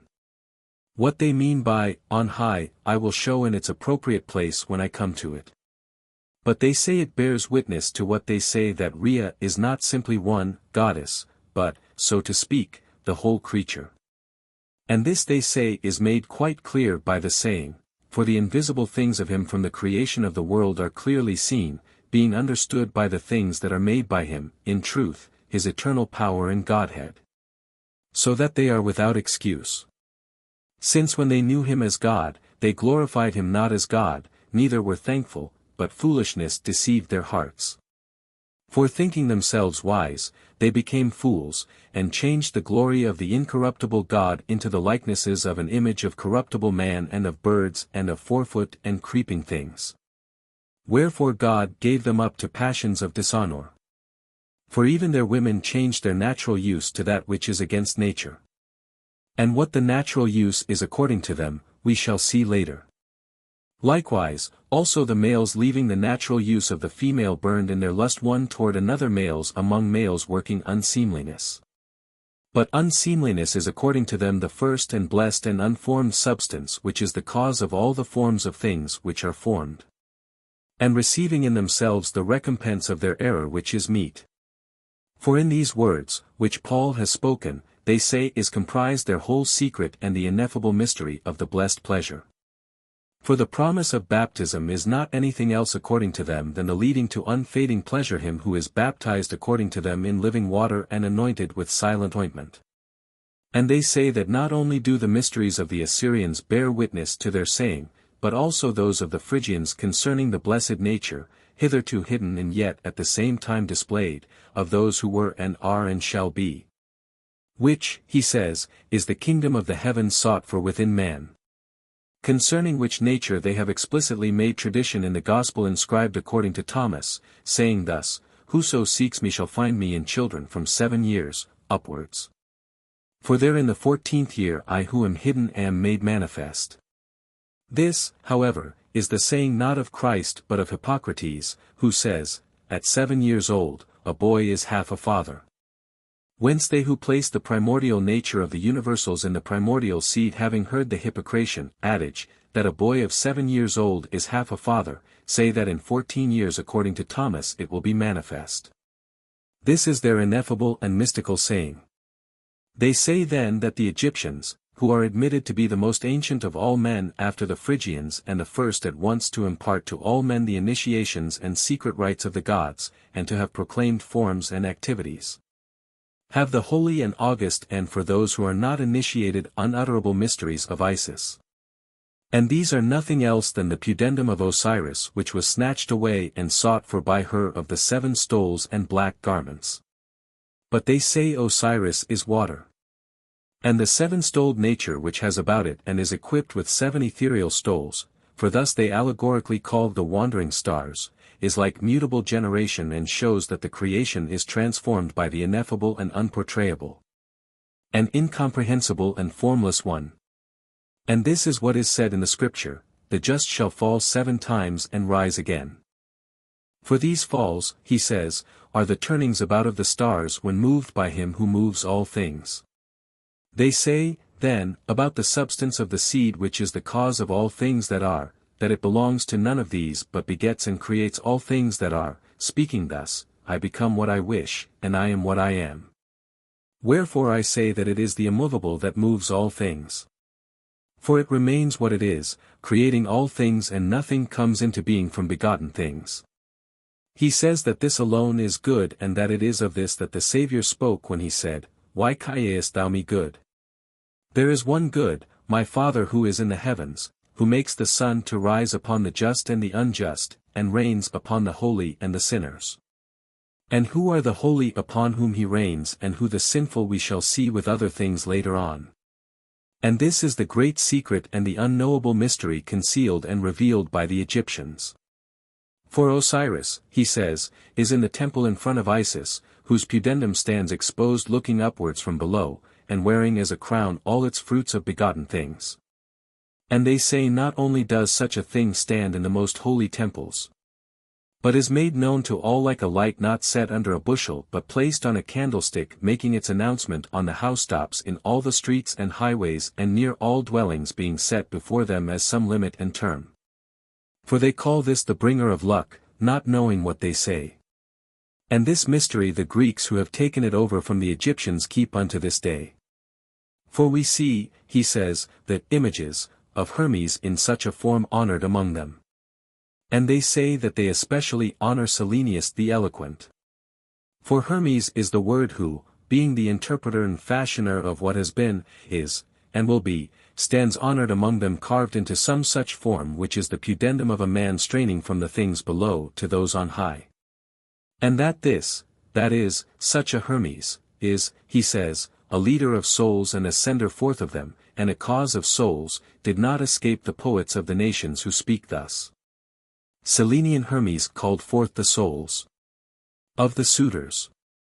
Homer, Odyssey, Ziv, 1. Not of the suitors of Penelope, he says, O unhappy ones, but of those awakened from sleep and recalled to consciousness. From such honor and from such enduring bliss. Empedocles, 355, stirs. That is, from the blessed man on high or from the archman Adamus, as they think, they have been brought down here into the form of clay that they may be made slaves to the fashioner of this creation, Jaldabaoth, a fiery god, a fourth number. For thus they call the demiurge and father of the world of form. But he holds in his hands the rod, fair and golden, wherewith he lulls to sleep the eyes of men. Whom so he will, while others he awakens from sleep. Odyssey, Ziv, 3ff. This, he says, is he who has authority over life and death, of whom he says it is written, Thou shalt rule them with a rod of iron. But the poet, wishing to adorn the incomprehensible part of the blessed nature of the word, makes his rod not iron but golden. And he charms to sleep the eyes of the dead, he says, and again awakens those sleepers who are stirred out of sleep and become suitors. Of these, he says, the Scripture spoke, Awake thou that sleepest, and arise, and Christ shall shine upon thee. This is the Christ, he says, who in all begotten things is the Son of Man, impressed with the image, by the logos of whom no image can be made. This, he says, is the great and unspeakable mystery of the Eleusinians, high sigh, seeing that all things are set under him, and this is the saying, their sound went forth into all the earth. Just as Hermes waved the rod and they followed gibbering. Homer, Odyssey, Ziv, 5-7. Still meaning the souls as the poet shows, saying figuratively. And even as bats flit gibbering in the secret recesses of a wondrous cave when one has fallen down out of the rock. From the cluster. Ibid. Ziv, 9 seek. Out of the rock, he says, is said of Adamus. This, he says, is Adamus, the cornerstone which has become the head of the corner. For in the head is the impressed brain of the substance from which every fatherhood is impressed. Which Adamus, he says, I place at the foundation of Zion. Allegorically, he says, he means the image of the man. But that Adamus is placed within the teeth, as Homer says, the hedge of teeth, that is, the wall and stockade within which is the inner man. Who has fallen from Adamus the archman on high, who is, the rock, cut without cutting hands, and brought down into the image of oblivion, the earthly and clay. And he says that the souls follow him, the word, gibbering. Even so the souls gibbered as they fared together. But he went before. That is, he led them. Gracious Hermes led them adown the dark ways. Odyssey, Ziv, 9ff. That is, he says, into eternal countries remote from all evil. For whence, says he, did they come? By ocean's flood they came and the Leucadian cliff. And by the sun's gates and the land of dreams. Odyssey, ubi sit. This he says is ocean, source of gods and source of men, ever ebbing and flowing now forth and now back. But when he says ocean flows forth there is birth of men, but when back to the wall and stockade and the Leucadian rock there is birth of gods. This he says is that which is written, I have said ye are all gods and sons of the highest. If you hasten to flee from Egypt and win across the Red Sea into the desert, that is from the mixture below to the Jerusalem above who is the mother of all living. But if ye return again to Egypt, that is to the mixture below, ye shall die as men. For deathly, says he, is all birth below, but deathless that which is born above, for it is born of water alone and the Spirit, spiritual not fleshly. This, he says, is that which is written, that which is born of the flesh is flesh and that which is born of the Spirit is spirit. This is, according to them, the spiritual birth. This, he says, is the great Jordan which flowing forth prevented the sons of Israel from coming out of the land of Egypt, or rather, from the mixture below. For Egypt is the body according to them, until Joshua turned it and made it flow back towards its source. 8. Following up these and such like words, the most wonderful Gnostics having invented a new art of grammar imagined that their own prophet Homer unspeakably foreshowed these things and they mock at those who not being initiated in the Holy Scriptures are led together into such designs. But they say, whoso says all things were framed from one, errs, but whoso says from three speaks the truth and gives an exposition of, the things of, the universe. For one, he says, is the blessed nature of the blessed man above, Adamus, and one is the mortal nature, below, and one is the kingless race begotten on high, where, he says, is Miriam the sought for one, and Jothar the great wise one. And Sephora the seer, and Moses whose generation was not in Egypt, for there were children born to him in Midian, and this, he says, was not forgotten by the poets. In 3 lots were all things divided and each drew a domain of his own. Iliad, 15, 169. For sublime things, he says, must needs be spoken, but they are spoken everywhere, lest, hearing they should not hear and seeing they should see not. For if, he says, the sublime things were not spoken, the cosmos could not have been framed. These are the 3 ponderous words, Koliko, Solasa, Zisar. Koliko the one on high, Adamus, Solasa, the mortal nature below, Zisar the Jordan which flows back on its source. This is, he says, the masculo-feminine man who is in all things.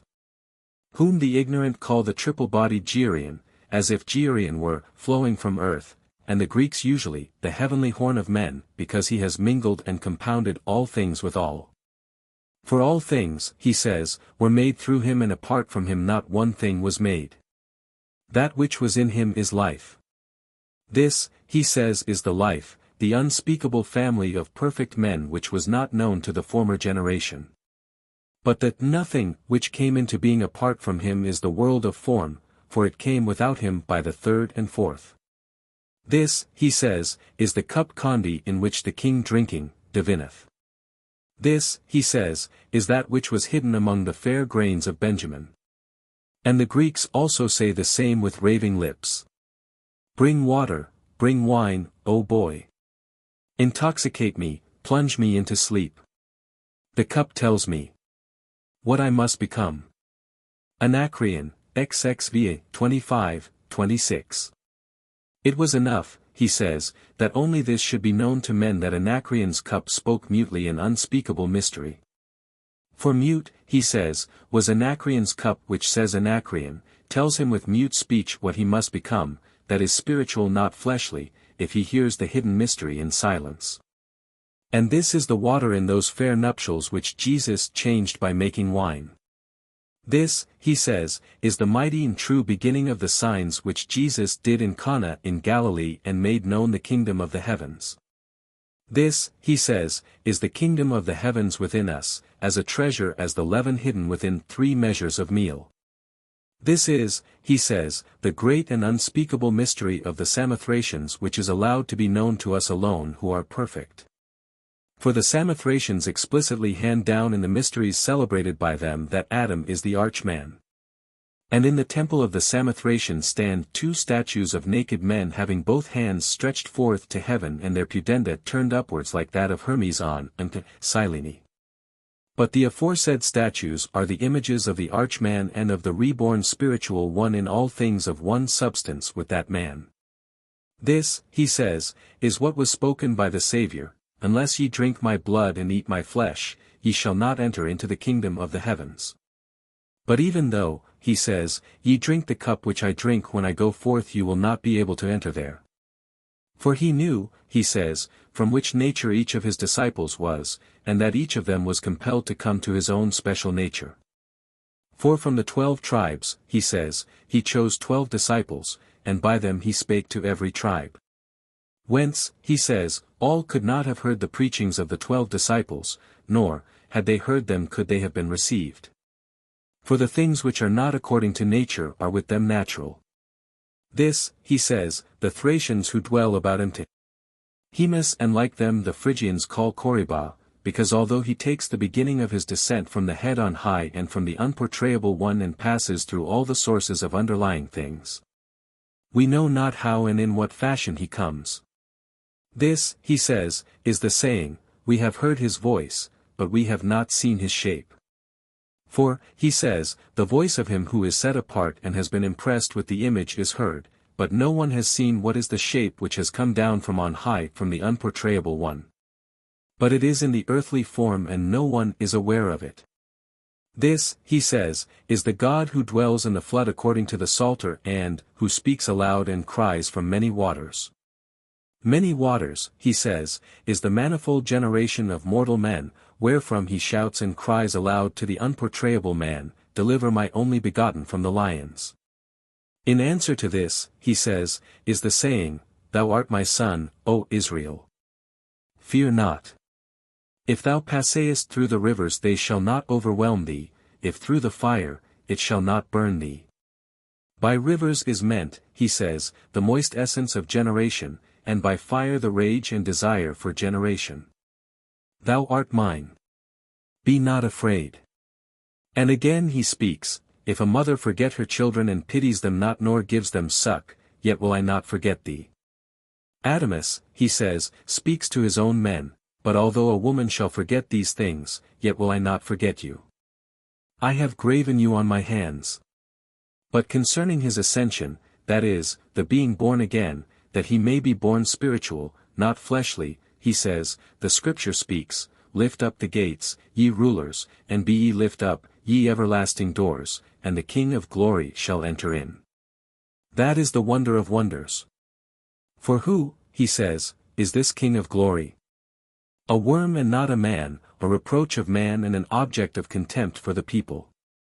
This is the King of glory, he who is mighty in battle. But he means the war which is in the body, because the outward form is made from warring elements, he says, as it is written, remember the war which is in the body. The same entrance and the same gate, he says, Jacob saw when journeying to Mesopotamia, for Mesopotamia, he says, is the flow of the great ocean flowing forth from the middle part of the perfect man, and he wondered at the heavenly gate, saying, How terrible is this place! It is none other than the house of God, and this is the gate of heaven. Wherefore, he says, the saying of Jesus, I am the true gate. Now he who says this is, he says, the perfect man who has been impressed above, with the image, of the unportrayable one. Therefore he says, the perfect man will not be saved unless born again by entering in through this gate. But this same one, he says, the Phrygians call also Papas, because he set at rest that which had been moved irregularly and discordantly before his coming. For the name of Papa, he says, is, taken from, all things in heaven, on earth, and below the earth, saying, Make to cease. Make to cease the discord of the cosmos and make peace for those that are afar off, that is, for the material and earthly, and also, for those that are anigh, that is, for the spiritual and understanding perfect men. But the Phrygians say that the same one is also a corpse, having been buried in the body as in a monument or tomb. This, he says, is the saying, ye are whited sepulchres filled within with dead men's bones, that is, there is not within you the living man. And again, he says, the dead shall leap forth from their graves, that is, the spiritual man, not the fleshly, shall be born again from the bodies of the earthly. This, he says, is the resurrection which comes through the gate of the heavens, through which if they do not enter, all remain dead. And the same Phrygians, he says again, say that this same one is by reason of the change of God. For he becomes God when he arises from the dead and enters into heaven through the same gate.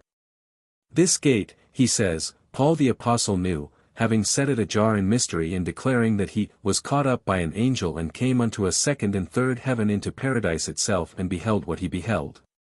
And heard ineffable words which it is not lawful for man to utter.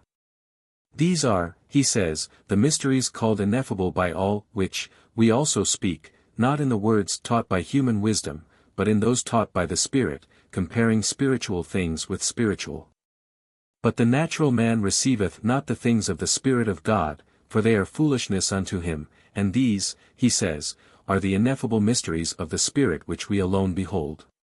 Concerning them, he says, the Saviour spake, no man shall come unto me unless my heavenly Father draw some one unto me. For very hard it is, he says, to receive and take this great and ineffable mystery.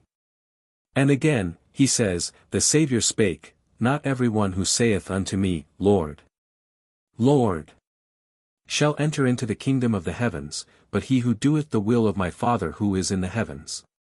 Of which will, he says, they must be doers and not hearers only to enter into the kingdom of the heavens. And again, says he spake, the publicans and the harlots go before you into the kingdom of the heavens. For the publicans, he says, are those who receive the taxes of market wares, and we are the tax gatherers, upon whom the ends of the eons have come down. For the ends, he says, are the seed sown in the cosmos by the unportrayable one, whereby the whole cosmos is completed, for by them also it began to be. And this, he says, is the saying, the sower went forth to sow, and some, seed, fell on the wayside and was trodden under foot, and some upon stony parts, and sprang up, and because it had no root, he says, it withered and died. But some fell, he says, upon the fair and goodly earth and brought forth some 100-fold, and some 60 and some 30. He that hath ears to hear, let him hear. This is, he says, that no one becomes a hearer of these mysteries save only the perfect Gnostics. This, he says, is the fair and goodly earth of which Moses spake, I will bring you to a fair and goodly land, to a land flowing with milk and honey. This, he says, is the honey and the milk, tasting which the perfect become kingless and partakers of the fullness. The same, he says, is the pleroma, whereby all things that are begotten by the unbegotten have come into being and are filled. But the same one is called by the Phrygians unfruitful. For he is unfruitful when he is fleshly and performs the desire of the flesh. This, he says, is the saying, every tree which bringeth not forth good fruit is cut down and cast into the fire. For these fruits, he says, are only the rational, the living man who enter by the third gate. They say, indeed, ye who eat dead things and make living ones, what will ye make if ye eat living things? For they say that words and thoughts and men are living things cast down by that unportrayable one into the form below. This, he says, is what he means, throw not your holy things to the dogs nor pearls to the swine, saying that the intercourse of woman with man is the work of dogs and swine. But this same one, he says, the Phrygians call goatherd, not because, he says, he feeds goats and he-goats, as the psychic man calls them, but because, he says, he is Hipólito, that is, he who is ever revolving and turning about and driving the whole cosmos in its circumvolution. For to revolve is to turn about and to change the position of things, whence, he says, the two centers of the heaven men call poles. And the poet says, what unerring ancient of the sea turns hither? The immortal Egyptian Proteus. Odyssey, 4, 384. He is not betrayed, by Idathea, he says, but turns himself about, as it were, and goes to and fro. He says, too, that cities wherein we dwell are called pi lambda epsilon iota, because we turn and go about in them. Thus, he says, the Phrygians call him Hippolos, who turns everything always in every direction and changes it into what it should be. But the Phrygians also call the same one, of many fruits, because, the Nicene writer, says, the children of the desolate are more in number than those of her who has a husband. That is, the deathless things which are born again and ever remain are many, if few are those which are born, once, but all the things of the flesh, he says, are corruptible, even if those which are born are many. Wherefore, he says, Rachel mourned for her children and would not be comforted when mourning over them, for she knew, he says, that they were not. And Jeremiah wails for the Jerusalem below, not the city in Phoenicia, but the mortal generation below. For Jeremiah, he says, also knew the perfect man who has been born again of water and the Spirit and is not fleshly. The same Jeremiah indeed said, He is a man, and who shall know him? Thus, he says, the knowledge of the perfect man is very deep and hard to comprehend. For the beginning of perfection, he says, is the knowledge of man, but the knowledge of God is completed perfection. The Phrygians also say, however, that he is a green ear of corn reaped. And following the Phrygians, the Athenians when initiating, any one, into the Eleusinian mysteries, also show to those who have been made epops the mighty and wonderful and most perfect mystery for an epop there, a green ear of corn reaped in silence. And this ear of corn is also for the Athenians the great and perfect spark of light from the unportrayable one. Just as the Hierophant himself, not indeed castrated like Attis, but rendered a eunuch by hemlock, and cut off from all fleshly generation, celebrating by night at Eleusis the great and ineffable mysteries beside a huge fire, cries aloud and makes proclamation, saying, August Brimo has brought forth a holy son, Brimos, that is, the strong, has given birth, to the strong. For August is, he says, the generation which is spiritual or heavenly or sublime, and strong is that which is thus generated. For the mystery is called Eleusis or Anacterion, Eleusis, he says, because we spiritual ones came on high rushing from the Adamus below. For Eleusesthai, he says is to come, but Anactorion the return on high. This, he says, is what they who have been initiated into the mysteries of the Eleusinians say. But it is a regulation that those who have been initiated into the lesser mysteries should moreover be initiated into the great. For greater destinies obtain greater portions. But the lesser mysteries, he says, are those of Persephone below and of the way leading thither, which is wide and broad and bears the dead to Persephone, and the poet says. But under her is a straight and rugged road, hollow and muddy, but the best to lead to the delightful grove of much reverenced Aphrodite. These, he says, are the lesser mysteries, those of fleshly generation, after being initiated into which men ought to cease, from the small, and be initiated into the great and heavenly ones. For those who have obtained greater destinies, he says, receive greater portions. For this, he says, is the gate of heaven and this the house of God where the good God dwells alone, into which will not enter, he says, any unpurified, any psychic or fleshly one. But it is kept for the spiritual only, where those who are must cast aside their garments and all become bridegrooms, having come to maturity through the Virgin Spirit. For this is the Virgin who bears in her womb and conceives and gives birth to a son not psychic or corporeal, but the blessed Aeon of Aeons. Concerning these things, he says, the Saviour expressly spake, narrow and straitened is the way that leads to life and few are those who enter into it, but wide and broad is the way leading to destruction and many are they who pass along it. 9. But the Phrygians further say that the father of the universals is Amygdalus, not a tree, he says, but that pre-existent almond which containing within itself the perfect fruit, and, as if pulsating and stirring in the depth, tore asunder its breasts and gave birth to its own invisible and unnameable and ineffable boy of whom we are speaking. For, amyxai, is as if to burst and cut asunder, as he says, in the case of inflamed bodies having within them any gathering, the surgeons who cut them open call them amichas. Thus, he says, the Phrygians call the almond from whom the invisible one proceeded and was born, and through whom all things came into being and apart from whom nothing came into being. But the Phrygians say that he who was thence born is a piper, because that which was born is a melodious spirit. For God, he says, is a spirit, wherefore neither on this mountain nor in Jerusalem shall the true worshippers prostrate themselves, but in spirit. For spiritual, he says, is the prostration of the perfect, not fleshly. But the Spirit, he says, is, there where both the Father and the Son are named, being there born from this, Son and from, the Father.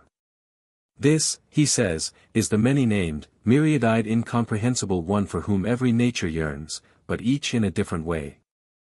This, he says, is the Word of God, which is, he says, the word of announcement of the great power. Wherefore it will be sealed and hidden and concealed, lying in the habitation wherein the root of the universals is established, that is, the root of aeons, powers, thoughts, gods, angels, emissary spirits, things which are not. Things begotten, things unbegotten, things incomprehensible, things comprehensible, years, months, days, hours, and, of an indivisible point, from which what is least begins to increase successively.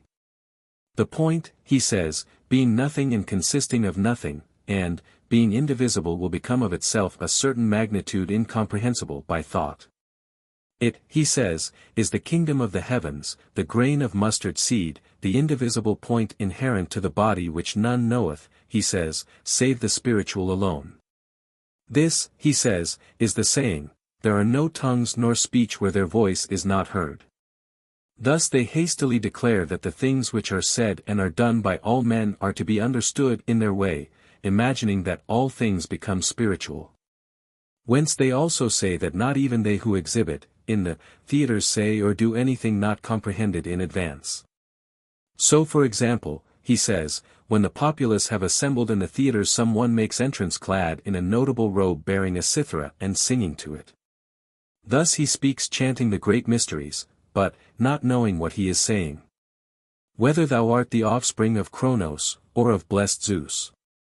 Or of mighty Rhea, hail Attis, the sad mutilation of Rhea. The Assyrians call thee the much longed for Adonis.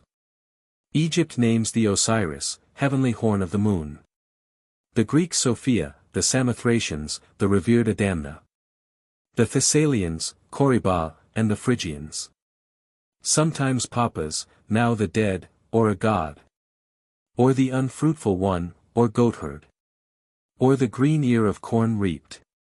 Or he to whom the flowering almond tree gave birth. As a pipe-playing man.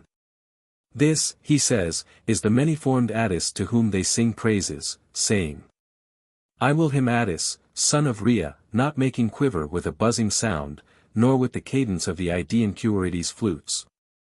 But I will mingle, with the hymn, the Phoebon music of the lyre.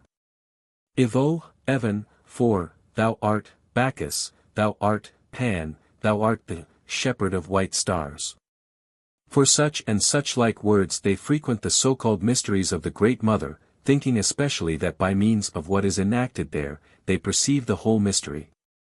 For they get no advantage from what is acted there except that they are not castrated. They merely perfect the work of the castrated, for they give most pointed and careful instructions to abstain as if castrated from intercourse with women. But the rest of the work, as we have said many times, they perform like the castrated. But they worship none other than the Nas, calling themselves Nasinis. But Nas is the serpent, from whom he says, all temples under heaven are called Naos from the Nas.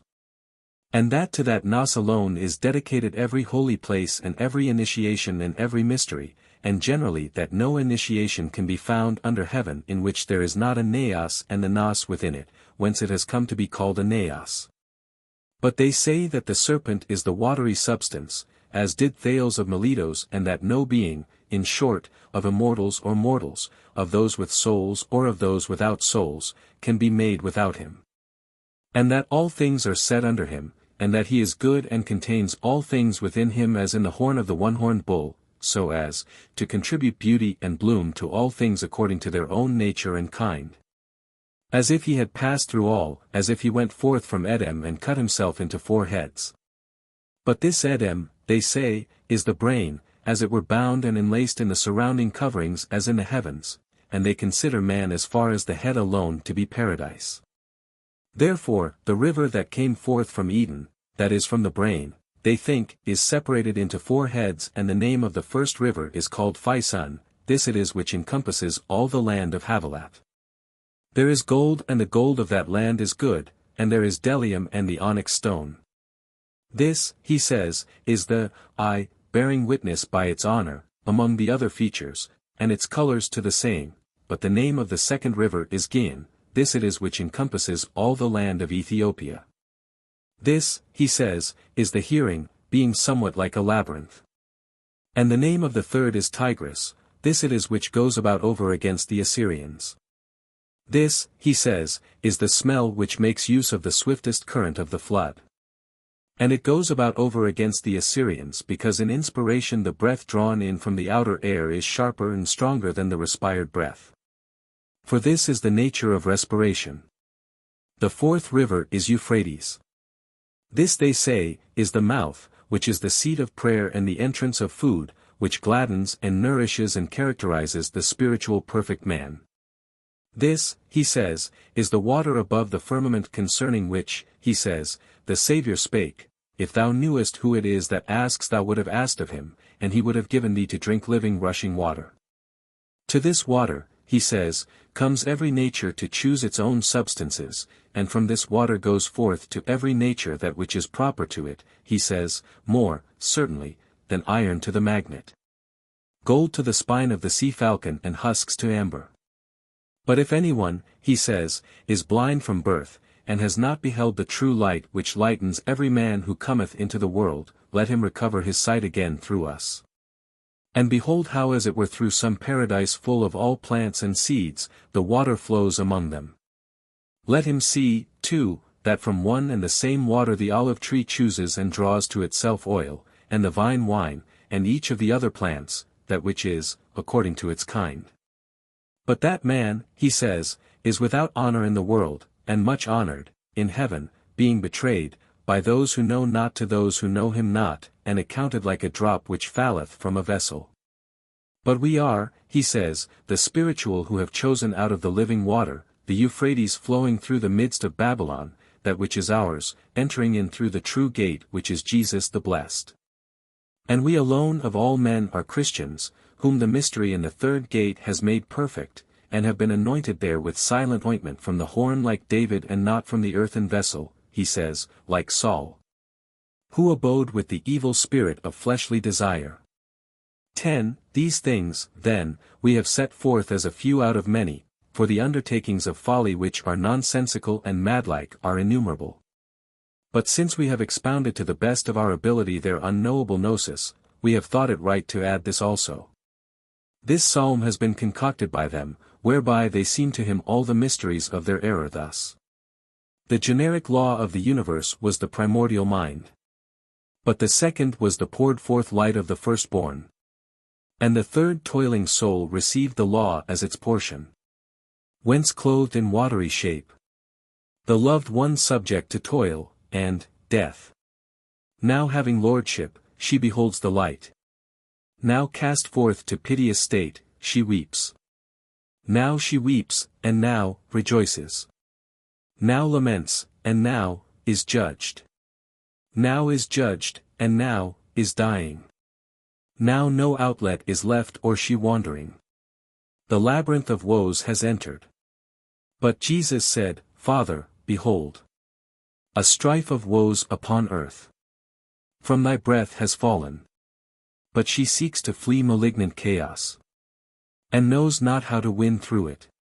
For this cause send me, O Father. Holding seals I will go down. Through entire eons I will pass. All mysteries I will disclose.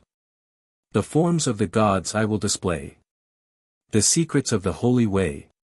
Called gnosis, I will hand down. These things the Nicenes attempt, calling themselves Gnostics. But since the error is many-headed and truly of diverse shape like the fabled Hydra, we, having struck off its heads at one blow by refutation, and, using the rod of truth, will utterly destroy the beast. For the remaining heresies differ little from this, they all being linked together by one spirit of error. But since they by changing the words and the names wish the heads of the serpent to be many, we shall not thus fail to refute them thoroughly as they will. 2. Paradi. 12. There is also indeed a certain other, heresy, the Paradic, the blasphemy of whose followers against Christ has for many years evaded us. Whose secret mysteries it now seems fitting for us to bring into the open. They suppose the cosmos to be one, divided into three parts. But of this triple division, one part according to them is, as it were, a single principle like a great source which may be cut by the mind into boundless sections. And the first and chiefest section according to them is the triad, and, the one part of it, is called perfect good and fatherly greatness. But the second part of this triad of theirs is, as it were, a certain boundless multitude of powers which have come into being from themselves, while the third is, the world of form. And the first is unbegotten and is good. And the second is good, and self-begotten, while the third is begotten. Whence they say expressly that there are three gods, three logoi, three minds, and three men. For they assign to each part of the world of the divided divisibility, gods and logoi and minds and men in the rest.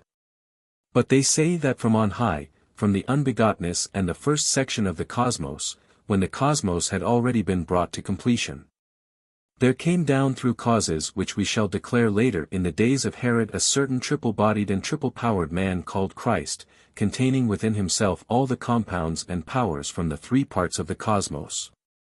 And this, he says, is the saying, the whole Pleroma was pleased to dwell within him bodily, and the whole Godhead, of the triad thus divided, is in him.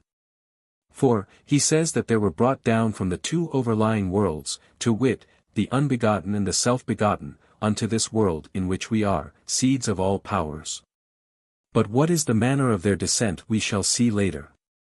Then he says that Christ was brought down from on high from the unbegottness so that through his descent all the threefold divisions should be saved. For the things, he says, brought down below shall ascend through him. But those which take counsel together against those brought down from above shall be banished, and after they have been punished shall be rooted out. This, he says, is the saying, the Son of Man came not into the world to destroy the world, but that the world through him might be saved. He calls the world, he says, the two overlying portions, to wit, the unbegotten and the self-begotten. When the Scripture says, lest ye be judged with the world, he says, it means the third part of the cosmos, to wit, that of form. For the third part which he calls the world must be destroyed, but the two overlying ones preserved from destruction. 13. Let us first learn, then, how they who have taken this teaching from the astrologers insult Christ, working destruction for those who follow them in such error. For the astrologers, having declared the cosmos to be one, divided it into the 12 fixed parts of the zodiacal signs, and call the cosmos of the fixed zodiacal signs one unwandering world. But the other, they say, is the world of the planets alike in power and in position and in number which exists as far as the moon. And that one world receives from the other a certain power and communion, and that things below partake of things above. But so that what is said shall be made plain, I will use in part the very words of the astrologers, recalling to the readers what was said before in the place where we set forth the whole art of astrology. Their doctrines then are these: from the emanation of the stars the genitures of things below are influenced. For the Chaldeans, scrutinizing the heavens with great care, said that, the 7 stars, account for the active causes of everything which happens to us, but that the degrees of the zodiacal circle work with them. Then they divide the zodiacal circle into 12 parts, and each zodiacal sign into 30 degrees and each degree into 60 minutes, for these they call the least and the undivided. And they call some of the zodiacal signs male and others female, some bicorporal and others not, some tropical and others firm. Then there are male or female according as they have a nature cooperating in the begetting of males, or females. Moved by which, I think the Pythagoreans call the monad male, the dyad female, and the triad again male, and in like manner the rest of the odd and even numbers. And some dividing each sign into dodecatemories employ nearly the same plan. For example, in Aries they call the first dodecatemory Aries and masculine, its second Taurus and feminine, and its third Gemini and masculine, and so on with the other parts. And they say that Gemini and Sagittarius, which stands opposite to it, and Virgo and Pisces are bicorporal signs, but the others not. And in like manner, those signs are tropical, in which the sun turns about and makes the turnings of the ambient, as, for example, the sign Aries and its opposite Libra, Capricorn and Cancer. For in Aries, the spring turning occurs, in Capricorn the winter, in Cancer the summer, and in Libra the autumn. These things also and the system concerning them we have briefly set forth in the book before this, whence the lover of learning can learn how Euphrates the Peratic and Celbes the Christian, the founders of the heresy, altering only the names, have really set down like things, having also paid immoderate attention to the art. For the astrologers also say that there are terms of the stars in which they deem the ruling stars to have greater power. For example, in some, they do evil, but in others good, of which they call these malefic and those benefic.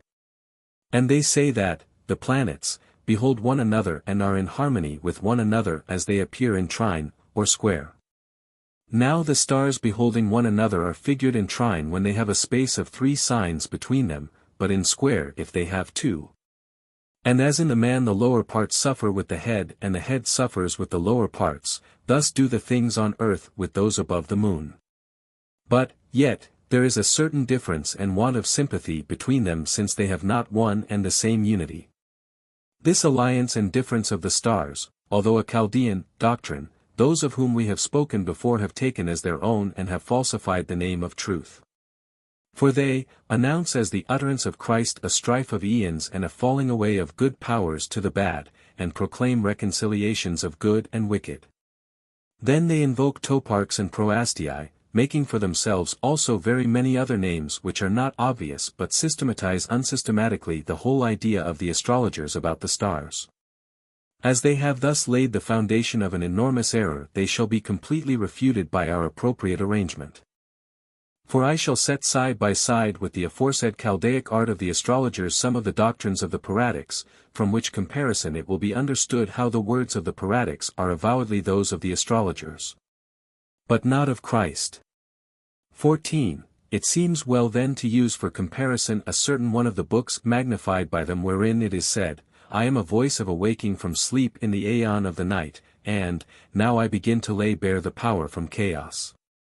The power is the mud of the abyss, which raises the mire of the imperishable watery void, the whole power of the convulsion, pale as water, ever moving, bearing with it the stationary, holding back those that tremble, setting free those that approach, relieving those that sigh, bringing down those that increase, a faithful steward of the traces of the winds, taking advantage of the things thrown up by the 12 eyes of the law, showing a seal to the power which arranges by itself the onrushing unseen water which is called thalassa. Ignorance has called this power Chronos, guarded with chains, since he bound together the maze of the dense and cloudy and unknown and dark Tartarus. There are born after the image of this power, Cepheus, Prometheus, Iapetus. The power to whom thalassa is entrusted is masculo-feminine, who traces back the hissing water from the 12 mouths of the 12 pipes and after preparing distributes it. This power is small and reduces the boisterous restraining rising of the sea, and seals up the ways of her paths, so that nothing should declare war or suffer change. The typhonic daughter of this power is the faithful guard of all sorts of waters. Her name is Corsor. Ignorance calls her Poseidon, after whose likeness came Glaucus, Melicertes, Io, Nebro. He that is encircled with the 12-angled pyramid and darkens the gate into the pyramid with divers colors and perfects the whole blackness, this one is called Kor, whose 5 ministers are, first O, second Aoai, third Ouo, fourth Wob, fifth. Other faithful stewards there are of his toparchy of day and night who rest in their authority. Ignorance has called them the wandering stars on which hangs perishable birth. Steward of the rising of the wind is Carphosemachir, and second, Echabacra, but ignorance calls these Curides. The third ruler of the winds is Ariel, after whose image came Aeolus, and Briars. And ruler of the 12-houred night is Soclas, whom ignorance has called Osiris. After his likeness there were born Admetus, Medea, Helen, Ethusa. Ruler of the 12-houred daytime is Juno. He is steward of the rising of the first blessed and ethereal, goddess, whom ignorance calls Isis. The sign of this ruler is the dog star, after whose image were born Ptolemy son of Arsinoe, Didyme, Cleopatra, Olympias. The right-hand power of God is she whom ignorance calls Rhea, after whose image were born Attis, Migdon, Oenone. The left-hand power has authority over nurture, whom ignorance calls Demeter. Her name is Benna. After the likeness of this god were born Celeus, Triptolemus, Misur, Praxedis. The right-hand power has authority over seasons. Ignorance calls this god Mina, after whose image were born Bumegas, Ostanes, Hermes Trismegistus, Curates, Zodarian, Petasiris, Berosos, Astrampsychos, Zoroaster. The left-hand power of fire. Ignorance calls him Hephaestus, after whose image were born Erycthonius, Achilleus, Capaneus, Phaethon, Meleager, Tydeus, Enceladus, Raphael, Suriel, Omphale. Three middle powers suspended in air are causes of birth. Ignorance calls them Fates, after whose image were born the house of Priam, the house of Laius, Eno, Autonoe, Agave, Athamas, Procne, Danaids, the Pleiades. A masculo-feminine power there is ever childlike, who grows not old, the cause of beauty, of pleasure, of prime, of yearning, of desire, whom ignorance calls Eros, after whose image were born Paris, Narcissus, Ganymede, Endymion, Tithonus. Icarius, Leda, Amymone, Thetis, the Hesperides, Jason, Leander, Hero. These are the proastii up to ether. For thus he inscribes the book. 15. The heresy of the Paradi, it has been made easily apparent to all, has been adapted from the art of the astrologers with a change of names alone. And their other books include the same method, if any one cared to go through them. For, as I have said, they think the unbegotten and overlying things to be the causes of birth of the begotten, and that our world, which they call that of form, came into being by emanation. And that all those stars together which are beheld in the heaven become the causes of birth in this world, they changing their names as is to be seen from a comparison of the proastii. And secondly, after the same fashion indeed, as they say that the world came into being from the emanation of her on high, thus they say that things here have their birth and death and are governed by the emanation from the stars. Since then the astrologers know the ascendant and mid-heaven and the descendant and the anti-meridian, and as the stars sometimes move differently from the perpetual turning of the universe. And at other times there are other succeedents to the cardinal point and, other, cadence from the cardinal points, the Paradi, treating the ordinance of the astrologers as an allegory. Picture the cardinal points as it were God and monad and Lord of all generation, and the succeedent as the left hand and the cadent the right. When therefore any one reading their writings finds a power spoken of by them as right or left, let him refer to the center, the succeedent and the cadent. And he will clearly perceive that their whole system of practice has been established on astrological teaching. 16. But they call themselves Paradi, thinking that nothing which has its foundations in generation can escape the fate determined from birth for the begotten. For if anything, he says, is begotten it also perishes wholly, as it seemed also to the Sibyl.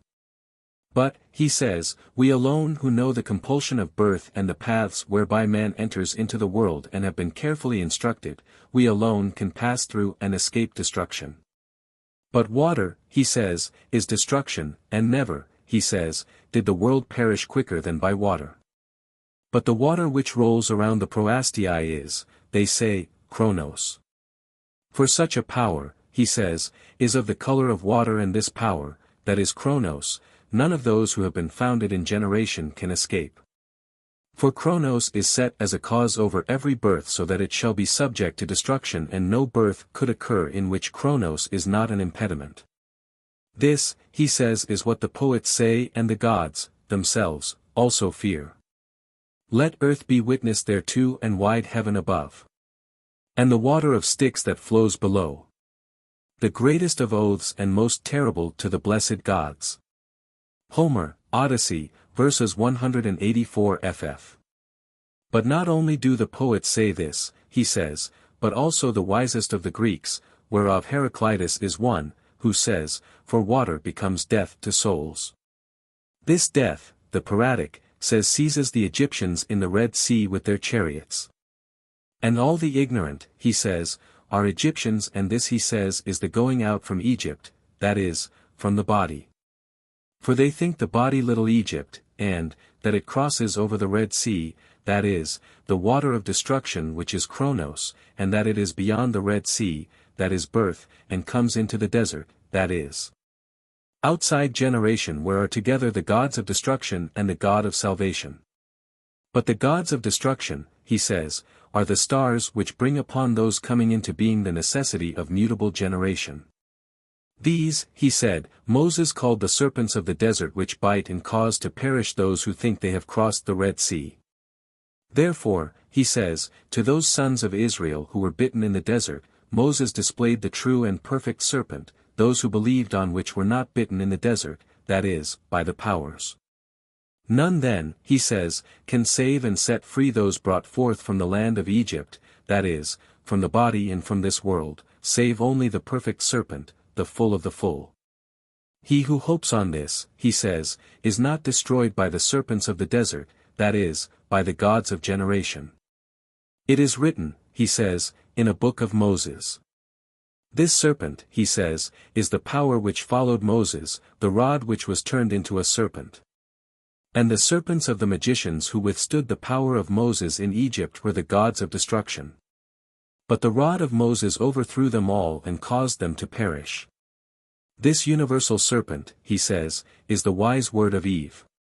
This, he says, is the mystery of Edom, this the river flowing out of Edom, this the mark which was set on Cain so that all that found him should not kill him.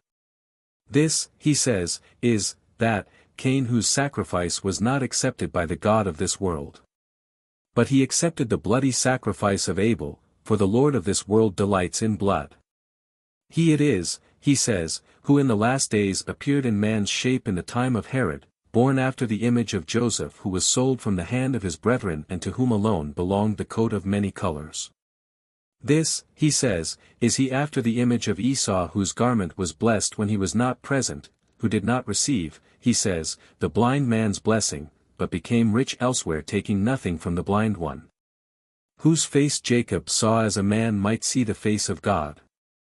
Concerning whom he says, it is written that, Nimrod was a giant hunting before the Lord. There are, he says, as many counterparts of him as there were serpents seen in the desert biting the sons of Israel, from which that perfect one that Moses set up delivered those that were bitten. This, he says, is the saying, and as Moses lifted up the serpent in the desert, so must the Son of Man be lifted up. After his likeness was the brazen serpent in the desert which Moses set up. The similitude of this alone is always seen in the heaven in light. This he says is the mighty beginning about which it is written. About this he says is the saying, in the beginning was the Word, and the Word was with God, and the Word was God. He was in the beginning with God. All things were made by him, and without him nothing was. That which was in him was life. And in him, he says, Eve came into being, and Eve is life. She, he says, is Eve, mother of all living, the nature common to all, that is, to gods, angels, immortals, mortals, irrational beings, and rational ones, for, he says, to all, speaking collectively. And if the eyes of any are blessed, he says, he will see when he looks upward to heaven the fair image of the serpent in the great summit of heaven, turning about and becoming the source of all movement of all present things. And, the beholder, will know that without him there is nothing framed of heavenly or of earthly things or of things below the earth, neither night, nor moon, nor fruits, nor generation, nor wealth, nor wayfaring. Nor generally is there anything of things which are that he does not point out. In this, he says, is the great wonder beheld in the heavens by those who can see. For against this summit, that is, the head which is the most difficult of all things to be believed by those who know it not, the setting and rising mingle with one another. Aratus, Fane, v. 62. This it is concerning which ignorance speaks. The dragon wins, great wonder of dread portent. Ibid, v. 46. And on either side of him Corona and Lyra are ranged, and above, by the very top of his head, a piteous man, the kneeler, is seen, holding the sole of the right foot of winding Draco. Ibid, v. 70. And in the rear of the kneeler is the imperfect serpent grasped with both hands by Ophiuchus and prevented from touching the crown lying by the perfect serpent. 17. This is the variegated wisdom of the Peratic heresy, which is difficult to describe completely, it being so tangled through having been framed from the art of astrology. So far as it was possible, therefore, we have set forth all its force in few words.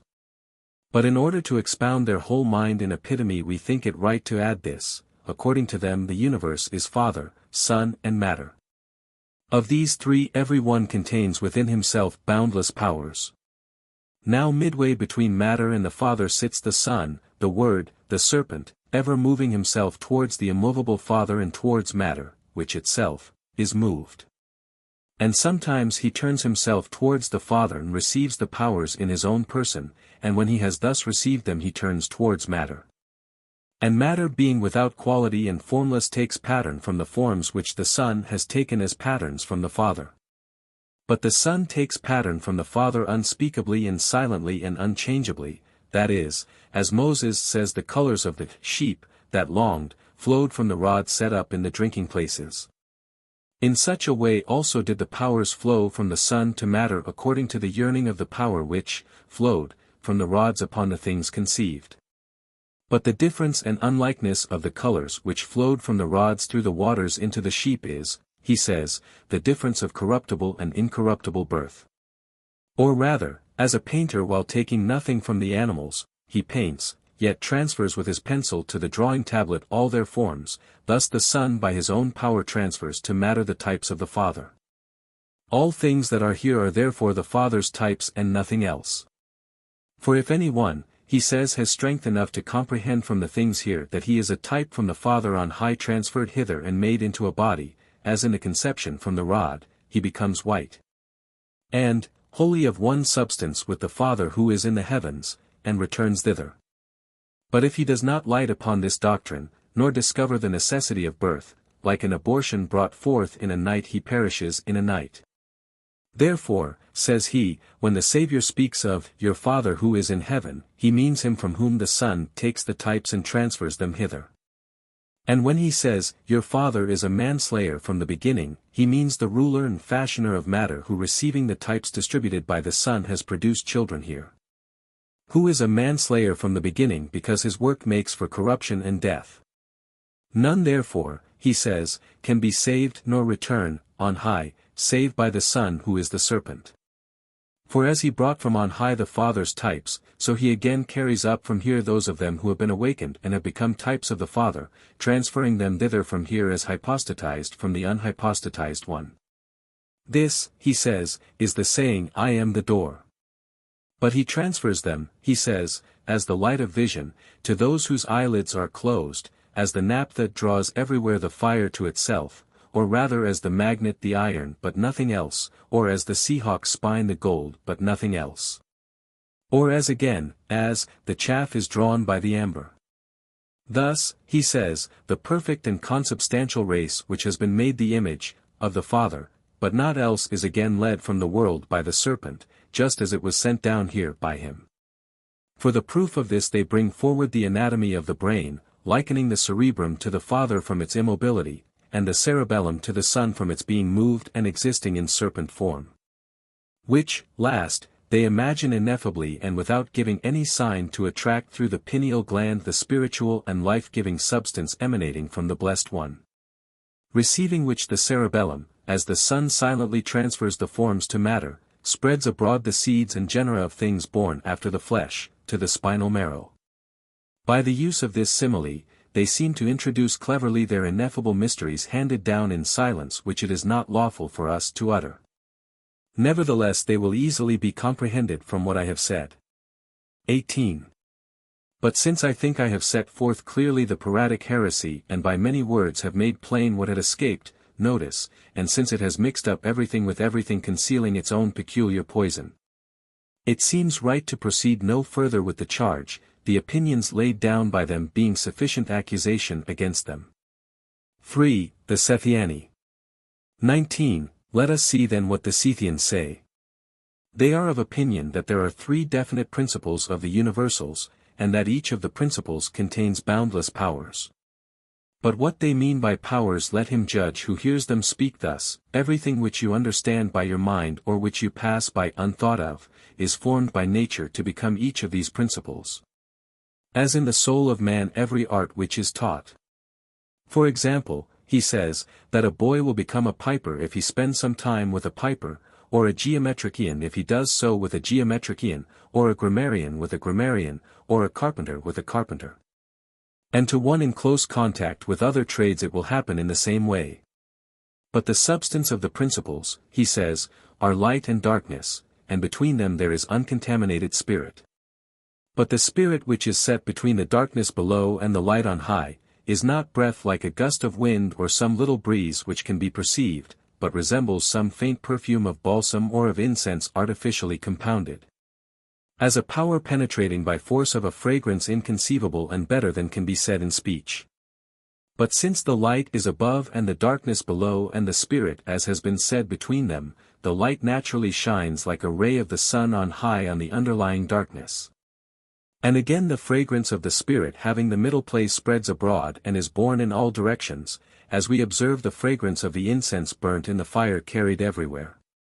And such being the power of the triply divided, the power of the spirit and of the light together is in the darkness which is ranged below them. But the darkness is a fearful water, into which the light with the spirit is drawn down and transformed into such a nature, as the water. And the darkness is not witless, but prudent completely, and knows that if the light be taken from the darkness remains desolate, viewless, without light, powerless, idle, and strengthless. Wherefore with all its sense and wit it is forced to detain within itself the brilliance and spark of the light with the fragrance of the spirit. And an image of their nature is to be seen in the face of man, to wit, the pupil of the eye dark from the underlying fluids, and, lighted up by, the spirit. As then the darkness seeks after the brilliance, that it may hold the spark as a slave and may see, so do the light and the spirit seek after their own power. And make haste to raise up and take back to themselves their powers which have been mingled with the underlying dark and fearful water. But all the powers of the three principles being everywhere boundless in number are each of them wise and understanding as regards its own substance, and the countless multitude of them being wise and understanding. Whenever they remain by themselves are all at rest. But if one power draws near to another, the unlikeness of the things in juxtaposition affects a certain movement and activity formed from the movement, by the coming together and juxtaposition of the meeting powers. For the coming together of the powers comes to pass like some impression of a seal struck by close conjunction for the sealing of the substances brought up to it. Since then the powers of the three principles are boundless in number and the conjunctions of the boundless powers, also, boundless, there must needs be produced images of boundless seals. Now these images are the forms of the different animals. From the first great conjunction then of the three principles came into being a certain great form of a seal, to wit, heaven and earth. And heaven and earth are planned very like a matrix having the navel in the midst. And if, he says, one wishes to have this design under his eyes, let him examine with skill the pregnant womb of any animal he pleases, and he will discover the type of heaven and earth and of all those things between which lie unchangeably below. And the appearance of heaven and earth became by the first conjunction such as to be like a womb. But again between heaven and earth boundless conjunctions of powers have occurred. And each conjunction wrought and stamped nothing else than a seal of heaven and earth like a womb. But within this, the earth, there grew from the boundless seals boundless multitudes of different animals. And into all this infinity which is under heaven there was scattered and distributed among the different animals, together with the light, the fragrance of the Spirit from on high. Then there came into being from the water the firstborn principle, to wit, a wind violent and turbulent and the cause of all generation. For making some agitation in the waters it raises waves in them. But the motion of the waves as if it were some impregnating impulse is a beginning of generation of man or beast when it is driven onward swollen by the impulse of the Spirit. But when this wave has been raised from the water and made pregnant in the natural way, and has received within itself the feminine power of reproduction, it retains the light scattered from on high together with the fragrance of the Spirit, that is mind given shape in the different species. Which, mind, is a perfect God, who is brought down from the unbegotten light on high and from the Spirit into man's nature as into a temple, by the force of nature and the movement of the wind. It has been engendered from the water, and, commingled and mixed with the bodies as if it were, the salt of the things which are and a light of the darkness struggling to be freed from the bodies and not able to find deliverance and its way out. For some smallest spark from the light, has been mingled, with the fragrance from above, i.e. from the Spirit, like a ray, making composition of things dissolved and solution of things compounded as, he says, is said in a psalm. Therefore every thought and care of the light on high is how and in what way the mind may be set free from the death of the wicked and dark body, and, from the father of that which is below. Who is the wind which raised the waves in agitation and disorder and has begotten Nous his own perfect Son, not being his own Son, as to substance. For he was a ray from on high from that perfect light overpowered in the dark and fearful bitter and polluted water, which, ray, is the shining Spirit born above the water.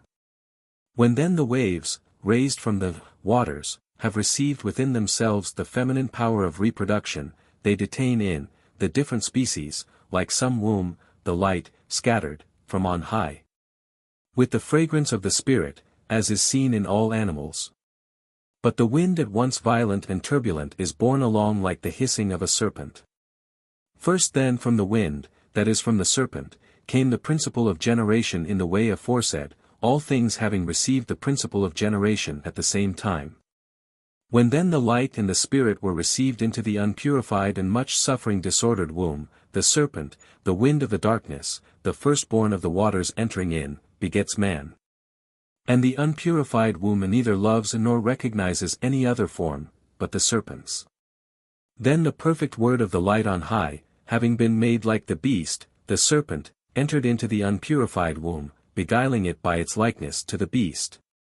So that it might loose the bands which encircle the perfect mind which was begotten in the impurity of the womb by the firstborn of the water, to wit, the serpent, the beast. This, he says, is the form of the slave and this the need for the descent of the word of God into the womb of a virgin. But it is not enough, he says, that the perfect man, the Word, has entered into the womb of a virgin and has loosed the pangs which were in that darkness. But in truth after entering into the foul mysteries of the womb, he was washed and drank of the cup of living bubbling water, which he must needs drink who was about to do off the slave-like form and do on a heavenly garment. 20. This is what the champions of the Sethianian doctrine say, to put it shortly. But their system is made up of sayings by physicists and of words spoken in respect of other matters, which they transfer to their own system and explain as we have said. And they say that Moses also supported their theory when he said, darkness, gloom and whirlwind. These, he says, are the three words. Or when he says that there were three born in paradise, Adam, Eve, and the serpent. Or when he says three, others, Cain, Abel, and Seth, and yet again three, Shem, Ham, and Japhet, or when he speaks of three patriarchs, Abraham, Isaac, and Jacob, or when he says that there existed 3 days before the sun and moon.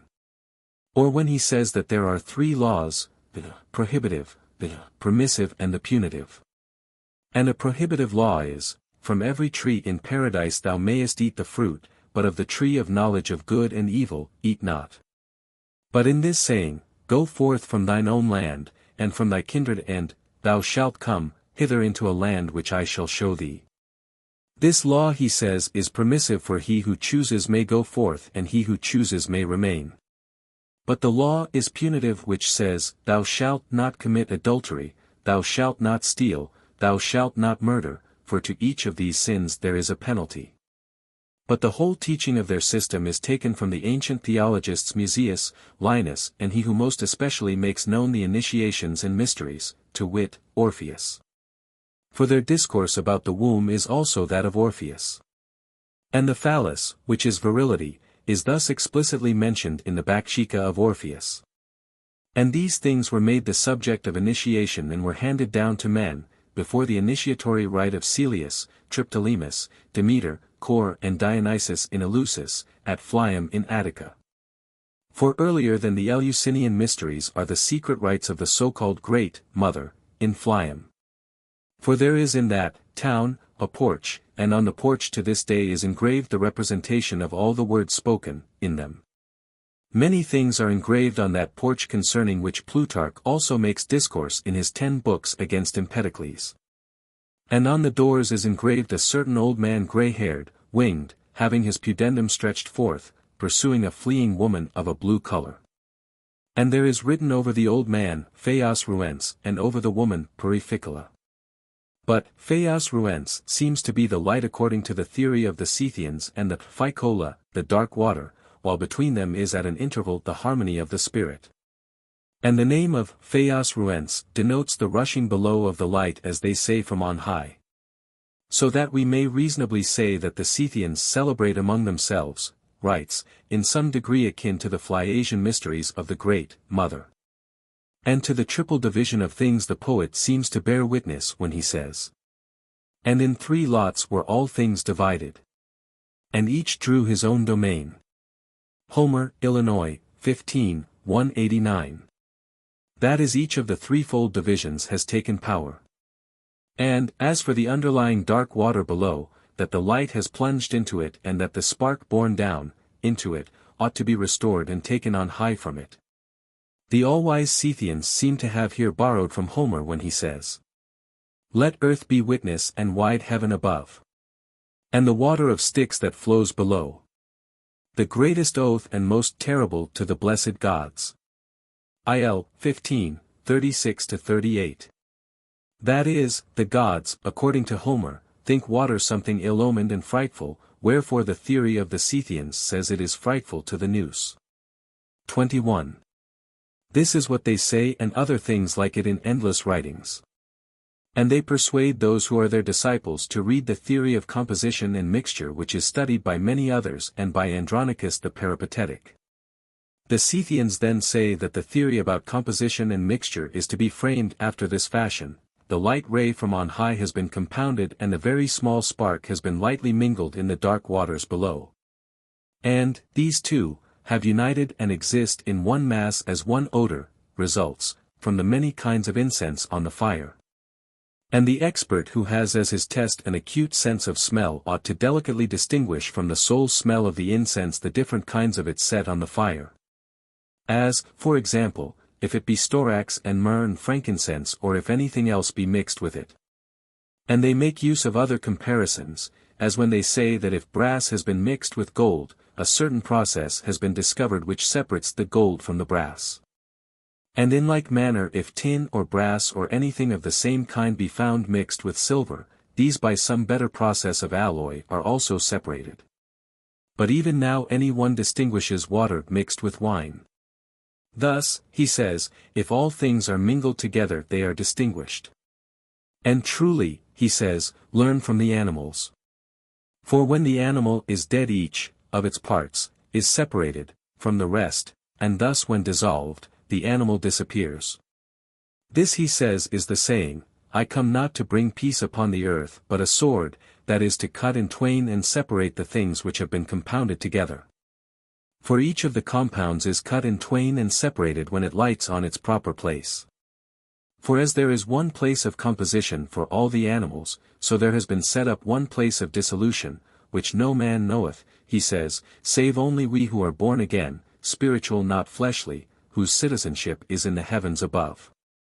With these insinuations they corrupt their hearers, both when they misuse words, turning good sayings into bad as they wish, and when they conceal their own iniquity by what comparisons they choose. All things then, he says, which are compounds have their own peculiar place and run towards their own kindred things, as the iron to the magnet, the straw to the amber, and the gold to the seahawk's spine. And thus the ray of light which was mingled with the water, having received from teaching and learning, the knowledge of its own proper place, hastens to the word come from on high in slave-like form, and becomes with the word a word where the word is. More quickly than the iron flies to the magnet. And that these things are so, he says, and that all compounded things are separated at their proper places, learn, thus, there is among the Persians in the city Ampa near the Tigris a well. And near this well and above it has been built a cistern having 3 outlets. From which well if one draws, and takes up in a jar what is drawn from the well whatever it is, and pours it into the cistern hard by, when it comes to the outlets and is received from each outlet in one vessel, it separates itself. And in the first outlet is exhibited an incrustation of salt, and in the second bitumen, and in the third oil. But the oil is black, as he says. Herodotus also recounts, has a heavy odor, and the Persians call it radinous. This simile of the well, say the Scythians, suffices for the truth of their proposition better than all that has been said above. 22. The opinion of the Scythians seems to us to have been made tolerably plain. But if any one wishes to learn the whole of their system, let him read the book inscribed paraphrase, of Seth, for all their secrets he will find there enshrined. But since we have set forth the things of the Scythians, let us see also what Justinus thinks. 4. Justinus. 23. Justinus, being utterly opposed to every teaching of the Holy Scriptures, and also to the writing or speech of the blessed evangelists. Since the word taught his disciples, saying, Go not into the way of the Gentiles, which is plainly, give no heed to the vain teaching of the Gentiles, seeks to bring back his hearers to the marvel-mongering of the Greeks and what is taught by it. He sets out word for word and in detail the fabulous tales of the Greeks, but neither teaches first-hand nor hands down his own complete mystery unless he has bound the dupe by an oath. Thereafter he explains the myth for the purpose of winning souls. So that those who read the numberless follies of the books shall have the fables as consolation, as if one tramping along a road and coming across an inn should see fit to rest, and so that when they have again turned to the full study of the things read, they may not detest them until, being led on by the rush of the crowd, they have plunged into the offense artfully contrived by him. Having first bound them by fearful oaths neither to utter nor to abandon his teaching, and compelling them to accept it. Thus he delivers to them the mysteries impiously sought out by him, using as aforesaid the Greek myths and partly corrupted books according to what they indicate of the aforesaid heresies. For they all, drawn by one spirit, are led into a deep pit of error, but each narrates and mythologizes the same things differently. But they all call themselves especially Gnostics, as if they alone had drunk in the knowledge of the perfect and good. 24. But swear, says Justinus, if you wish to know the things, which eye hath not seen nor ear heard, nor have they entered into the heart of man, that is, him who is good above all things, the highest, to keep the ineffable secrets of the teaching. For our father also, when he saw the good one and was perfected by him, kept silence as to the secrets, and swore as it is written, the Lord sware and will not repent. Having then thus sealed up these secrets, he turns their minds to many myths through a quantity of books, and thus leads to the good one, perfecting the misty by unspoken mysteries. But we shall not travel through more of his works. We shall give as a sample the ineffable things from one book of his, it being one which he clearly thinks of high repute. It is inscribed Baruch. We shall disclose one myth set forth in it by him out of many, it being also in Herodotus. Having transformed this, he tells it to his hearers as new, the whole system of his teaching being made up out of it. 25. Now Herodotus says that Heracles, when driving Geryon's oxen from Erythea, came to Scythia, and being wearied by the way lay down to sleep in some desert place for a short time. While he was asleep his horse disappeared, mounted on which he had made his long journey. On waking he made search over most of the desert in the attempt to find his horse. He entirely misses the horse, but finding a certain semi-virgin girl in the desert, he asks her if she had seen the horse anywhere. The girl said that she had seen it, but would not at first show it to him unless Heracles would go with her to have connection with her. But Herodotus says that the upper part of the girl as far as the groin was that of a virgin, but that the whole body below the groin had in some sort the frightful appearance of a viper. But Heracles, being in a hurry to find his horse, yielded to the beast. For he knew her and made her pregnant, and foretold to her after connection that she had in her womb 3 sons by him who would be famous. And he bade her when they were born to give them the names Agathyrsus, Gelonus, and Scytha. And taking the horse from the beast-like girl as his reward, he went away with his oxen. But after this, there is a long story in Herodotus. Let us dismiss it at present. But we will explain something of what Justinus teaches when he turns this myth into, one of, the generation of the things of the universe. 26. This he says, there were 3 unbegotten principles of the universals, 2 male and 1 female. And of the male, one is called the good one, he alone being thus called, and he has foreknowledge of the universals. And the second is the father of all begotten things, not having foreknowledge in being, unknowable and invisible. But the female is without foreknowledge, passionate, two-minded, two-bodied, in all things resembling Herodotus' myth, a virgin to the groin and a viper below, as says Justinus. And this maiden is called Edem and Israel. These, he says, are the principles of the universals, their roots and sources, by which all things came into being, beside which nothing was. Then the father without foreknowledge, beholding the semi-virgin, who was Edem, came to desire of her. This father, he says, is called Elohim. Not less did Edem desire Elohim, and desire brought them together into one favor of love. And the Father from such congress begot on Edem 12 angels of his own. And the names of these angels of the Father are, Michael, Amen, Baruch, Gabriel, Esaias. And the names of the angels of the mother which Edem created are likewise set down. These are, Babel, Achamoth, Nas, Bel, Belias, Satan, Sael, Adonaios, Cabathan, Pharaoh, Carchamenos, Lathan. Of these 24 angels the paternal ones join with the Father and do everything in accordance with his will, but the maternal angels, side, with the mother, Edem.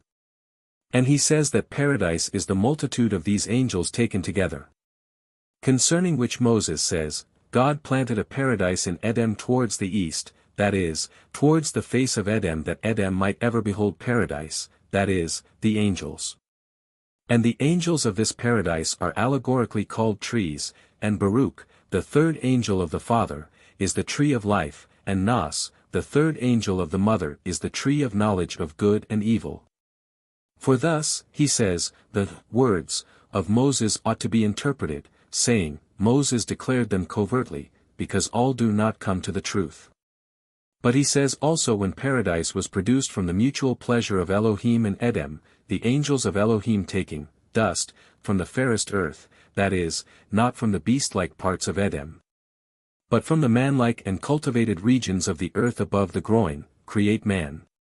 But from the beast-like parts, he says, the wild beasts and other animals are produced. Now they made man as a symbol of their unity and goodwill and placed in him the powers of each, Edem, supplying, the soul and Elohim the spirit. And there thus came into being a certain seal, as it were an actual memorial of love and an everlasting sign of the marriage of Elohim and Edem, to wit, a man who is Adam. And in like manner also, Eve came into being as Moses has written, an image and a sign and a seal to be forever preserved of Edem. And there was likewise placed in Eve the image, a soul from Edem but a spirit from Elohim. And commands were given to them, increase and multiply and replenish the earth, that is Edem, for so he would have it written. For the whole of her own power Edem brought to Elohim as it were some dowry in marriage. Whence, he says, in imitation of that first marriage, women unto this day bring freely to their husbands in obedience to a certain divine and ancestral law, a dowry, which is that of Edem to Elohim. But when heaven and earth and the things which were therein had been created as it is written by Moses, the 12 angels of the mother were divided into 4 authorities, and each quarter, he says, is called a river, to wit, Physon and Gihon. Tigris and Euphrates, as Moses says, these 12 angels visiting the 4 parts encompass and arrange the world, having a certain satrapial power over the world by the authority of Edom. But they abide not always in their own places, but as it were in a circular dance, they go about exchanging place for place, and at certain times and intervals giving up the places assigned to them. When Phisun has rule over the places, famine, distress and affliction come to pass in that part of the world, for miserly is the array of these angels. And in like manner in each of the quarters according to the nature and power of each, come evil times and troops of diseases. And evermore the flow of evil according to the rule of the quarters, as if they were rivers, by the will of Edom goes unceasingly about the world. But from some such cause as this did the necessity of evil come about. When Elohim had built and fashioned the world for mutual pleasure, he wished to go up to the highest parts of heaven and to see whether any of the things of creation lacked aught. And he took his own angels with him, for he was, by nature, one who bears upward, and left below Edom, for she being earth did not wish to follow her spouse on high. Then Elohim coming to the upper limit of heaven and beholding a light better than that which himself had fashioned, said, Open unto me the gates that I may enter in and acknowledge the Lord, for I thought that I was the Lord. And a voice from the light answered him, saying, This is the gate of the Lord, and, the just enter through it. And straightway the gate was opened, and the Father entered without his angels into the presence of the Good One and saw, what eye has not seen nor ear heard, nor has it entered into the heart of man. Then the Good One says to him, Sit thou on my right hand. But the Father says to the Good One, Suffer me, O Lord, to overturn the world which I have made, for my spirit is bound in men and I wish to recover it. Then says the Good One to him, While with me thou canst do no evil, for thou and Edom made the world for mutual pleasure. Let therefore Edom hold creation while she will, but do thou abide with me. Then Edom knowing that she had been abandoned by Elohim was grieved, and sat beside her own angels and adorned herself gloriously lest haply Elohim coming to desire of her should descend to her.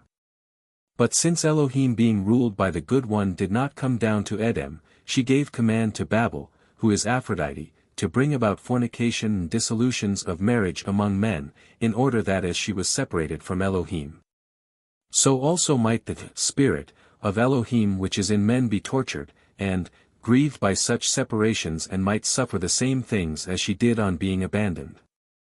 And Edom gave great power to her third angel Nas, that he might punish with all punishments the spirit of Elohim which is in men, so that through the spirit Elohim might be punished for having left his spouse contrary to their vows. The Father Elohim seeing this sent forth his third angel Baruch to the help of the spirit which is in men. Then Baruch came again and stood in the midst of the angels, for the angels are paradise in the midst of which he stood, and gave commandment to the man, From every tree which is in paradise freely eat. But from the tree of knowledge of good and evil eat not, which tree is Nas.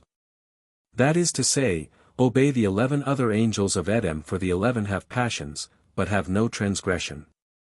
But Nas had transgression, for he went in unto Eve and beguiled her and committed adultery with her, which is a breach of the law. And he went in also unto Adam and used him as a boy, which is also a breach of the law. Thence came adultery and sodomy. From that time vices bore sway over men, and the good things came from a single source, the Father. For he, having gone up to the presence of the Good One, showed the way to those who wished to go on high, but as having withdrawn from Edom made a source of ills to the spirit of the Father which is in men. Therefore Baruch was sent to Moses, and through him spoke to the sons of Israel that he might turn them towards the Good One. But the third angel Nas, by means of the soul which came from Edom to Moses as also to all men, darkened the commandments of Baruch and made them listen to his own. Therefore the soul is arrayed against the spirit and the spirit against the soul. For the soul is Edom and the spirit Elohim, each of them being in all mankind, both females and males. Again after this, Baruch was sent to the prophets, so that by their means the spirit which dwells in man might hearken and flee from Edom and the device of wickedness as the Father Elohim had fled. And in like manner and by the same contrivance, Nos by the soul which inhabits man along with the spirit of the Father seduced the prophets, and they were all led astray and did not follow the words of Baruch which Elohim had commanded. In the sequel, Elohim chose Heracles as a prophet out of the uncircumcision and sent him that he might fight against the 12 angels of the creation of the wicked ones. These are the 12 contests of Heracles which he fought in their order from the first to the last against the lion, the bear, the wild boar, and the rest. For these are the names of the nations which have been changed, they say, by the action of the angels of the mother. But when he seemed to have prevailed, Omphale, who is Babel or Aphrodite, becomes connected with him and leads astray Heracles, strips him of his power, which is, the commands of Baruch which Elohim commanded, and puts other clothes on him. Her own robe, which is the power of Edom who is below. And thus the power of prophecy of Heracles and his works become imperfect. Last of all in the days of Herod the king, Baruch is again sent below by Elohim and coming to Nazareth finds Jesus, the son of Joseph and Mary, a boy of 12 years old, feeding sheep. And teaches him all things from the beginning which came about from Edom and Elohim and the things which shall be hereafter, and he said, all the prophets before thee were led astray. Strive, therefore, O Jesus, Son of Man, that thou be not led astray, but preach this word unto men. And proclaim to them the things touching the Father and the Good One, and go on high to the Good One and sit there with Elohim the Father of us all.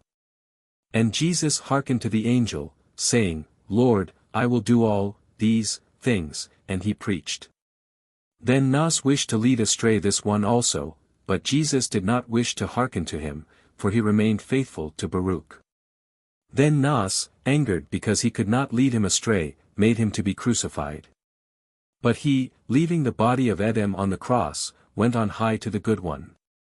But he said to Edom, Woman, receive thy son, that is the natural and earthly man, and commending the spirit into the hands of the Father went on high to the presence of the Good One.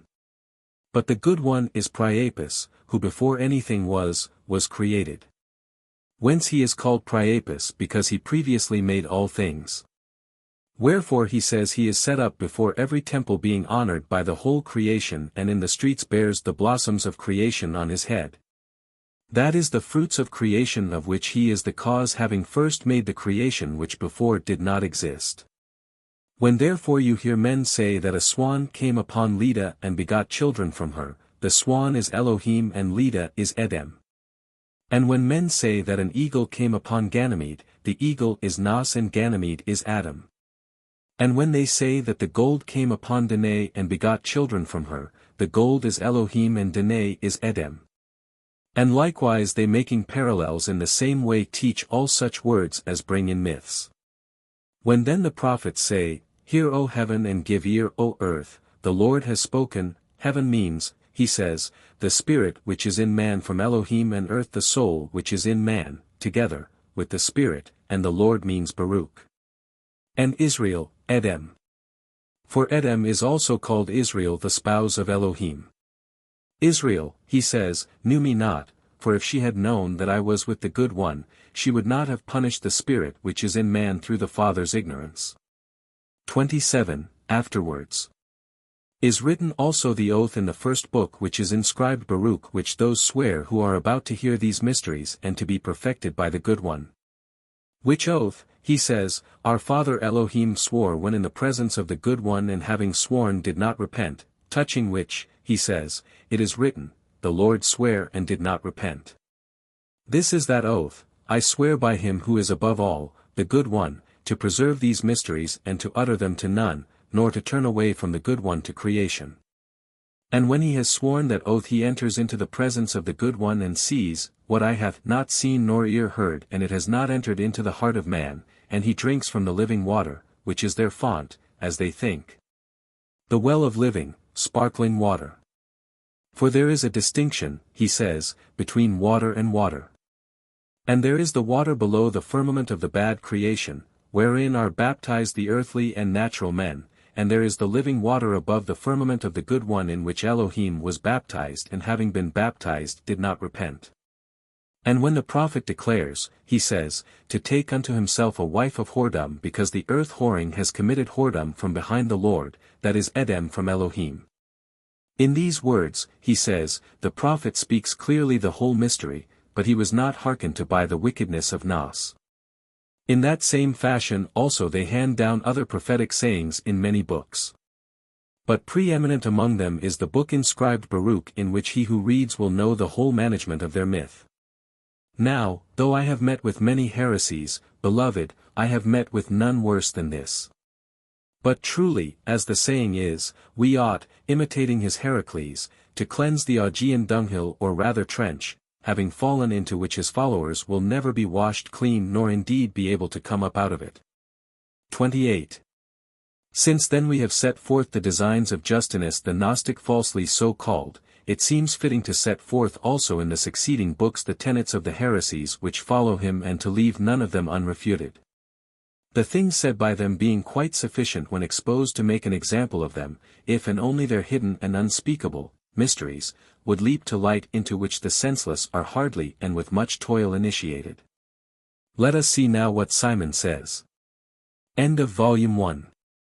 Footnotes. In this chapter, Hippolytus treats of what is probably a late form of the Ophite heresy, certainly one of the first to enter into rivalry with the Catholic Church. For its doctrines and practices, the reader must be referred to the chapter on the Ophites in the translator's Forerunners and Rivals of Christianity, Volume 2. But it may be said here that it seems to have sprung from a combination of the corrupt Judaism then practiced in Asia Minor with the pagan myths or legends prevalent all over Western Asia, which may some day be traced back to the Sumerians and the earliest civilization of which we have any record. Yet the Ophites admitted the truth of the gospel narrative, and asserted the existence of a supreme being endowed with the attributes of both sexes and manifesting himself to man by means of a deity called his Son, who was nevertheless identified with both the masculine and feminine aspects of his Father. This triad, which the Ophites called the first man, the second man, and the first woman or Holy Spirit, they represented as creating the planetary worlds as well as the world of form, by the intermediary of an inferior power called Sophia or Wisdom and her son Jaldabaoth, who is expressly stated to be the God of the Jews. All this we knew before the discovery of our text from the statements of heresiologists like Saint Irenaeus and Epiphanius. But Hippolytus goes further than any other author by connecting these Ophite theories with the worship of the Mother of the Gods or Cybele, the form under which the triune deity of Western Asia was best known in Europe. The unnamed Nassene or Ophite author from whom he quotes without intermission throughout the chapter, seems to have got hold of a hymn to Attis used in the festivals of Cybele, in which Attis is, after the syncretistic fashion of post-Alexandrian paganism, identified with the Syrian Adonis, the Egyptian Osiris, the Greek Dionysus and Hermes, and the Samothracian or Kabiric gods Adamna and Koribah. And the chapter is in substance a commentary on this hymn, the order of the lines of which it follows closely. This commentary tries to explain or interpret the different myths there referred to by passages from the Old and New Testaments and from the Greek poets dragged in against their manifest sense and in the wildest fashion. Most of these supposed allusions, indeed, can only be justified by the most outrageous play upon words, and it may be truly said that not a single one of them when naturally construed bears the slightest reference to the matter in hand.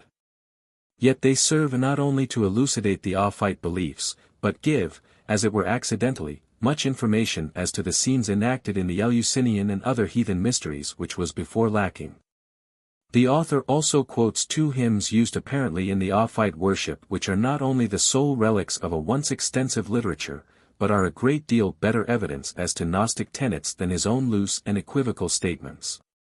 As the legend of Attis and Cybele may not be familiar to all, it may be well to give a brief abstract of it as found in Pausanias, Diodorus Siculus, Ovid, and the Christian writer Arnobius.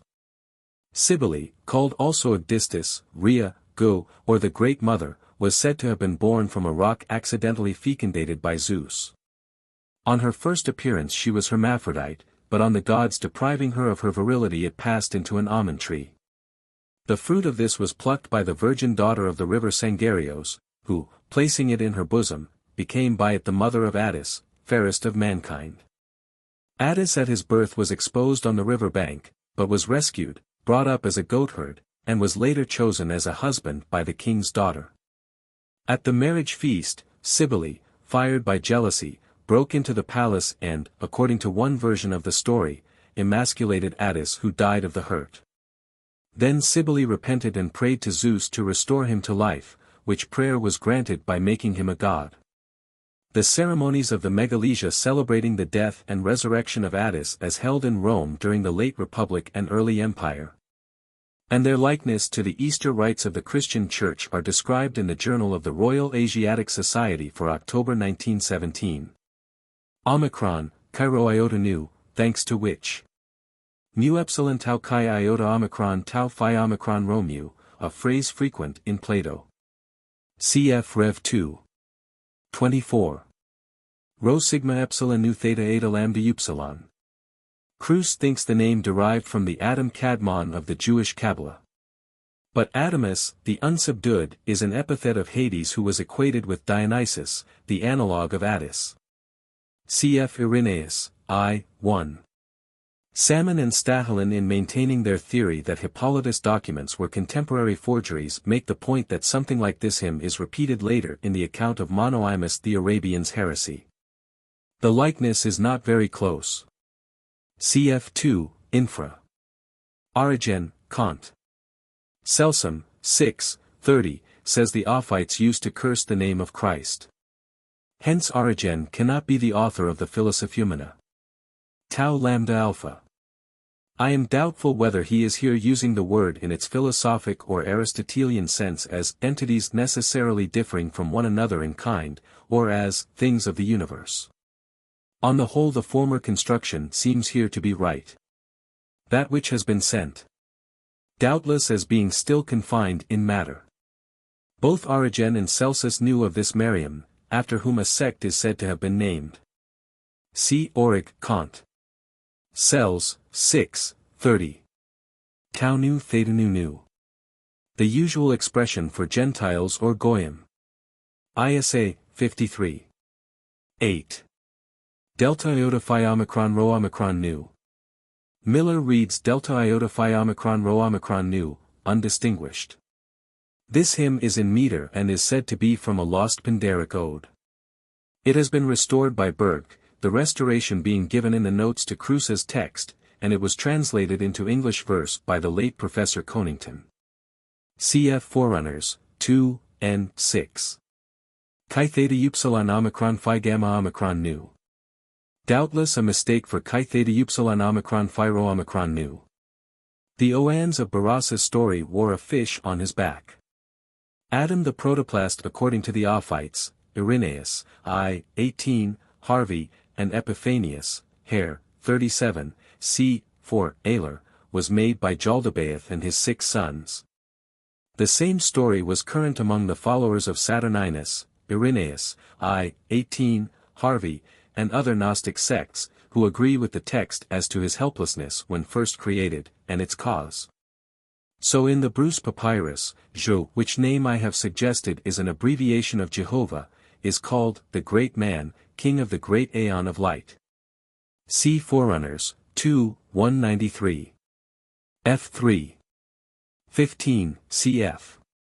The address of Jesus to his Father in the last document of the Pistis Sophia, Forerunners, 2, n. 4. Why is he to be punished? In the Manichaean story, for which see Forerunners, 2, pages 292 ff. The first man is taken prisoner by the powers of darkness. Both this and that in the text are doubtless survivals of some legend current throughout Western Asia at a very early date. Cf. Busse's Hauptproblem der Gnosis, Leipzig, 1907, c. 4, Der Urmensch. So the cryptogram in the Pistis Sophia professes to give the word by which the perfect man is moved. Forerunners, 2, 188, n. 2.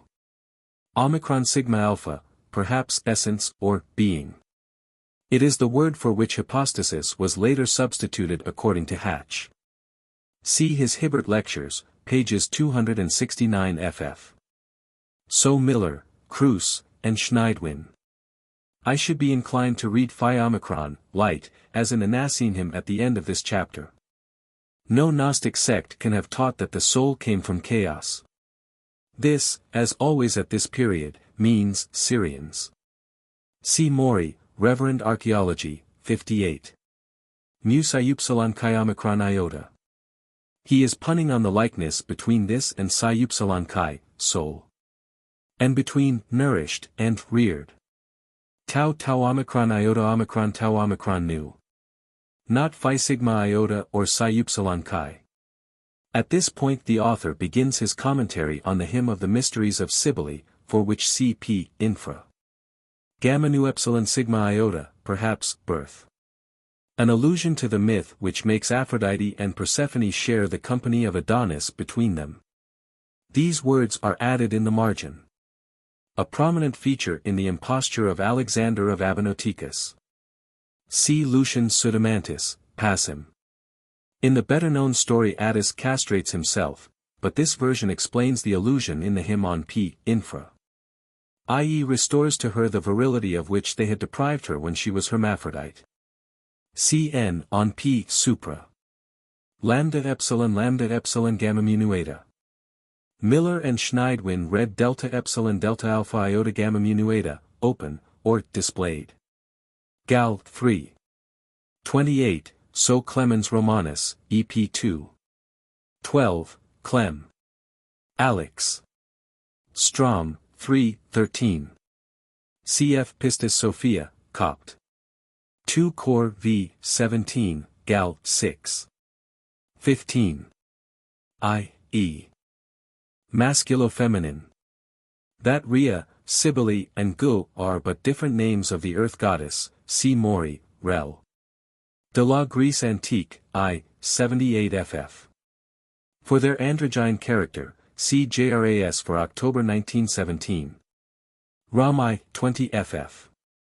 The text omits several sentences to be found in the A. V. Ibid, v. 27.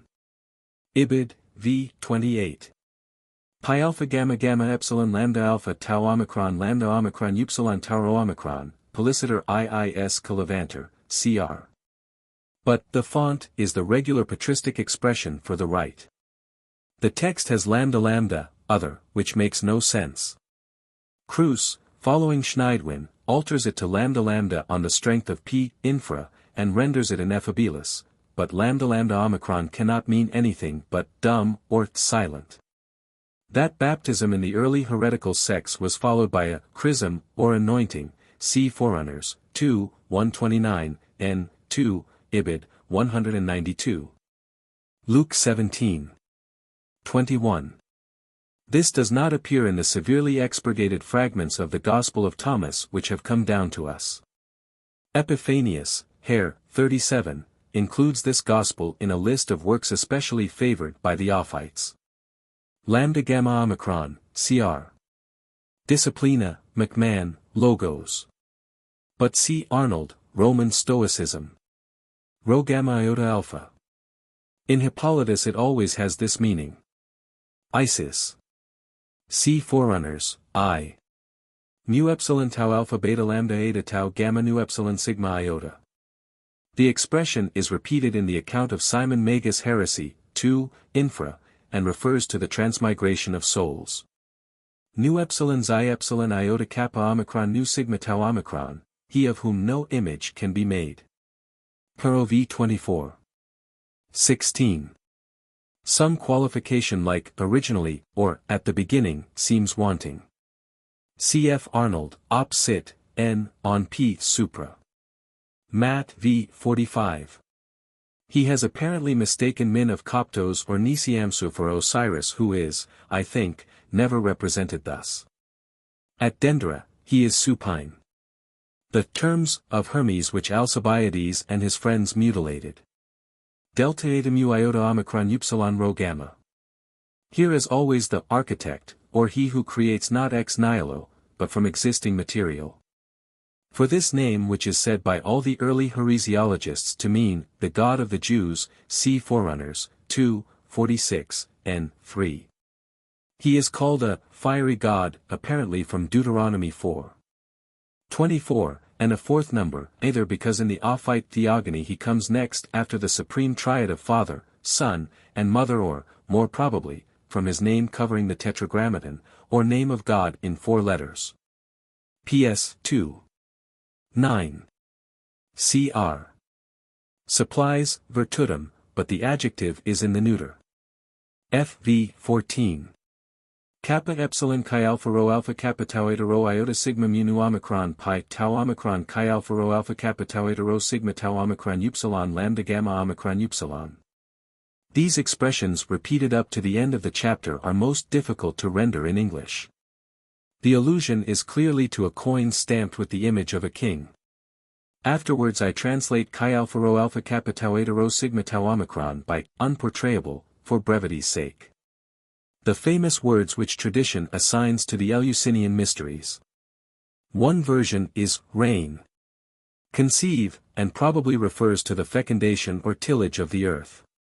Cf. Plutarch, De is etos, c. 34. Rom x 18. Ps. Xvi. 22, cf. Isa 28. 16. Cn. On supra. Isa 28. 16. Something is here omitted before delta nu tau epsilon. Cf. Iliad, 4, 350. Rho chi alpha nu theta rho pi omicron, a curious expression meaning evidently first man. It appears nowhere but in this chapter of the Philosophumena. Dan 2. 45, cut from the mountain without hands.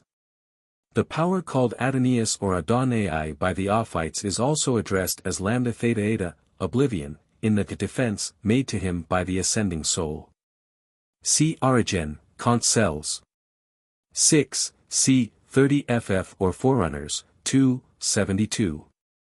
A compound of Iliad, 14, 201 and 246. PS 82. 6, Luke 6. 35, John x 34, Gal 4. 26. John 3, 6.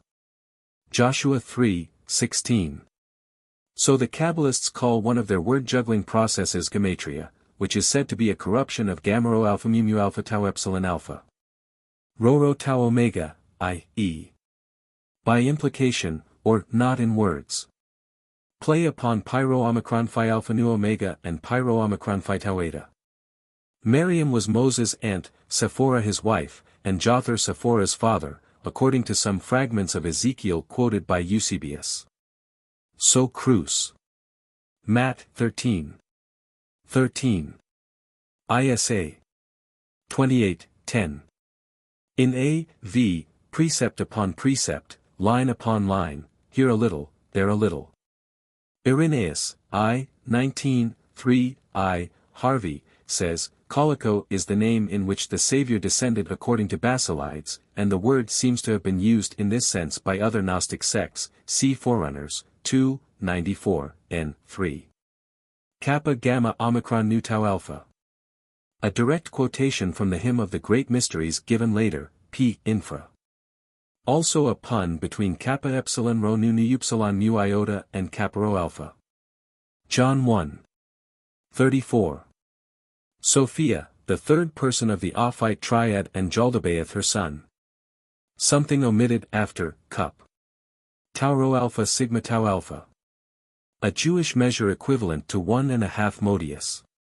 Cf. Matt 13. 33. The famous mu omicron omicron sigma iota omicron. A compound of John 6. 53 and Mk x 38. Mu alpha theta eta tau, disciples, not apostles.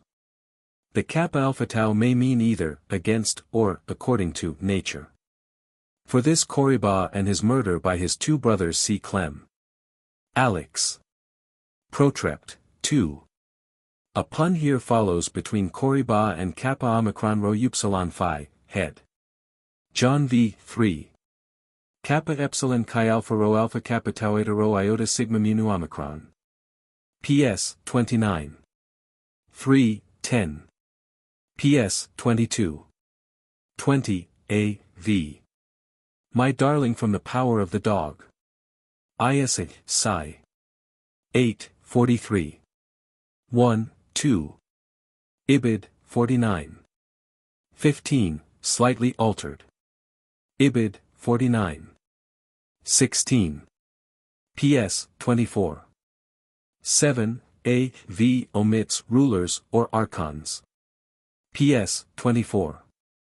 8:22. 6. Job XL. 2. A pun like that on Georian or Koriba. Gen 28. 17. John X, 7, 9, I am the door. I.e. the worshippers of Cybele. For Addis name of Papas, see Grail lot, Loculta Cybele, it seems to mean, father. Pi alpha epsilon, pi alpha epsilon. F2. 17. This was an Orphic doctrine. See Forerunners, I, 127, N, 1 for authorities. Matt, 23. 27. 1 Cor 15. 52. 2 Cor 12. 3, 4. A. V. omits second heaven and the sight seen. Psi upsilon chi iota kappa delta nu theta rho omega pi omicron. The natural man of the A. V. 1 Cor 2. 13, 14. John 6. 44, draw him unto me. Matt, 7. 21. Matt, 21. 31, Kingdom of God. 1 Cor x 11. A pun on tau lambda eta, taxes, and tau lambda eta, ends. Cf. The Stoic doctrine of lambda gamma omicron iota sigma pi epsilon rho mu alpha tau iota kappa omicron, Arnold, Roman Stoicism. Lit, brought to an end. A condensation of Matt, 13. 3-9. Deuteronomy 31. 20. I.e. become united with the Godhead. The newly baptized were given milk and honey. Cf. Hatch, Hibbert Lectures, above quoted. Matt 3. 10. This third gate is evidently baptism. For the reason see Forerunners, 2, n. 2. This seems to be a quotation from the Nicene author. Perhaps an allusion to the lambda gamma omicron iota sigma pi epsilon rho mu alpha tau iota kappa omicron. Matt 7. 6. The derivation to be tolerable should be epsilon iota pi lambda omicron. I.e. Proteus. Gal 4. 27. Jerem. 31, 15. The mistake in geography shows that Hippolytus was not a Jew. Jerem. 18, 9. Pi omicron pi tau iota kappa nu, mu upsilon sigma tau rho iota omicron nu. This is in effect the first real information we have as to the final secret of the Eleusinian mysteries. Hesychius also translates Bremos by sigma chi upsilon rho. Hades or Pluto. Schleiermacher attributes this saying to Heraclitus. Meineke, APCR, attributes these lines to Parmenides. Cf. Justinus later, P. Infra. Schneidwin and Kruse both read lambda alpha beta epsilon nu, receive, their vestures, for beta alpha lambda epsilon nu. CR translates pi eta rho sigma epsilon nu omega mu nu omicron upsilon, exuda virilitate, but it seems to be a participle of pi alpha rho epsilon nu omega equals pi alpha nu delta rho omega. The idea that the Gnostic pneumatics or spirituals would finally be united in marriage with the angels or lambda gamma omicron iota sigma pi epsilon rho mu alpha tau iota kappa omicron was current in Gnosticism. See Forerunners, 2, 110. The virgin spirit was probably that Barbello whom Irenaeus, I, 26, 1f. Pages 221 ff, Harvey, describes under that name as reverenced by the Barbellioti or Nacinis, in any case, probably, some analogue of the earth goddess, ever bringing forth and yet ever a virgin. Matt 7. 13, 14. The A.V. has epsilon sigma rho chi omicron mu alpha iota for delta iota rho chi omicron mu alpha iota. Cn on P supra. I.e. Addis. Mu sigma sigma omega is rather to scratch, or scarify, than as in the text. Cf. John 4. 21. Cruce's restoration. Schneidwin's would read, the Spirit is there where also the Father is named, and the Son is there born from the Father. Cf. Ezekiel x. 12. Mu alpha, not lambda gamma omicron. Here we see the interpretation put by Hippolytus and the Aristotelian tau lambda alpha. Theta epsilon mu epsilon lambda iota omega. The whole of this sentence singularly resembles that in the great announcement ascribed to Simon Magus, for which see 2, infra. This idea of the indivisible point, which recurs in several Gnostic writings, including those of Simon and Basilides, seems founded on the mathematical axiom that the line and therefore all solid bodies spring from the point, which itself has neither parts nor magnitude. Pi iota nu omicron. This also is used by Simon as the equivalent of nu omicron iota alpha. PS 19. 3. Pyro omicron nu omicron tau omega, cr, sine numini quidquam, McMahon, without premeditation. Performances in the theaters formed part of the Megalesia or Festival of the Great Mother. I should be inclined to read tau mu epsilon gamma lambda eta mu upsilon sigma tau rho iota alpha, Mysteries of the Great Mother. An allusion to the variant of the Sibylle legend which makes her the emasculator of Attis. So Conington, who translated the hymns into English verse, and Schneidwin. Hippolytus, however, evidently gave this invocation to the Greeks. Cp. supra. Delta phi alpha nu, according to Schneidwin's restoration, for which see cr. Seems better sense, if we can suppose that the Sabasian serpent was so called. The whole hymn with the next fragment is given as restored to metrical form where quoted in last note. That is of the Galli, or eunuch priests of Attis and Cybele. Thales only said, so far as we know, that water was the beginning of all things. The cornucopia, horn of the goat, not bull, Amalthea seems to have been intended. I see no likeness between this and the passage in Deuteronomy 33. 17, to which McMahon refers it. Gen 2. 10. This and the three following quotations are from Gen 2. 10 to 14 and follow the Septuagint version. Play upon Euphrates and epsilon phi rho alpha nu epsilon iota, rejoices. Chi alpha rho alpha kappa tau eta rho zeta epsilon iota. Stamps would be more correct, but singularly incongruous with water. John 4. 10, no substantial difference from A, V. Omicron sigma alpha iota, but not in the theological sense. This simile, repeated often later, has been the chief support of Salmon in Stahelin's forgery theory. Yet Clement of Alexandria, Book 7, c. 2, Stromatize, also uses it, and the turning of swords into plowshares and spears into pruning hooks appears in Micah 4.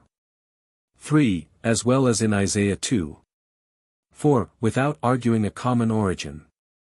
John 1. 9. Isa, XL. 15. Play upon Chi rho iota mu epsilon nu omicron iota, anointed, and Chi rho iota sigma tau iota alpha nu omicron. 1 Sam, x. 1, 16. 13, 14. The hymn which follows is so corrupt that Schneidwin declared it beyond hope of restoration. Miller shows that the original meter was anapestic, the number of feet diminishing regularly from 6 to 4. He likens this to that of the hymns of Synesius and the Tragopodagra of Lucian. Reading phi omicron for chi omicron. This seems to correspond with the Ophite description of Sophia or the third person of their triad in chaos. Cf. Irenaeus, I, 28. The source of this chapter on the Nasines is so far undiscoverable. Contrary to his usual practice, Hippolytus here mentions the name of no heretical author as he does in the following chapters of this book. It is probable, therefore, that he may have taken down his account of Nicene doctrines from the lips of some convert, which would account for the extreme wildness of the quotations and to the incoherence with which he jumps about from one subject to another.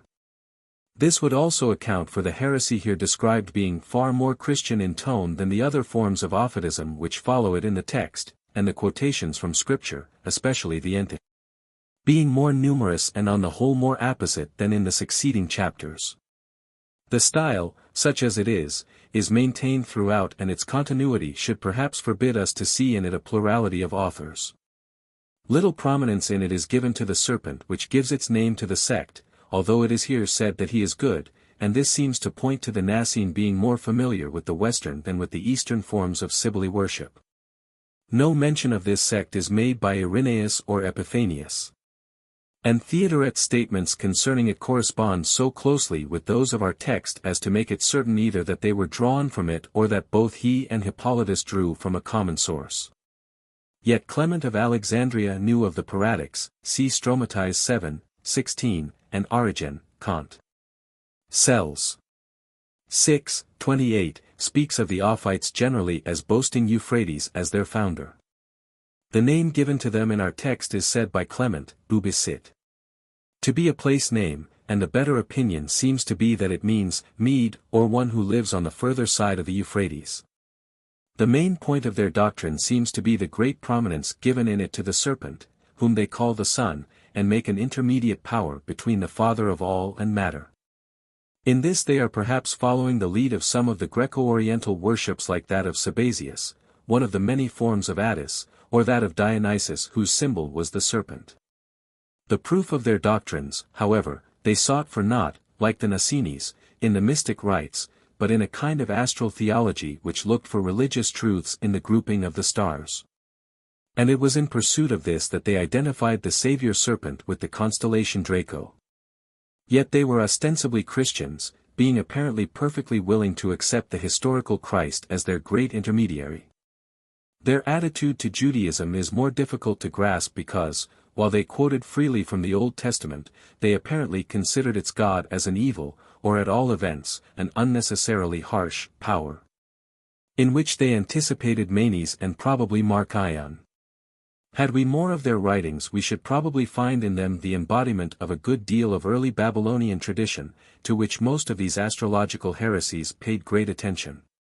Pi Eta Gamma. Tau Mu Nu Nu Muro Omicron.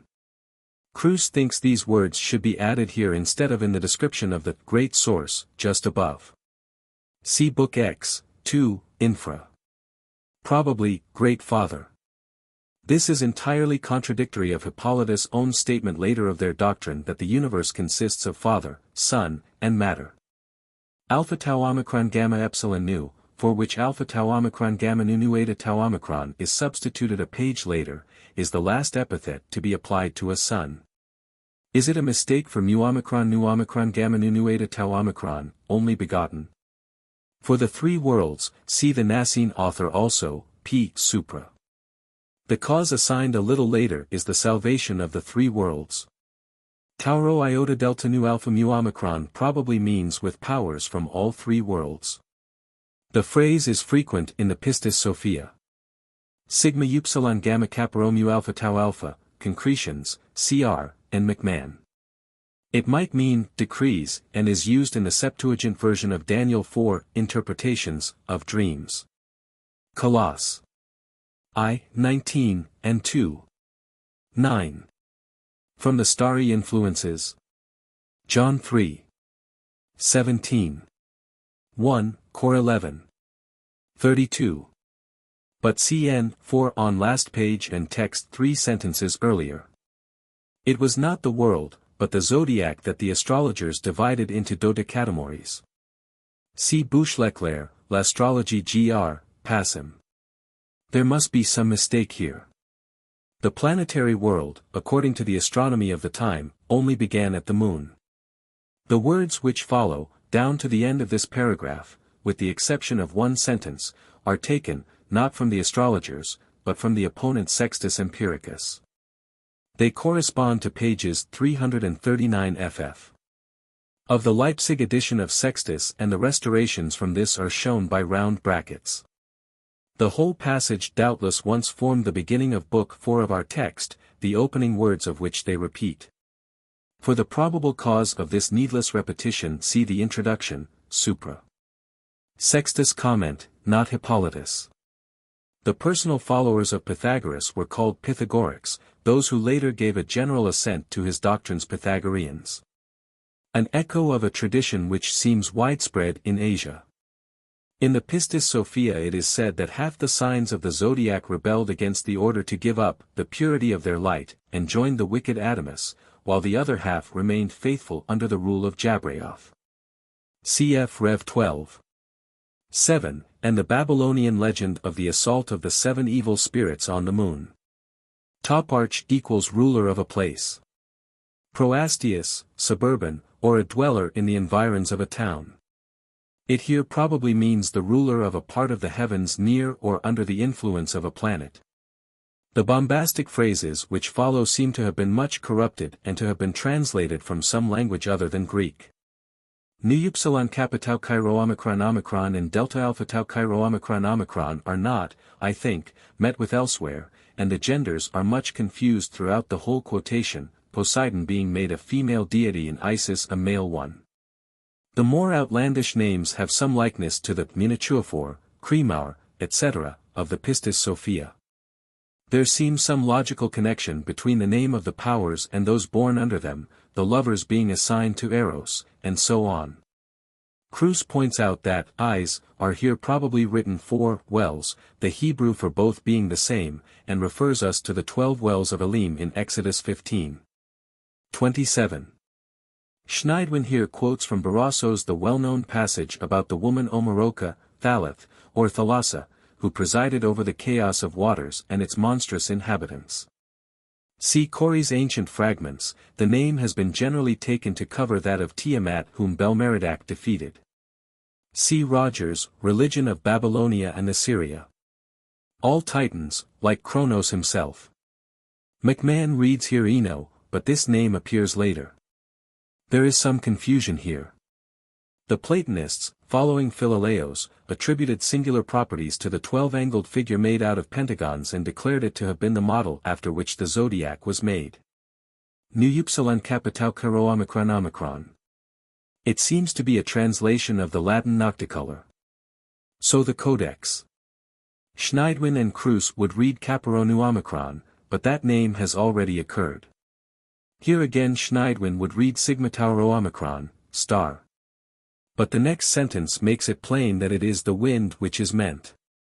Ariel is in one of the later documents of the Pistis Sophia made one of the torturers in hell. Probably Saklon or Asaklon whom the Manichaeans made the son of the king of darkness and the husband of the Nebrod or Nebro mentioned above. Pyro omega tau omicron kappa alpha muro omicron nu. McMahon translates it the star protocamerus, for which I can see no authority. It seems to me to be an inversion of Pyro omega tau omicron mu alpha kappa rho omicron, first best, very likely to happen in turning a Semitic language into Greek and back again. The dog star, Sothis, or Sirius, was identified with Isis. Mu gamma delta omega nu. In a magic spell, Pluto, who has many analogies with Attis, is saluted as Husemigedon, perhaps Hi, Psi, Migdon. Has this Migdon any analogy with amygdalin the almond? Qy. Mice, the hermaphrodite Dionysus. Beta omicron upsilon mu gamma alpha, great ox. All the other names which follow are those of magicians or diviners. 2 of the 7 angels of the presence. Their appearance in a list mainly of Greek heroes is inexplicable. Tau nu omega. Perhaps we should insert delta upsilon nu mu epsilon omega, the power on high. See Sibyl. Aurak, 3. But the Sibyl says the exact opposite. Cf. Charles, Apocrypha and Pseudepigrapha of the Ot. 2, 377. Pi epsilon rho sigma alpha iota. The derivation is too much even for Theodoret, who says that the name of the sect is taken from Euphrates the Peratic, or Mede. So modern astrologers make him the Greater Malefic. A fragment from Heraclitus according to Schleiermacher. So the Pistis Sophia speaks repeatedly of the pleroma of all pleromas. Many magical books bore the name of Moses. See Forerunners, 2, 46, and n. Is this why one Ophite sect was called the Cainites? The hostility here shown to the God of the Jews is common to many other sects such as that of Saturninus, of Mark Ion and later of Manes. Cf. Forerunners, 2, under these names. Gen X, 9. Nimrod, who is sometimes identified with the hero Gilgames, plays a large part in all this Eastern tradition. John 3. 13, 14. Ibid, I, 1-4. For this identification of Eve with the mother of life or great goddess of Asia, see Forerunners, 2, 300, and N. Caparo Alpha Nu. Cruz and McMahon both read Rokai, beginning, but see Tau Alpha Tau Eta Nu Tau Nu Caparo Alpha Nu later. All this is, of course, quite different to the meaning assigned to these stars by the unnamed heretics of Book 4. If we could be sure that Hippolytus was here summarizing fairly Ophite doctrines, it would appear that the Ophites rejected the Platonic theory that matter was essentially evil. What is here said presents a curious likeness to Stoic doctrines of the universe, as of man's being. Hippolytus, however, never quotes a Stoic author and seems throughout to ignore Stoicism save in Book I. Pyro Sigma Omega Pi Omicron Nu. The word used to denote the character, or part or a person on the stage. Delta Alpha Iota. So throughout this passage. Gen XXX. 37 FF. Chi Alpha Rho Alpha Kappa Tau Rho Epsilon. CN on Supra. Not ring-straked like Jacob's sheep. Mu Omicron Omicron Sigma Iota Omicron. Matt 7. 11. Note the change of your for our. John 8. 44. Here again he dwells upon the supposed evil nature of the demiurge. Or as McMahon translates, the substantial from the unsubstantial one. A lacuna in the text is thus filled by Cruz. Again this simile is not necessarily by the Peratic author, but seems to be introduced by Hippolytus. For the supposed conduct of naphtha in the presence of fire, see Plutarch, vid Alex. Xi epsilon iota kappa omicron nu iota sigma mu nu omicron nu. A different metaphor from the type. We shall meet with this one frequently in the work attributed to Simon Magus. The text has kappa kappa alpha mu alpha rho omicron upsilon. Here Schneidwin agrees that the proper reading is mu alpha kappa alpha rho omicron upsilon, there being no reason why any life-giving substance should exist in the brain pan. He thus confirms the reading in N on P Supra. This chapter on the Paradi is evidently drawn from more sources than one. The author's first statement of their doctrines, which occupies pp. Supra, represents probably his first impression of them and contains at least one glaring contradiction, duly noted in its place. Then comes a long extract from Sextus Empiricus which is to all appearance a repetition of the earliest part of Book 4, only pardonable if it be allowed that the present book was delivered in lecture form. There follows a quotation longer and more sustained than any other in the whole work from a Peratic book which he says was called Proastii, with a bombastic prelude much resembling the language of Simon Magus' great announcement in Book 6. Followed by a catalogue of starry influences, which reads much as if it were taken from some astrological manual. There follows in its turn a dissertation on the Ophite serpent showing how this object of their adoration, identified with the brazen serpent of Exodus, was made to prefigure or typify in the most incongruous manner many personages in the Old and New Testaments, including Christ himself. After this he announces an epitome of the Peratic doctrine which turns out to be perfectly different from anything before said, divides the universe, which he has previously said the Peratics divided into unbegotten, self-begotten and begotten, into a new triad of Father, Son, serpent, and matter, and gives a fairly consistent statement of the Peratic scheme of salvation based on this hypothesis. One can only suppose here that this last is an afterthought added when revising the book and inspired by some fresh evidence of Peratic beliefs probably colored by Stoic or Marcionite doctrine. In those parts of the chapter which appear to have been taken from genuinely Peratic sources, the reference to some Western Asiatic tradition concerning cosmogony and the protoplasts and differing considerably from the narrative of Genesis is plainly apparent. This chapter is the most difficult of the whole book to account for, with the doubtful exception of the much later one on the Doceti. A sect of Scythians is mentioned by Irenaeus, who does not attempt to separate their doctrines from those of the Ophites. Pseudo-Tertullian in his tractate against all heresies also connects with the Ophites a sect called Sethites or Sethoites, the main dogma he attributes to them being an attempt to identify Christ with the Seth of Genesis.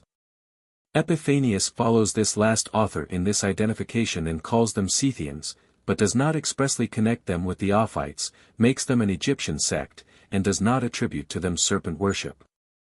The sectaries of this chapter are called in the rubric Scythiani, altered to Sethiani in the summary of Book X, and the name is not necessarily connected with that of the Patriarch. In the Bruce Papyrus, a power, good but subordinate to the supreme God, is mentioned, called the Scythius, which may possibly, by analogy with the late Egyptian Osiris and Siamen, be construed son of God. Of their doctrines little can be made from Hippolytus' brief but confused description. Their division of the cosmos into three parts does not seem to differ much from that of the Pareti, although they make a sharper distinction than this last between the world of light and that of darkness, which has led Salmon, DCBSV. Ophites, to conjecture for them a Zoroastrian origin. This is unlikely, and more attention is due to Hippolytus' own statement that they derived their doctrines from Musaeus, Linus, and Orpheus. In Forerunners it is sought to show that the Orphic teaching was one of the foundations on which the fabric of Gnosticism was reared, and the image of the earth as a matrix was certainly familiar to the Greeks, who made Delphi its mu phi alpha lambda or navel. Hence the imagery of the text, offensive as it is to our ideas, would not have been so to them, and Epiphanius, Hair, XXXVI, Eel. Knew of several writings, Kappa alpha tau tau sigma tau rho alpha, or the womb, which he says the sister sect of Cainites called the maker of heaven and earth. In this case, we need not take the story in the text about the generation by the bad or good serpent as necessarily referring to the incarnation. One of the scenes in the mysteries of Attis and perhaps of those of Eleusis also, seems to have shown the seduction by Zeus in serpent form of his virgin daughter Persephone and the birth therefrom of the Saviour Dionysus who was but his father reborn. This story of the fecundation of the earth goddess by a higher power in serpent shape seems to have been present in all the religions of Western Asia, and was therefore extremely likely to be caught hold of by an early form of Gnosticism.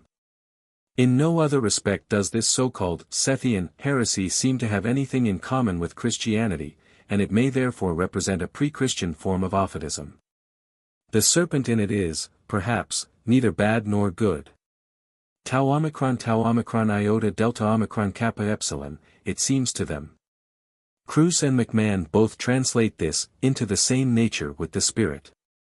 This anxiety of the higher powers to redeem from matter darkness or chaos, the scintilla of their own being which has slipped into it, is the theme of all Gnosticism from the Ophites to the Pistis Sophia and the Manichaean writings.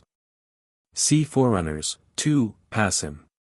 Or, the substances brought up to the sealer. Delta alpha iota. And so throughout. Schneidwin, Kruse, and McMahon would here and elsewhere read phi alpha lambda lambda. But see the next sentence about pregnancy. Xi epsilon tau pi omega sigma epsilon nu, struck off. Pyro omega tau gamma omicron nu omicron. The others were unbegotten like the highest world of the Pareti and Nasines. Epsilon delta epsilon sigma iota nu. Is this PS 29? 3, 10 already quoted by the Nicene author. CFP Supra. This idea of a divine son superior to his father is common to the whole Orphic cosmogony and leads to the dethroning of Uranus by Cronos, Cronos by Zeus and finally of Zeus by Dionysus. It is met with again in Basilides, see Book 7 Infra. A lacuna here which Kruse thus fills. This has not been previously described. Is the narrative of the fall alluded to? Kruse and McMahon would translate any other than man's. Phil. 2. 7, the only quotation from the Ente. Other than that from Matt used by the Scythians, if it be not, as I believe it is, the interpolation of Hippolytus. Pi epsilon lambda omicron sigma alpha tau omicron. Yet it may refer to baptism which preceded initiation in nearly all the secret rites of the pagan gods. Cf. Forerunners, 1, c. 2. The whole of this paragraph reads like an interpolation, or rather as something which had got out of its place. The statement about the physicists is directly at variance with the opening of the next, which attributes the Sethian teaching to the Orphics. The triads he quotes are all of 3 good powers and therefore would belong much more appropriately to the system of the Paradi. The quotation from Deuteronomy 4:11 he attributes to several other heresiarchs. The Codex has mu phi alpha lambda for phi alpha lambda lambda, which is Schneidwin's emendation. No book attributed to Orpheus called Bakchika has come down to us, but the rape of Persephone was a favorite theme with Orphic poets. Cf. Abel's Orphica, pages 209 to 219. This is not improbable. But Hippolytus gives us no evidence that this is the case, as Plutarch, from whom he quotes, certainly did not connect the frescoes of Phlium in the Peloponnesus, not Attica as he says, with the Scythians. Nor does the light in their story desire the water. This too is a stock quotation which has already done duty for the Nicene author. CFP Supra. So has this with the Paradic. CFP Supra. Kappa rho sigma iota, mu xi iota. Kappa alpha tau alpha mu epsilon mu chi theta alpha iota lambda epsilon pi tau. Tau chi nu eta. Mat. X. 34. This again seems to be Hippolytus' own repetition of a simile which he met with in the Nicene author and which so pleased him that he made use of it in his account of the Paradic heresy as well as here. Cf. Pages and Supra. Lambda alpha pi eta gamma nu mu epsilon nu omicron nu. Herodotus 6:20 mentions the city of Amp, but says nothing there about the well which is described in c. 119 as at Arderica in Sicya. The title of the book is given in the text as Pi alpha rho phi rho alpha sigma iota sigma theta, which is a well-nigh impossible phrase. On the whole, it may be said that this is the most suspect of all the chapters in the Philosophumena, and that, if ever Hippolytus was deceived into purchasing forged documents according to Salmon and Stahelin's theory, one of them appears here. Much of it is mere verbiage, as when, after having identified mind or nous with the fragrance of the Spirit, he again explains that it is a ray of light sent from the perfect light. Or when he explains the difference between the 3 different kinds of law. The quotations too are seldom new, nearly all of them appearing in other chapters and are, if it were possible, more than usually inapposite, while almost the only new one is inaccurate. The sentence about the paraphrase, of, Seth, if that is the actual title of the book, does not suggest that Hippolytus is quoting from that work, nor does the phrase, he says, occur with anything like the frequency of its use in e.g. the Nicene chapter. On the whole, then, it seems probable that in this Hippolytus was not copying or extracting from any written document, but was writing down, to the best of his recollection, the statements of some convert who professed to be able to reveal its teaching. It is significant in this respect that when the summary in Book X had to be made, the summarizer makes no attempt to abbreviate the statement of the supposed tenets of the Scythians, but merely copies out the part of the chapter in which they are described, entirely omitting the stories of the frescoed porch at Phlium and the oil well at Ampa. Nothing is known of this Justinus, whose name is not mentioned by any other patristic writer, and there is no sure means of fixing his date. McMahon, relying apparently on the last sentence of the chapter, would make him a predecessor of Simon Magus, and therefore contemporary with the Apostles' first preaching. This is extremely unlikely, and Salmon on the other hand, DCB, SV. Justinus the Gnostic, considers his heresy should be referred to the latest stage of Gnosticism, which, if taken literally, would make it long posterior to Hippolytus. The source of his doctrine is equally obscure. For although Hippolytus classes him with the Ophites, the serpent in his system is certainly not good and plays as hostile a part towards man as the serpent of Genesis, while his supreme triad of the good being, an intermediate power ignorant of the existence of his superior, and the earth, differs in all essential respects from the Ophite trinity of the first and second man and first woman. Yet the names of the world-creating angels and devils here given, bear a singular likeness to those which Theodore Bar Koni in his book of Scholia attributes to the Ophites and also to those mentioned by Origen as appearing on the Ophite diagram. On the other hand, there are many likenesses not only of ideas but of language between the system of Justinus and that of Mark Ion, who also taught the existence of a supreme and benevolent God and of a lower one, harsh, but just, who was the unwitting author of the evil which is in the world. This, indeed, leaves out of the account the third or female power. But an Armenian account of Marcion's doctrines attributes to him belief in a female power also, called Hyle or Matter, and the spouse of the just God of the law, with whom her relations are pretty much as described in the text. Justinus, however, was not like Mark Ion a believing Christian, for he makes his Saviour the son of Joseph and Mary and the mere mouthpiece of the subaltern angel Baruch, while his account of the crucifixion differs materially from that of Mark Ion. The obscene stories he tells about the protoplasts also appear in much later Manichaean documents and seem to be drawn from the Babylonian tradition, of which the loves of the angels in the Book of Enoch are probably also a survival.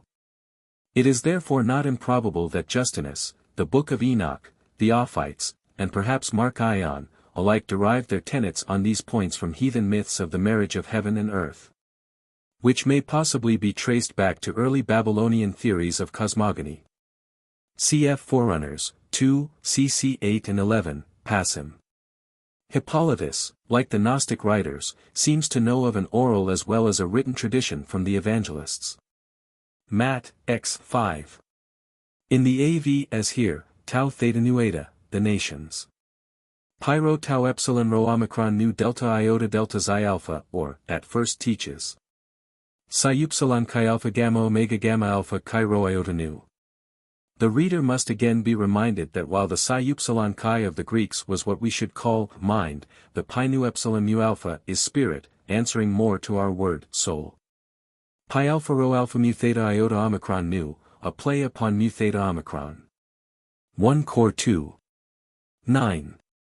Lit. Guarded the secrets of silence. P.S. cx. 4. The blessed. Pi alpha rho alpha pi lambda sigma epsilon iota, given it another form. As a fact, Justinus' quotation from Herodotus is singularly accurate, save as afterwards noted. Herodotus, 4, 8-10. An island near Cadiz. The Codex has rho upsilon theta rho, the Red Sea. In Herodotus it is Mares and a chariot. Mu iota xi omicron pi rho theta epsilon nu omicron. A neologism. In Herodotus the prophecy is given by the girl to explain the origin of the Scythian nation. Or perhaps, as above, the things of the universe. Supplied from the summary in Book X. So the Pistis Sophia has a power never otherwise described but not benevolent, who is called the great unseen forefather, and seems to rule over material things. There is nothing to show that Hippolytus or Justinus knew this to be a plural. 7 names are missing from the text. Of the 5 given, Michael, Amen and Gabriel are given in the chapter on the Ophites in Theodore Bar Koni's Book of Scholia as the first angels created by God, the name of Baruch being replaced by that of the Great Yah. Esaias is probably El Shaddai, who is said in the same book to be the angel sent to give the law to the Jews and to have treacherously persuaded them to worship himself. Of these 12 names, Babel is written in Bar Koni as Babylon and said to be masculo-feminine. Achamoth is the Hebrew, Chachma, Sophia, or wisdom, whom most Gnostics called the mother of life. Nas is the serpent, as is explained in the chapter on the Nasines. Bel, Baal or the Chaldean Bel. For Belias we should probably read Beliar, the devil of works like the Ascensio Isai. Cavathon should probably be Leviathan. Adonaios is the Hebrew Adonai, or the Lord, while Sael, Carcaminos and Lathan cannot be identified. Pharaoh and Samuel, a homonym of Satan, appear in Bar Koni's list of angels who rule one or other of the 10 heavens, and Adonaios and Leviathan in the Ophite diagram described by Celsus. Cf. Forerunners, 2, pages 70 ff. Gen 2. 8. So a Chinese Manichaean treatise lately discovered, see Forerunners, 2, speaks of demons inhabiting the soul as trees. Xi lambda omicron nu tau omicron epsilon delta nu alpha iota gamma nu sigma iota nu kappa dot tau dot lambda, the tree of seeing knowledge, etc. The context shows that it is the unity, etc. of Elohim and Edem that is referred to. Cfn on p. Supra. Gen I, 28. McMahon, vice-regal, but the satrap shows from which country the story comes. Thus the Armenian version of Martian's theology, for which see Forerunners, 2, n. 2, makes the God of the laws withdrawal from hyle or matter, and his retirement to a higher heaven, the cause of all man's woes. CFPS, XVII. 19, 20, but the likeness is not exact. PS, CX. 1. Lit, until she wishes it not. Serpent. CN on P. Supra. Gen 2. 16, 17. That these stories about the protoplasts endured into Manichaean times, cm. Cumons la cosmogony Manichaean, Appendix I. Here again a power is referred to by its number instead of its name, as with the Nicene author. Gal v. 17. Tau nu pi lambda sigma iota nu tau nu pi omicron nu eta rho nu, malum fictionem, cr. Yet we have been told nothing of any deceit by Edem towards her partner. The Alphite diagram, and Bar Koni's authority both figure the powers hostile to man as taking the shapes of these animals. So one of the latest documents of the Pistis Sophia calls the planet Aphrodite by a place name, which in that case is Bubastis. Pyro omicron phi eta tau epsilon alpha. If these words are to be taken literally, Justinus was the only heretic of early date who denied his divinity, and this would distinguish him finally from Mark Ion. But the words are not inconsistent with the adoptionist view. These words are Miller's suggestion. John 19. 26. Pi alpha rho alpha theta mu epsilon nu omicron. So Luke 23. 46. Pi rho iota omicron pi omicron eta sigma epsilon. The derivation is absurd, and the word if it had any meaning would be something like, made like a saw. Pi rho omicron pi omicron iota omega would make the pun at which he seems to have been striving. This was not the case, the statues of Priapus being placed in gardens. The whole passage seems to have been interpolated by someone ignorant of Greek and of Greek customs or mythology.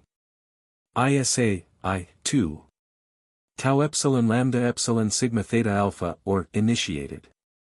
In any case a mystical word. Lit, washed. But the context shows that it is baptism which is in question. It played an important part not only in all these heretical sects but in heathen mysteries, like those of Isis and Mithras. Hosea I, 2. The AV has, departing from the Lord. Here we have Edem clearly identified with the earth goddess, which is the key to the whole of Justinus' story.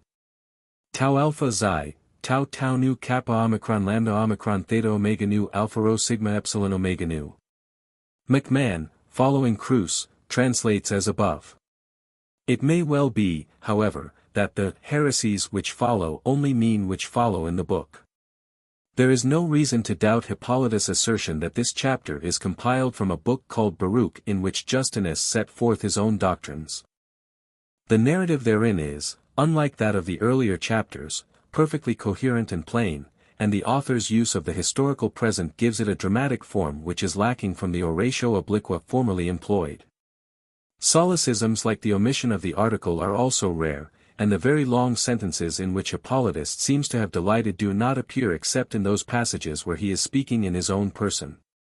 Whether from this or from some other cause, moreover, the transcription of it seems to have given less difficulty to the scribe Michael than some of the other chapters. And there is therefore far less need to constantly restore the text as in the case of the quotations from Sextus Empiricus. On the whole, therefore, we may assume that, as we have it, it is a genuine summary of Justinus' doctrines taken from a work by his own hand. Publications of the SPCK. Books for Students and Others. Society for Promoting Christian Knowledge. London, Central Offices, 6, St. Martin's Place, WC2. Bookshops, 64, New Bond Street, W1. 43, Queen Victoria Street, EC4. Brighton, 129, North Street. Bath, 39, Gay Street. And of all booksellers. New York, the Macmillan Company. Books for Students. Translations of Early Documents. A series of texts important for the study of Christian origins. Under the joint editorship of the Reverend W. O. E. Osterley, D.D., and the Reverend Canon G. H. Box, M.A. The object of this series is to provide short, cheap, and handy textbooks for students, either working by themselves or in classes. The aim is to furnish in translations important texts unencumbered by commentary or elaborate notes, which can be had in larger works. Extracts from press notices. The Times Literary Supplement says, these Jewish apocalypses have a direct relation to the thought and religious ideals which confronted primitive Christianity in Palestine, and not only for their own sakes, but for their influence on the New Testament and apostolic Christianity. They deserve careful attention. Handbooks at once so scholarly and so readable will be welcomed by all interested in Christian origins. The Church Quarterly Review says, to the theological student who is anxious to know something of the circumstances and thought of the time during which Christianity grew up, and of the Jewish environment of the teaching of our Lord and the Apostles, there is no class of books more valuable than the later Jewish Apocrypha. The Church Times says, the names of the editors are a guarantee of trustworthy and expert scholarship, and their work has been admirably performed. The Tablet says, a valuable series, well brought out and should prove useful to students. Catholic Book Notes says, the SPCK is to be congratulated on its various series of cheap and useful books for students. The Journal of the Society of Oriental Research, USA, says, the SPCK have again made the whole body of students, interested in things Jewish and early Christian, their debtors, their splendid work in this series. The Living Church, USA, says, to praise this project too highly is an impossibility. Everyone has felt the need of such a series of handy and inexpensive translations of these documents and, we are assured of excellent results. Translations of Early Documents. First Series, Palestinian Jewish and Cognate Texts, Pre-Rabbinic. 1. Jewish Documents of the Time of Ezra. Translated from the Aramaic by A. E. Cowley, Doctor of Literature, Sublibrarian of the Bodleian Library, Oxford. 4s, 6d. Net. 2. The Wisdom of Ben Sira, Ecclesiasticus. By the Reverend W. O. E. Osterley, D.D., Vicar of St. Albans, Bedford Park, W., Examining Chaplain to the Bishop of London. 3s, 6d. Net. 3. The Book of Enoch. By the Reverend R. H. Charles, D.D., Canon of Westminster. 3s, 6d. Net. 4. The Book of Jubilees. By the Reverend Canon Charles. 4s, 6d. Net. 5. The Testaments of the 12 Patriarchs. By the Reverend Canon Charles. 3s, 6d. Net. 6. The Odes and Psalms of Solomon. By the Reverend G. H. Box, M.A., Rector of Sutton, Beds, Honorable Canon of St. Albans. 7. The Ascension of Isaiah. By the Rev. Canon Charles. Together with number 10 in one volume. 4s, 6d. Net. 8. The Apocalypse of Ezra, 2. Esdras. By the Reverend Canon Box. 3s, 6d. Net. 9. The Apocalypse of Baruch. By the Reverend Canon Charles. Together with number 12 in one volume. 3s, 6d. Net. 10. The Apocalypse of Abraham. By the Reverend Canon Box. Together with number 7 in one volume. 4s, 6d. Net. 11. The Testaments of Abraham, Isaac and Jacob. By the Reverend Canon Box and S. Gassely. 12. The Assumption of Moses. By Reverend W. J. Farrer, May. Vicar of Holy Trinity, East Finchley. With number 9 in one volume. 3s, 6d. Net. 13. The Biblical Antiquities of Philo. By M. R. James, Doctor of Literature, F.B.A., Honorable Doctor of Literature, Dublin, Honorable Doctor of Laws, St. Andrews, Provost of King's College, Cambridge. 8s, 6d. Net. 14. The Lost Apocrypha of the Old Testament. By M. R. James, Doctor of Literature 5s. 6d. Net. Second Series, Hellenistic Jewish Texts. 1. The Wisdom of Solomon. By W. O. E. Osterley, D.D. 3s. 6d. Net.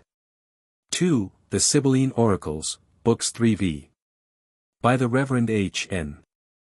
Bate, M.A., Vicar of Christ Church, Lancaster Gate, W., Examining Chaplain to the Bishop of London. 3s, 6d. Net. 3. The Letter of Orestes. By H. St. John Thackeray, M.A., King's College, Cambridge. 3s, 6d. Net. 4. Selections from Philo. 5. Selections from Josephus. By H. St. J. Thackeray, M.A. 5s. Net. 6. The Third and Fourth Books of Maccabees. By the Reverend C. W. Emmett, B.D., Vicar of West Hendred, Berks. 3s, 6d. Net. 7. The Book of Joseph and Asenath. Translated from the Greek text by E. W. Brooks. 3s, 6d. Net. Third Series, Palestinian Jewish Incognate Texts, Rabbinic. 1. The Sayings of the Jewish Fathers, Perkaboth. Translated from the Hebrew by W. O. E. Osterley, D.D. 5s. Net. 2. Barakoth. By the Reverend A. Lucan Williams, D.D. 3. Yoma. By the Reverend Canon Box. 4. Shabbath. By W. O. E. Osterley, D.D. 5. Tractate Sanhedrin. Mishnah and Tosefta. The judicial procedure of the Jews as codified towards the end of the 2nd century AD, translated from the Hebrew, with brief annotations, by the Reverend Herbert Danby, M.A., Subwarden of St. Daniel's Library, Hardin. SXS, Net. The special importance of this consists in the light thrown by it on the trial of our Lord. 6. Keeney's Commentary on the Psalms, Book I, Selections. By the Reverend R. G. Finch, B.D. 7s. 6d. Net. 7. Tamid. 8. Aboda Zara. 9. Middith. 10. Sophrim. 11. Megillah. 12. Sukkah. 13. Tanith. 14. Megalath Tanith. Jewish Literature and Christian Origins. Volume 1. The Apocalyptic Literature. Volume 2. A Short Survey of the Literature of Rabbinical and Medieval Judaism. By W. O. E. Osterley, M.A., D.D. and G. H. Box, M.A., D.D. 12s. 6d. Net. The Uncanonical Jewish Books. A Short Introduction to the Apocrypha and the Jewish Writings 200b.c, A.D. 100. By William John Farrer, M.A., Vicar of East Finchley. 3s, 6d. Net. A popularization of the work of specialists upon these books, which have attracted so much attention. Translations of Christian Literature. General Editors. W. J. Sparrow Simpson, D.D., W. K. Lowther Clark, B.D.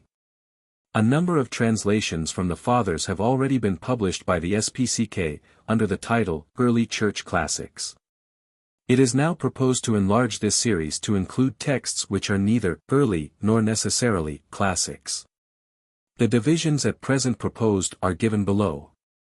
Volumes belonging to the original series are marked with an asterisk. The Month says, the Cheap and Useful Series. The Church Times says, the Splendid Series. Studies says, for the intelligent student of church history who cannot afford to be a specialist, such books abound in information and suggestion. Series I. Greek texts. Dionysius the Areopagite, the Divine Names and the Mystical Theology. By C. E. Rault. 7s, 6d. Net. The Library of Photius. By J. H. Fries, M.A. In 6 volumes Volume 1, 10s. Net. The Apocriticus of Macarius Magnus. By T. W. Crafer, D.D. 7s. 6d. Net. The Epistle of Saint Clement, Bishop of Rome. By the Rt. Rev. J. A. F. Gregg, D.D. 1s. 9d. Net. Clement of Alexandria, Who is the Rich Man That Is Being Saved? By P. M. Barnard, B.D. 1s. 9d. Net. Saint Chrysostom, On the Priesthood. By T. A. Moxon. 2s, 6d. Net. The Doctrine of the 12 Apostles. By C. Big, D.D. Revised by the Right Reverend A. J. McLean, D.D. The Epistle to Diognetus. By the Rt. Rev. L. B. Radford, D.D. 2s. 6d. Net. Saint Dionysius of Alexandria. By C. L. Felto, D.D. 4s. Net. The Epistle of the Gallican Churches, Lugdunum and Vienna. With an appendix containing Tertullian's address to martyrs and the Passion of Street Perpetua. By T. H. Bindley, D.D. 1s. 9d. Net. Saint Gregory of Nyssa, The Catechetical Oration. By the Venerable J. H. Srawley, D.D. 2s. 6d. Net. St. Gregory of Nyssa, The Life of Saint Macrina. By W. K. Lowther Clark, B.D. 1s. 9d. Net. Gregory Thaumaturgus, Origen the Teacher, The Address of Gregory to Origen, with Origen's Letter to Gregory. By W. Metcalfe, B.D. 3s. 6d. Net. Reissue. The Shepherd of Hermas. By C. Taylor, D.D. 2 volumes 2s. 6d. Each. Net. Eusebius, The Proof of the Gospel. By W. J. Farrer, 2 volumes. Hippolytus, Philosophumena. By F. Legge. 2 volumes. The Epistles of Saint Ignatius. By the Venerable J. H. Srawley, D.D. 4s.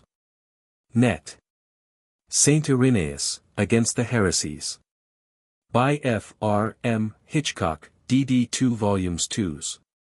6d. Each. Net. Palladius, The Lausiac History. By W. K. Lowther Clark, B.D. 5s. Net. Palladius, The Life of Saint Chrysostom. By H. Moore. Saint Polycarp. By B. Jackson. 1s. 9d. Net. Saint Macarius, 50 Spiritual Homilies. By A. J. Mason, D.D. Series 2. Latin Texts. Tertullian's Treatises Concerning Prayer, Concerning Baptism. By A. Suter, Doctor Forts and Letters 3s. Net. Tertullian Against Praxeas. By A. Suter, Doctor Forts and Letters 5s. Net. Tertullian Concerning the Resurrection of the Flesh. By A. Suter, D. Lit. Novation on the Trinity. By H. Moore. SXS, Net. Saint Augustine, The City of God. By F. R. M. Hitchcock, D.D. 2s. Net. Saint Cyprian, The Lord's Prayer. By T. H. Bindley, D.D. 2s. Net. Minucius Felix, The Octavius. By J. H. Fries. 3s, 6d. Net. Tertullian, On the Testimony of the Soul and on the Prescription of Heretics. By T. H. Bindley, D.D. 2s. 6d. Net. Saint Vincent of Lerins, The Commonatory. By T. H. Bindley, D.D. 2s. 6d. Net. Saint Bernard, Concerning Grace and Free Will. By W. Watkin Williams. The Life of Otto, Apostle of Pomerania, 1060–1139. By Charles H. Robinson, D.D. Series 3. Liturgical Texts. Edited by C. L. Felto, D.D. St. Ambrose, On the Mysteries and on the Sacraments. By T. Thompson, B.D., and J. H. Srawley, D.D. 4s. 6d. Net. The Apostolic Constitution and Cognate Documents, with special reference to their liturgical elements.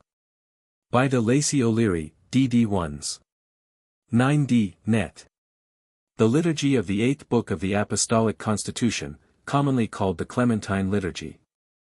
By R. H. Cresswell. 2s. Net. The Pilgrimage of Etheria. By M. L. McClure. SXS. Net. Bishop Serapian's Prayer Book. By the R. T. Reverend J. Wordsworth, D. D. 2s. Net. The Swedish Rite. Volume 1, by E. E. Yelverton. Volume 2, by J. H. Swinstead, D.D. Series 4. Oriental Texts. The Ethiopic Didascalia. By J. M. Harden, B.D. 9s. Net. The Apostolic Preaching of Irenaeus, Armenian. By J. Robinson, D.D. 7s, 6d. Net. Series V. Lives of the Celtic Saints. Edited by Eleanor Hull. Saint Malachy of Armagh, Saint Bernard. By H. J. Lawler, D.D. 12s. Net. Saint Kieran of Clonmacnoise. By R. A. S. McAllister. Saint Patrick, Life and Works. By N. J. D. White, D.D. SXS, 6d. Net. Series 6. Select Passages. Documents illustrative of the history of the Church. Volume 1. To AD 313. Edited by B. J. Kidd, D.D. 7s. 6d. Net. Series 7. Modern European Languages. Lives of the Serbian Saints. By Vojislav Janic, D.D. and C. P. Henke, M.A. Handbooks of Christian Literature. The Letters of St. Augustine. By the Reverend Canon W. J. Sparrow Simpson, D.D. Cloth Boards, 10s. Net. The Early Christian Books. A Short Introduction to Christian Literature to the Middle of the 2nd Century. By W. John Farrer, M.A., Vicar of East Finchley. Cloth Boards, 3s. 6d. Net. The Inspiration and Authority of Holy Scripture. A Study in the Literature of the First 5 Centuries. By George Duncan Berry, B.D. Cloth Boards, 4s. 6d. Net.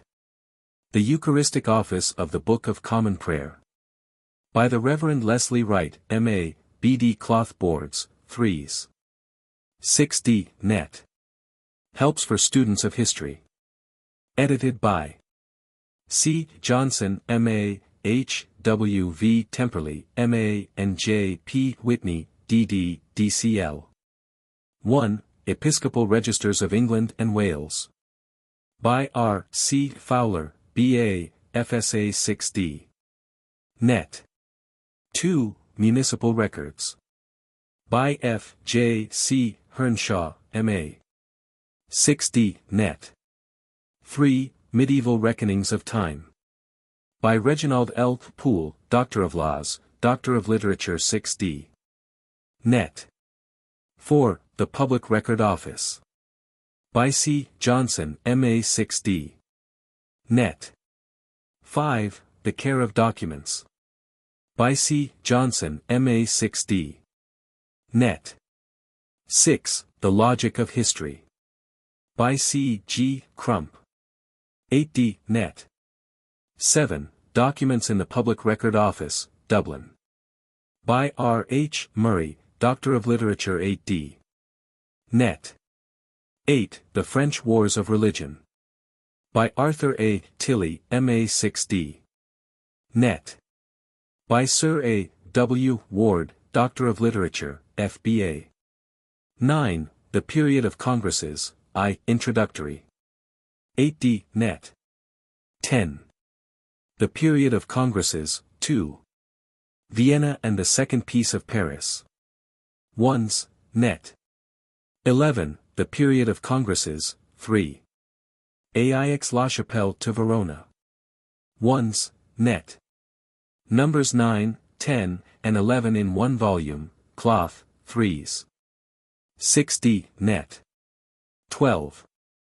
Securities of Peace, a Retrospect, 1848 to 1914. Paper, 2s. Net, cloth, 3s. Net. 13. The French Renaissance. By A. A. Tilley, M.A. 8d. Net. 14. Hints on the Study of English Economic History. By W. Cunningham, D.D., F.B.A., F.S.A. 8d. Net. 15. Parish History and Records. By A. Hamilton Thompson, M.A., F.S.A. 8d. Net. 16. A Short Introduction to the Study of Colonial History. By A. P. Newton, M.A., Doctor of Arts and Letters 6d. Net. 17. The Wanderings and Homes of Manuscripts. By M. R. James, Doctor of Literature, F.B. A. Paper, 2s, cloth, 3s. Net. 18. Ecclesiastical Records. By the Reverend Claude Jenkins, M.A., Librarian of Lambeth Palace. 1s, 9d. Net. 19. An Introduction to the History of American Diplomacy. By Carl Russell Fish, Ph.D. Professor of American History, Wisconsin University. 1s, Net. 20. Hints on Translation from Latin into English. By Alexander Suter, Doctor of Arts and Letters 6d. Net. 21. Hints on the Study of Latin, AD 125 to 750. By Alexander Suter, Doctor of Arts and Letters 8d. Net. 22. Report of the Historical Mrs. Commission. By R. Roberts, F.R. Histories. 2s, 6d. Net. 23. A Guide to Franciscan Studies. By A. G. Little. 1s, 6d. Net. 24. A Guide to the History of Education. By John William Adamson, Professor of Education in the University of London. 8d. Net. 25. Introduction to the Study of Russian History. By W. F. Redaway. 6d. Net. 26. Monuments of English Municipal Life. By W. Cunningham, D.D., F.B.A. 1s. Net. 27.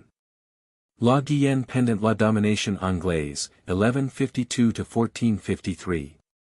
Esquisse d'une bibliographie méthodique par Charles Beaumont. 1s, 4d. Net. 28. The Historical Criticism of Documents. By R. L. Marshall, M.A., Doctor of Laws 1s. 3d. Net. 29. The French Revolution. By G. P. Gooch. 8d. Net. 30. Seals. By H. S. Kingsford. 1s, 3d. Net. 31. A Student's Guide to the Manuscripts of the British Museum. By Julius P. Gilson, M.A. 1s. Net. 32. A Short Guide to Some Manuscripts in the Library of Trinity College, Dublin. By Robert H. Murray, Doctor of Literature 1s. 9d. 33. Ireland, 1494 to 1603.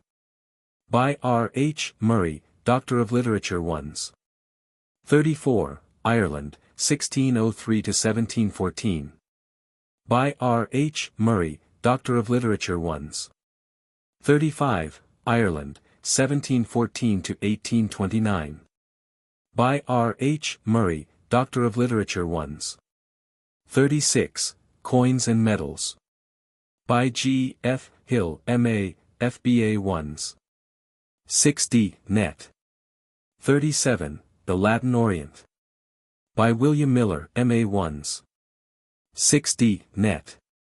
38. The Turkish Restoration in Greece, 1718 to 1797.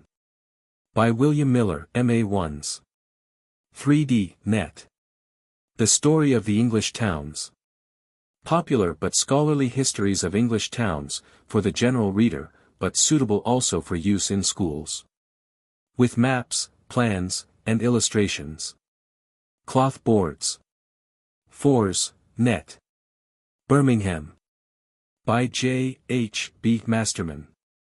Harrogate and Knaresborough. By J. S. Fletcher. Leeds. By J. S. Fletcher. Nottingham. By E. L. Guilford, M.A. Peterborough. By K. and R. E. Roberts. Plymouth. By A. L. Salmon. Pontefract. By J. S. Fletcher. St. Albans. By W. Page, F.S.A. Sheffield. By J. S. Fletcher. Westminster. By H. F. Westlake, M.A., F.S.A. In the Press. The City of London. By P. H. Ditchfield. Bath, Halifax, Hastings, etc. Studies in Church History. Some 18th-century churchmen, Glimpses of English Church Life in the 18th Century. By G. Lacey May, M.A. With several illustrations. Cloth boards. 9s. Net.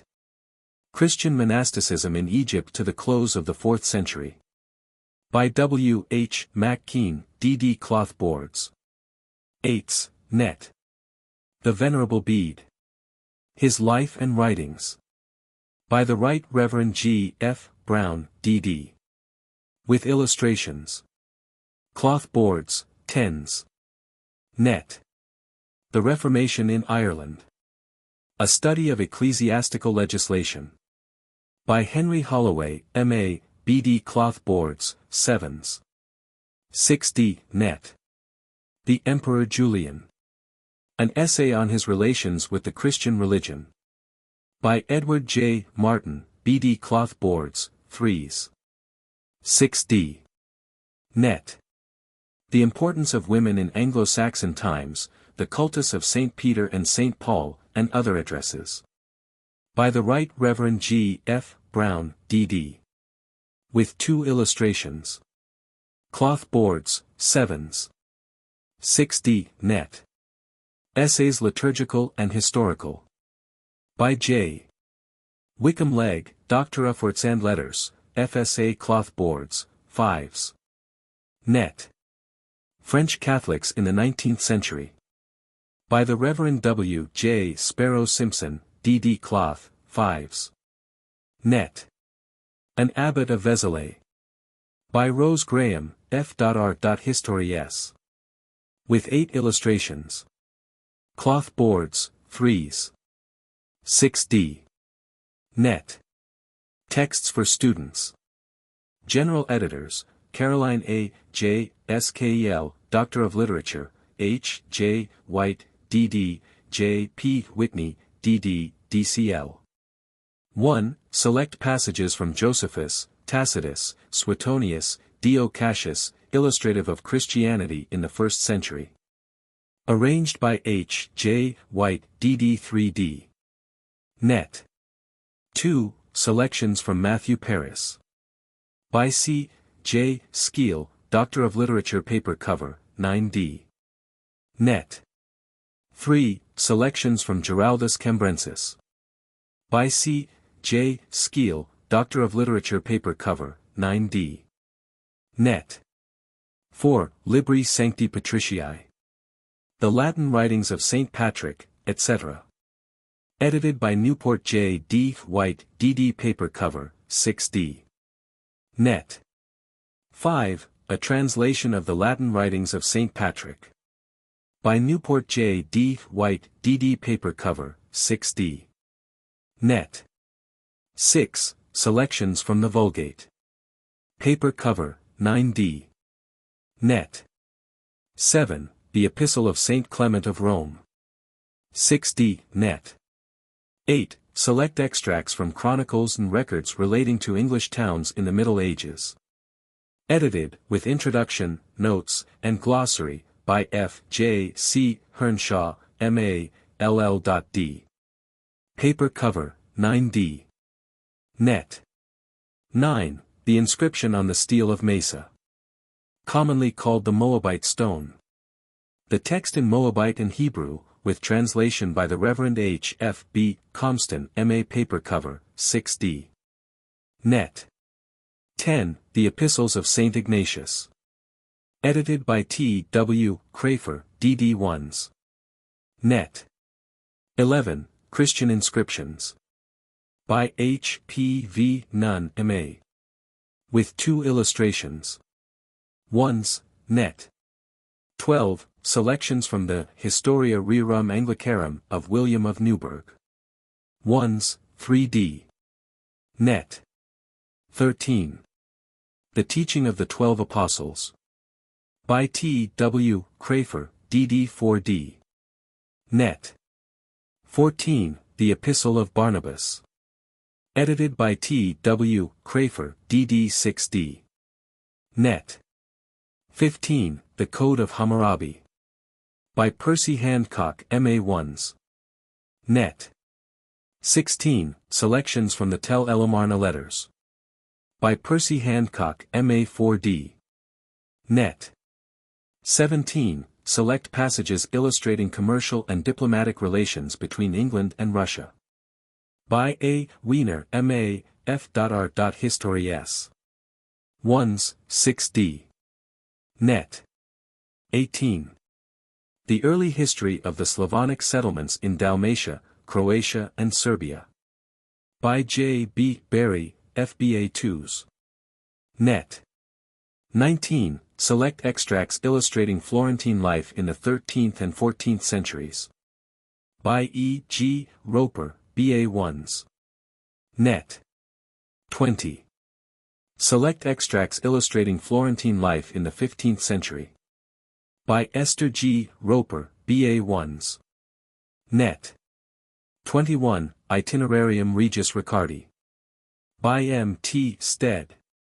1s. 9d. 22. The Second Epistle of Clement to the Corinthians.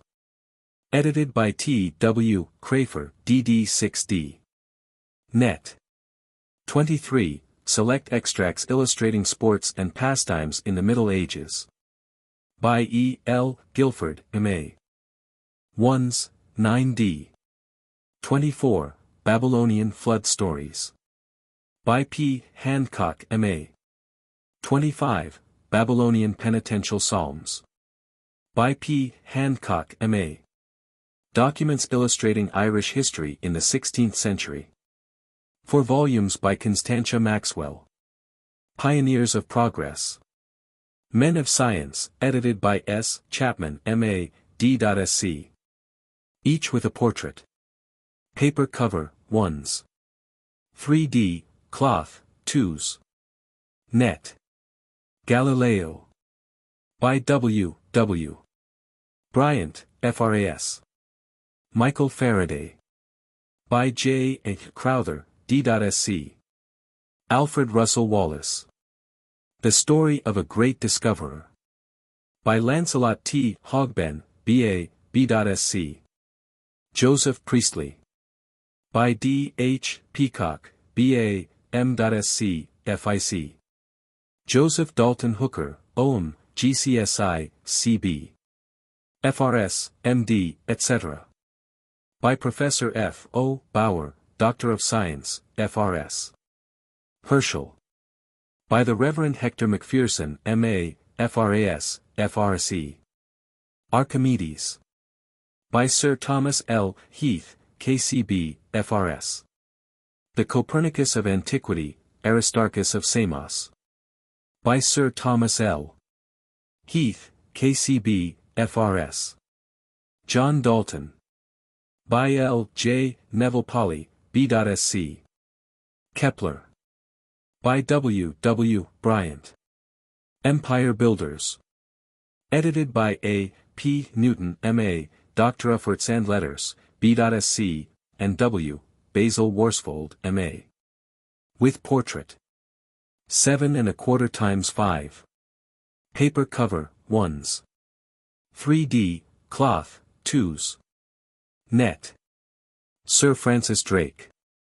By Walter J. Hart, M.A. Sir Robert Sandman.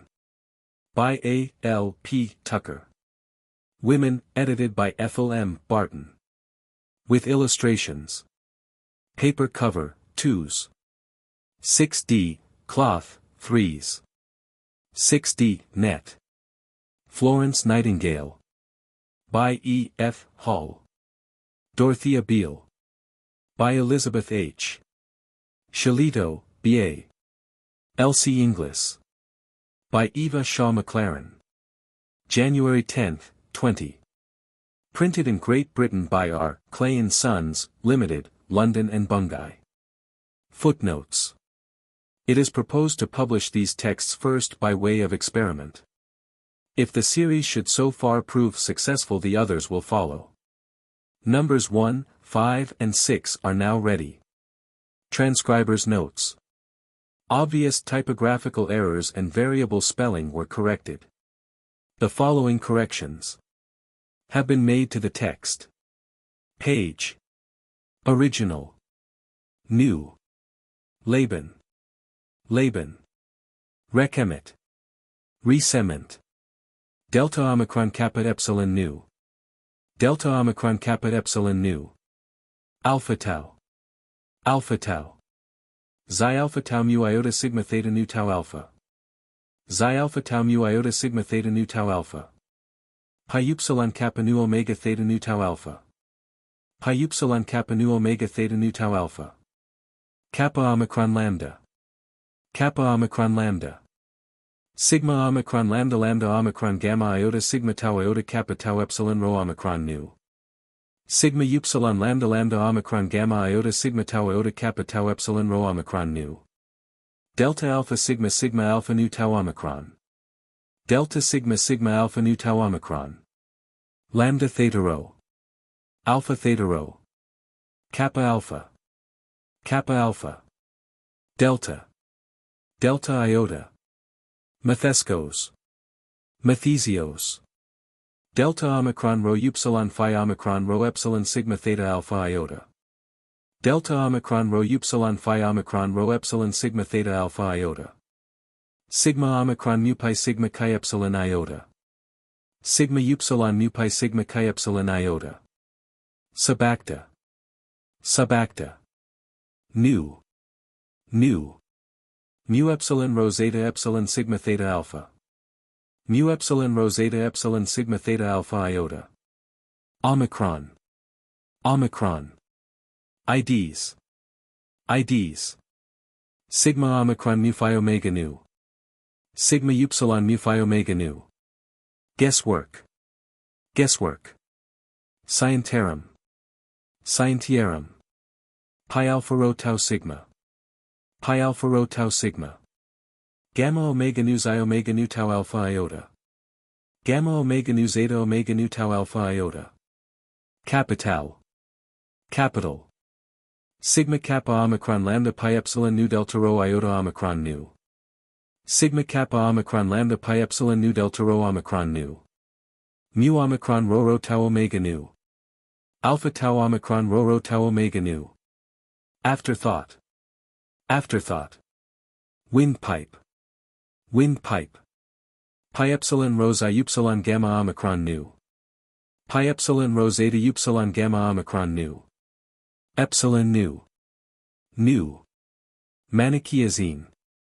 Manichaism. Positon. Position. Iota alpha sigma delta alpha omicron. Alpha sigma delta alpha omicron. Iota delta alpha. Delta alpha. Stahelion. Stahelin. Phi omicron rho mu alpha. Phi omicron rho mu. Ibia. Ibid. Gu. Gu. Theogamy. Theogony. Mu alpha theta eta tau. Mu alpha theta eta tau. Chi alpha rho alpha kappa tau eta rho xi epsilon iota. Chi alpha rho alpha kappa tau eta rho zeta epsilon iota. Begotten. Begotten.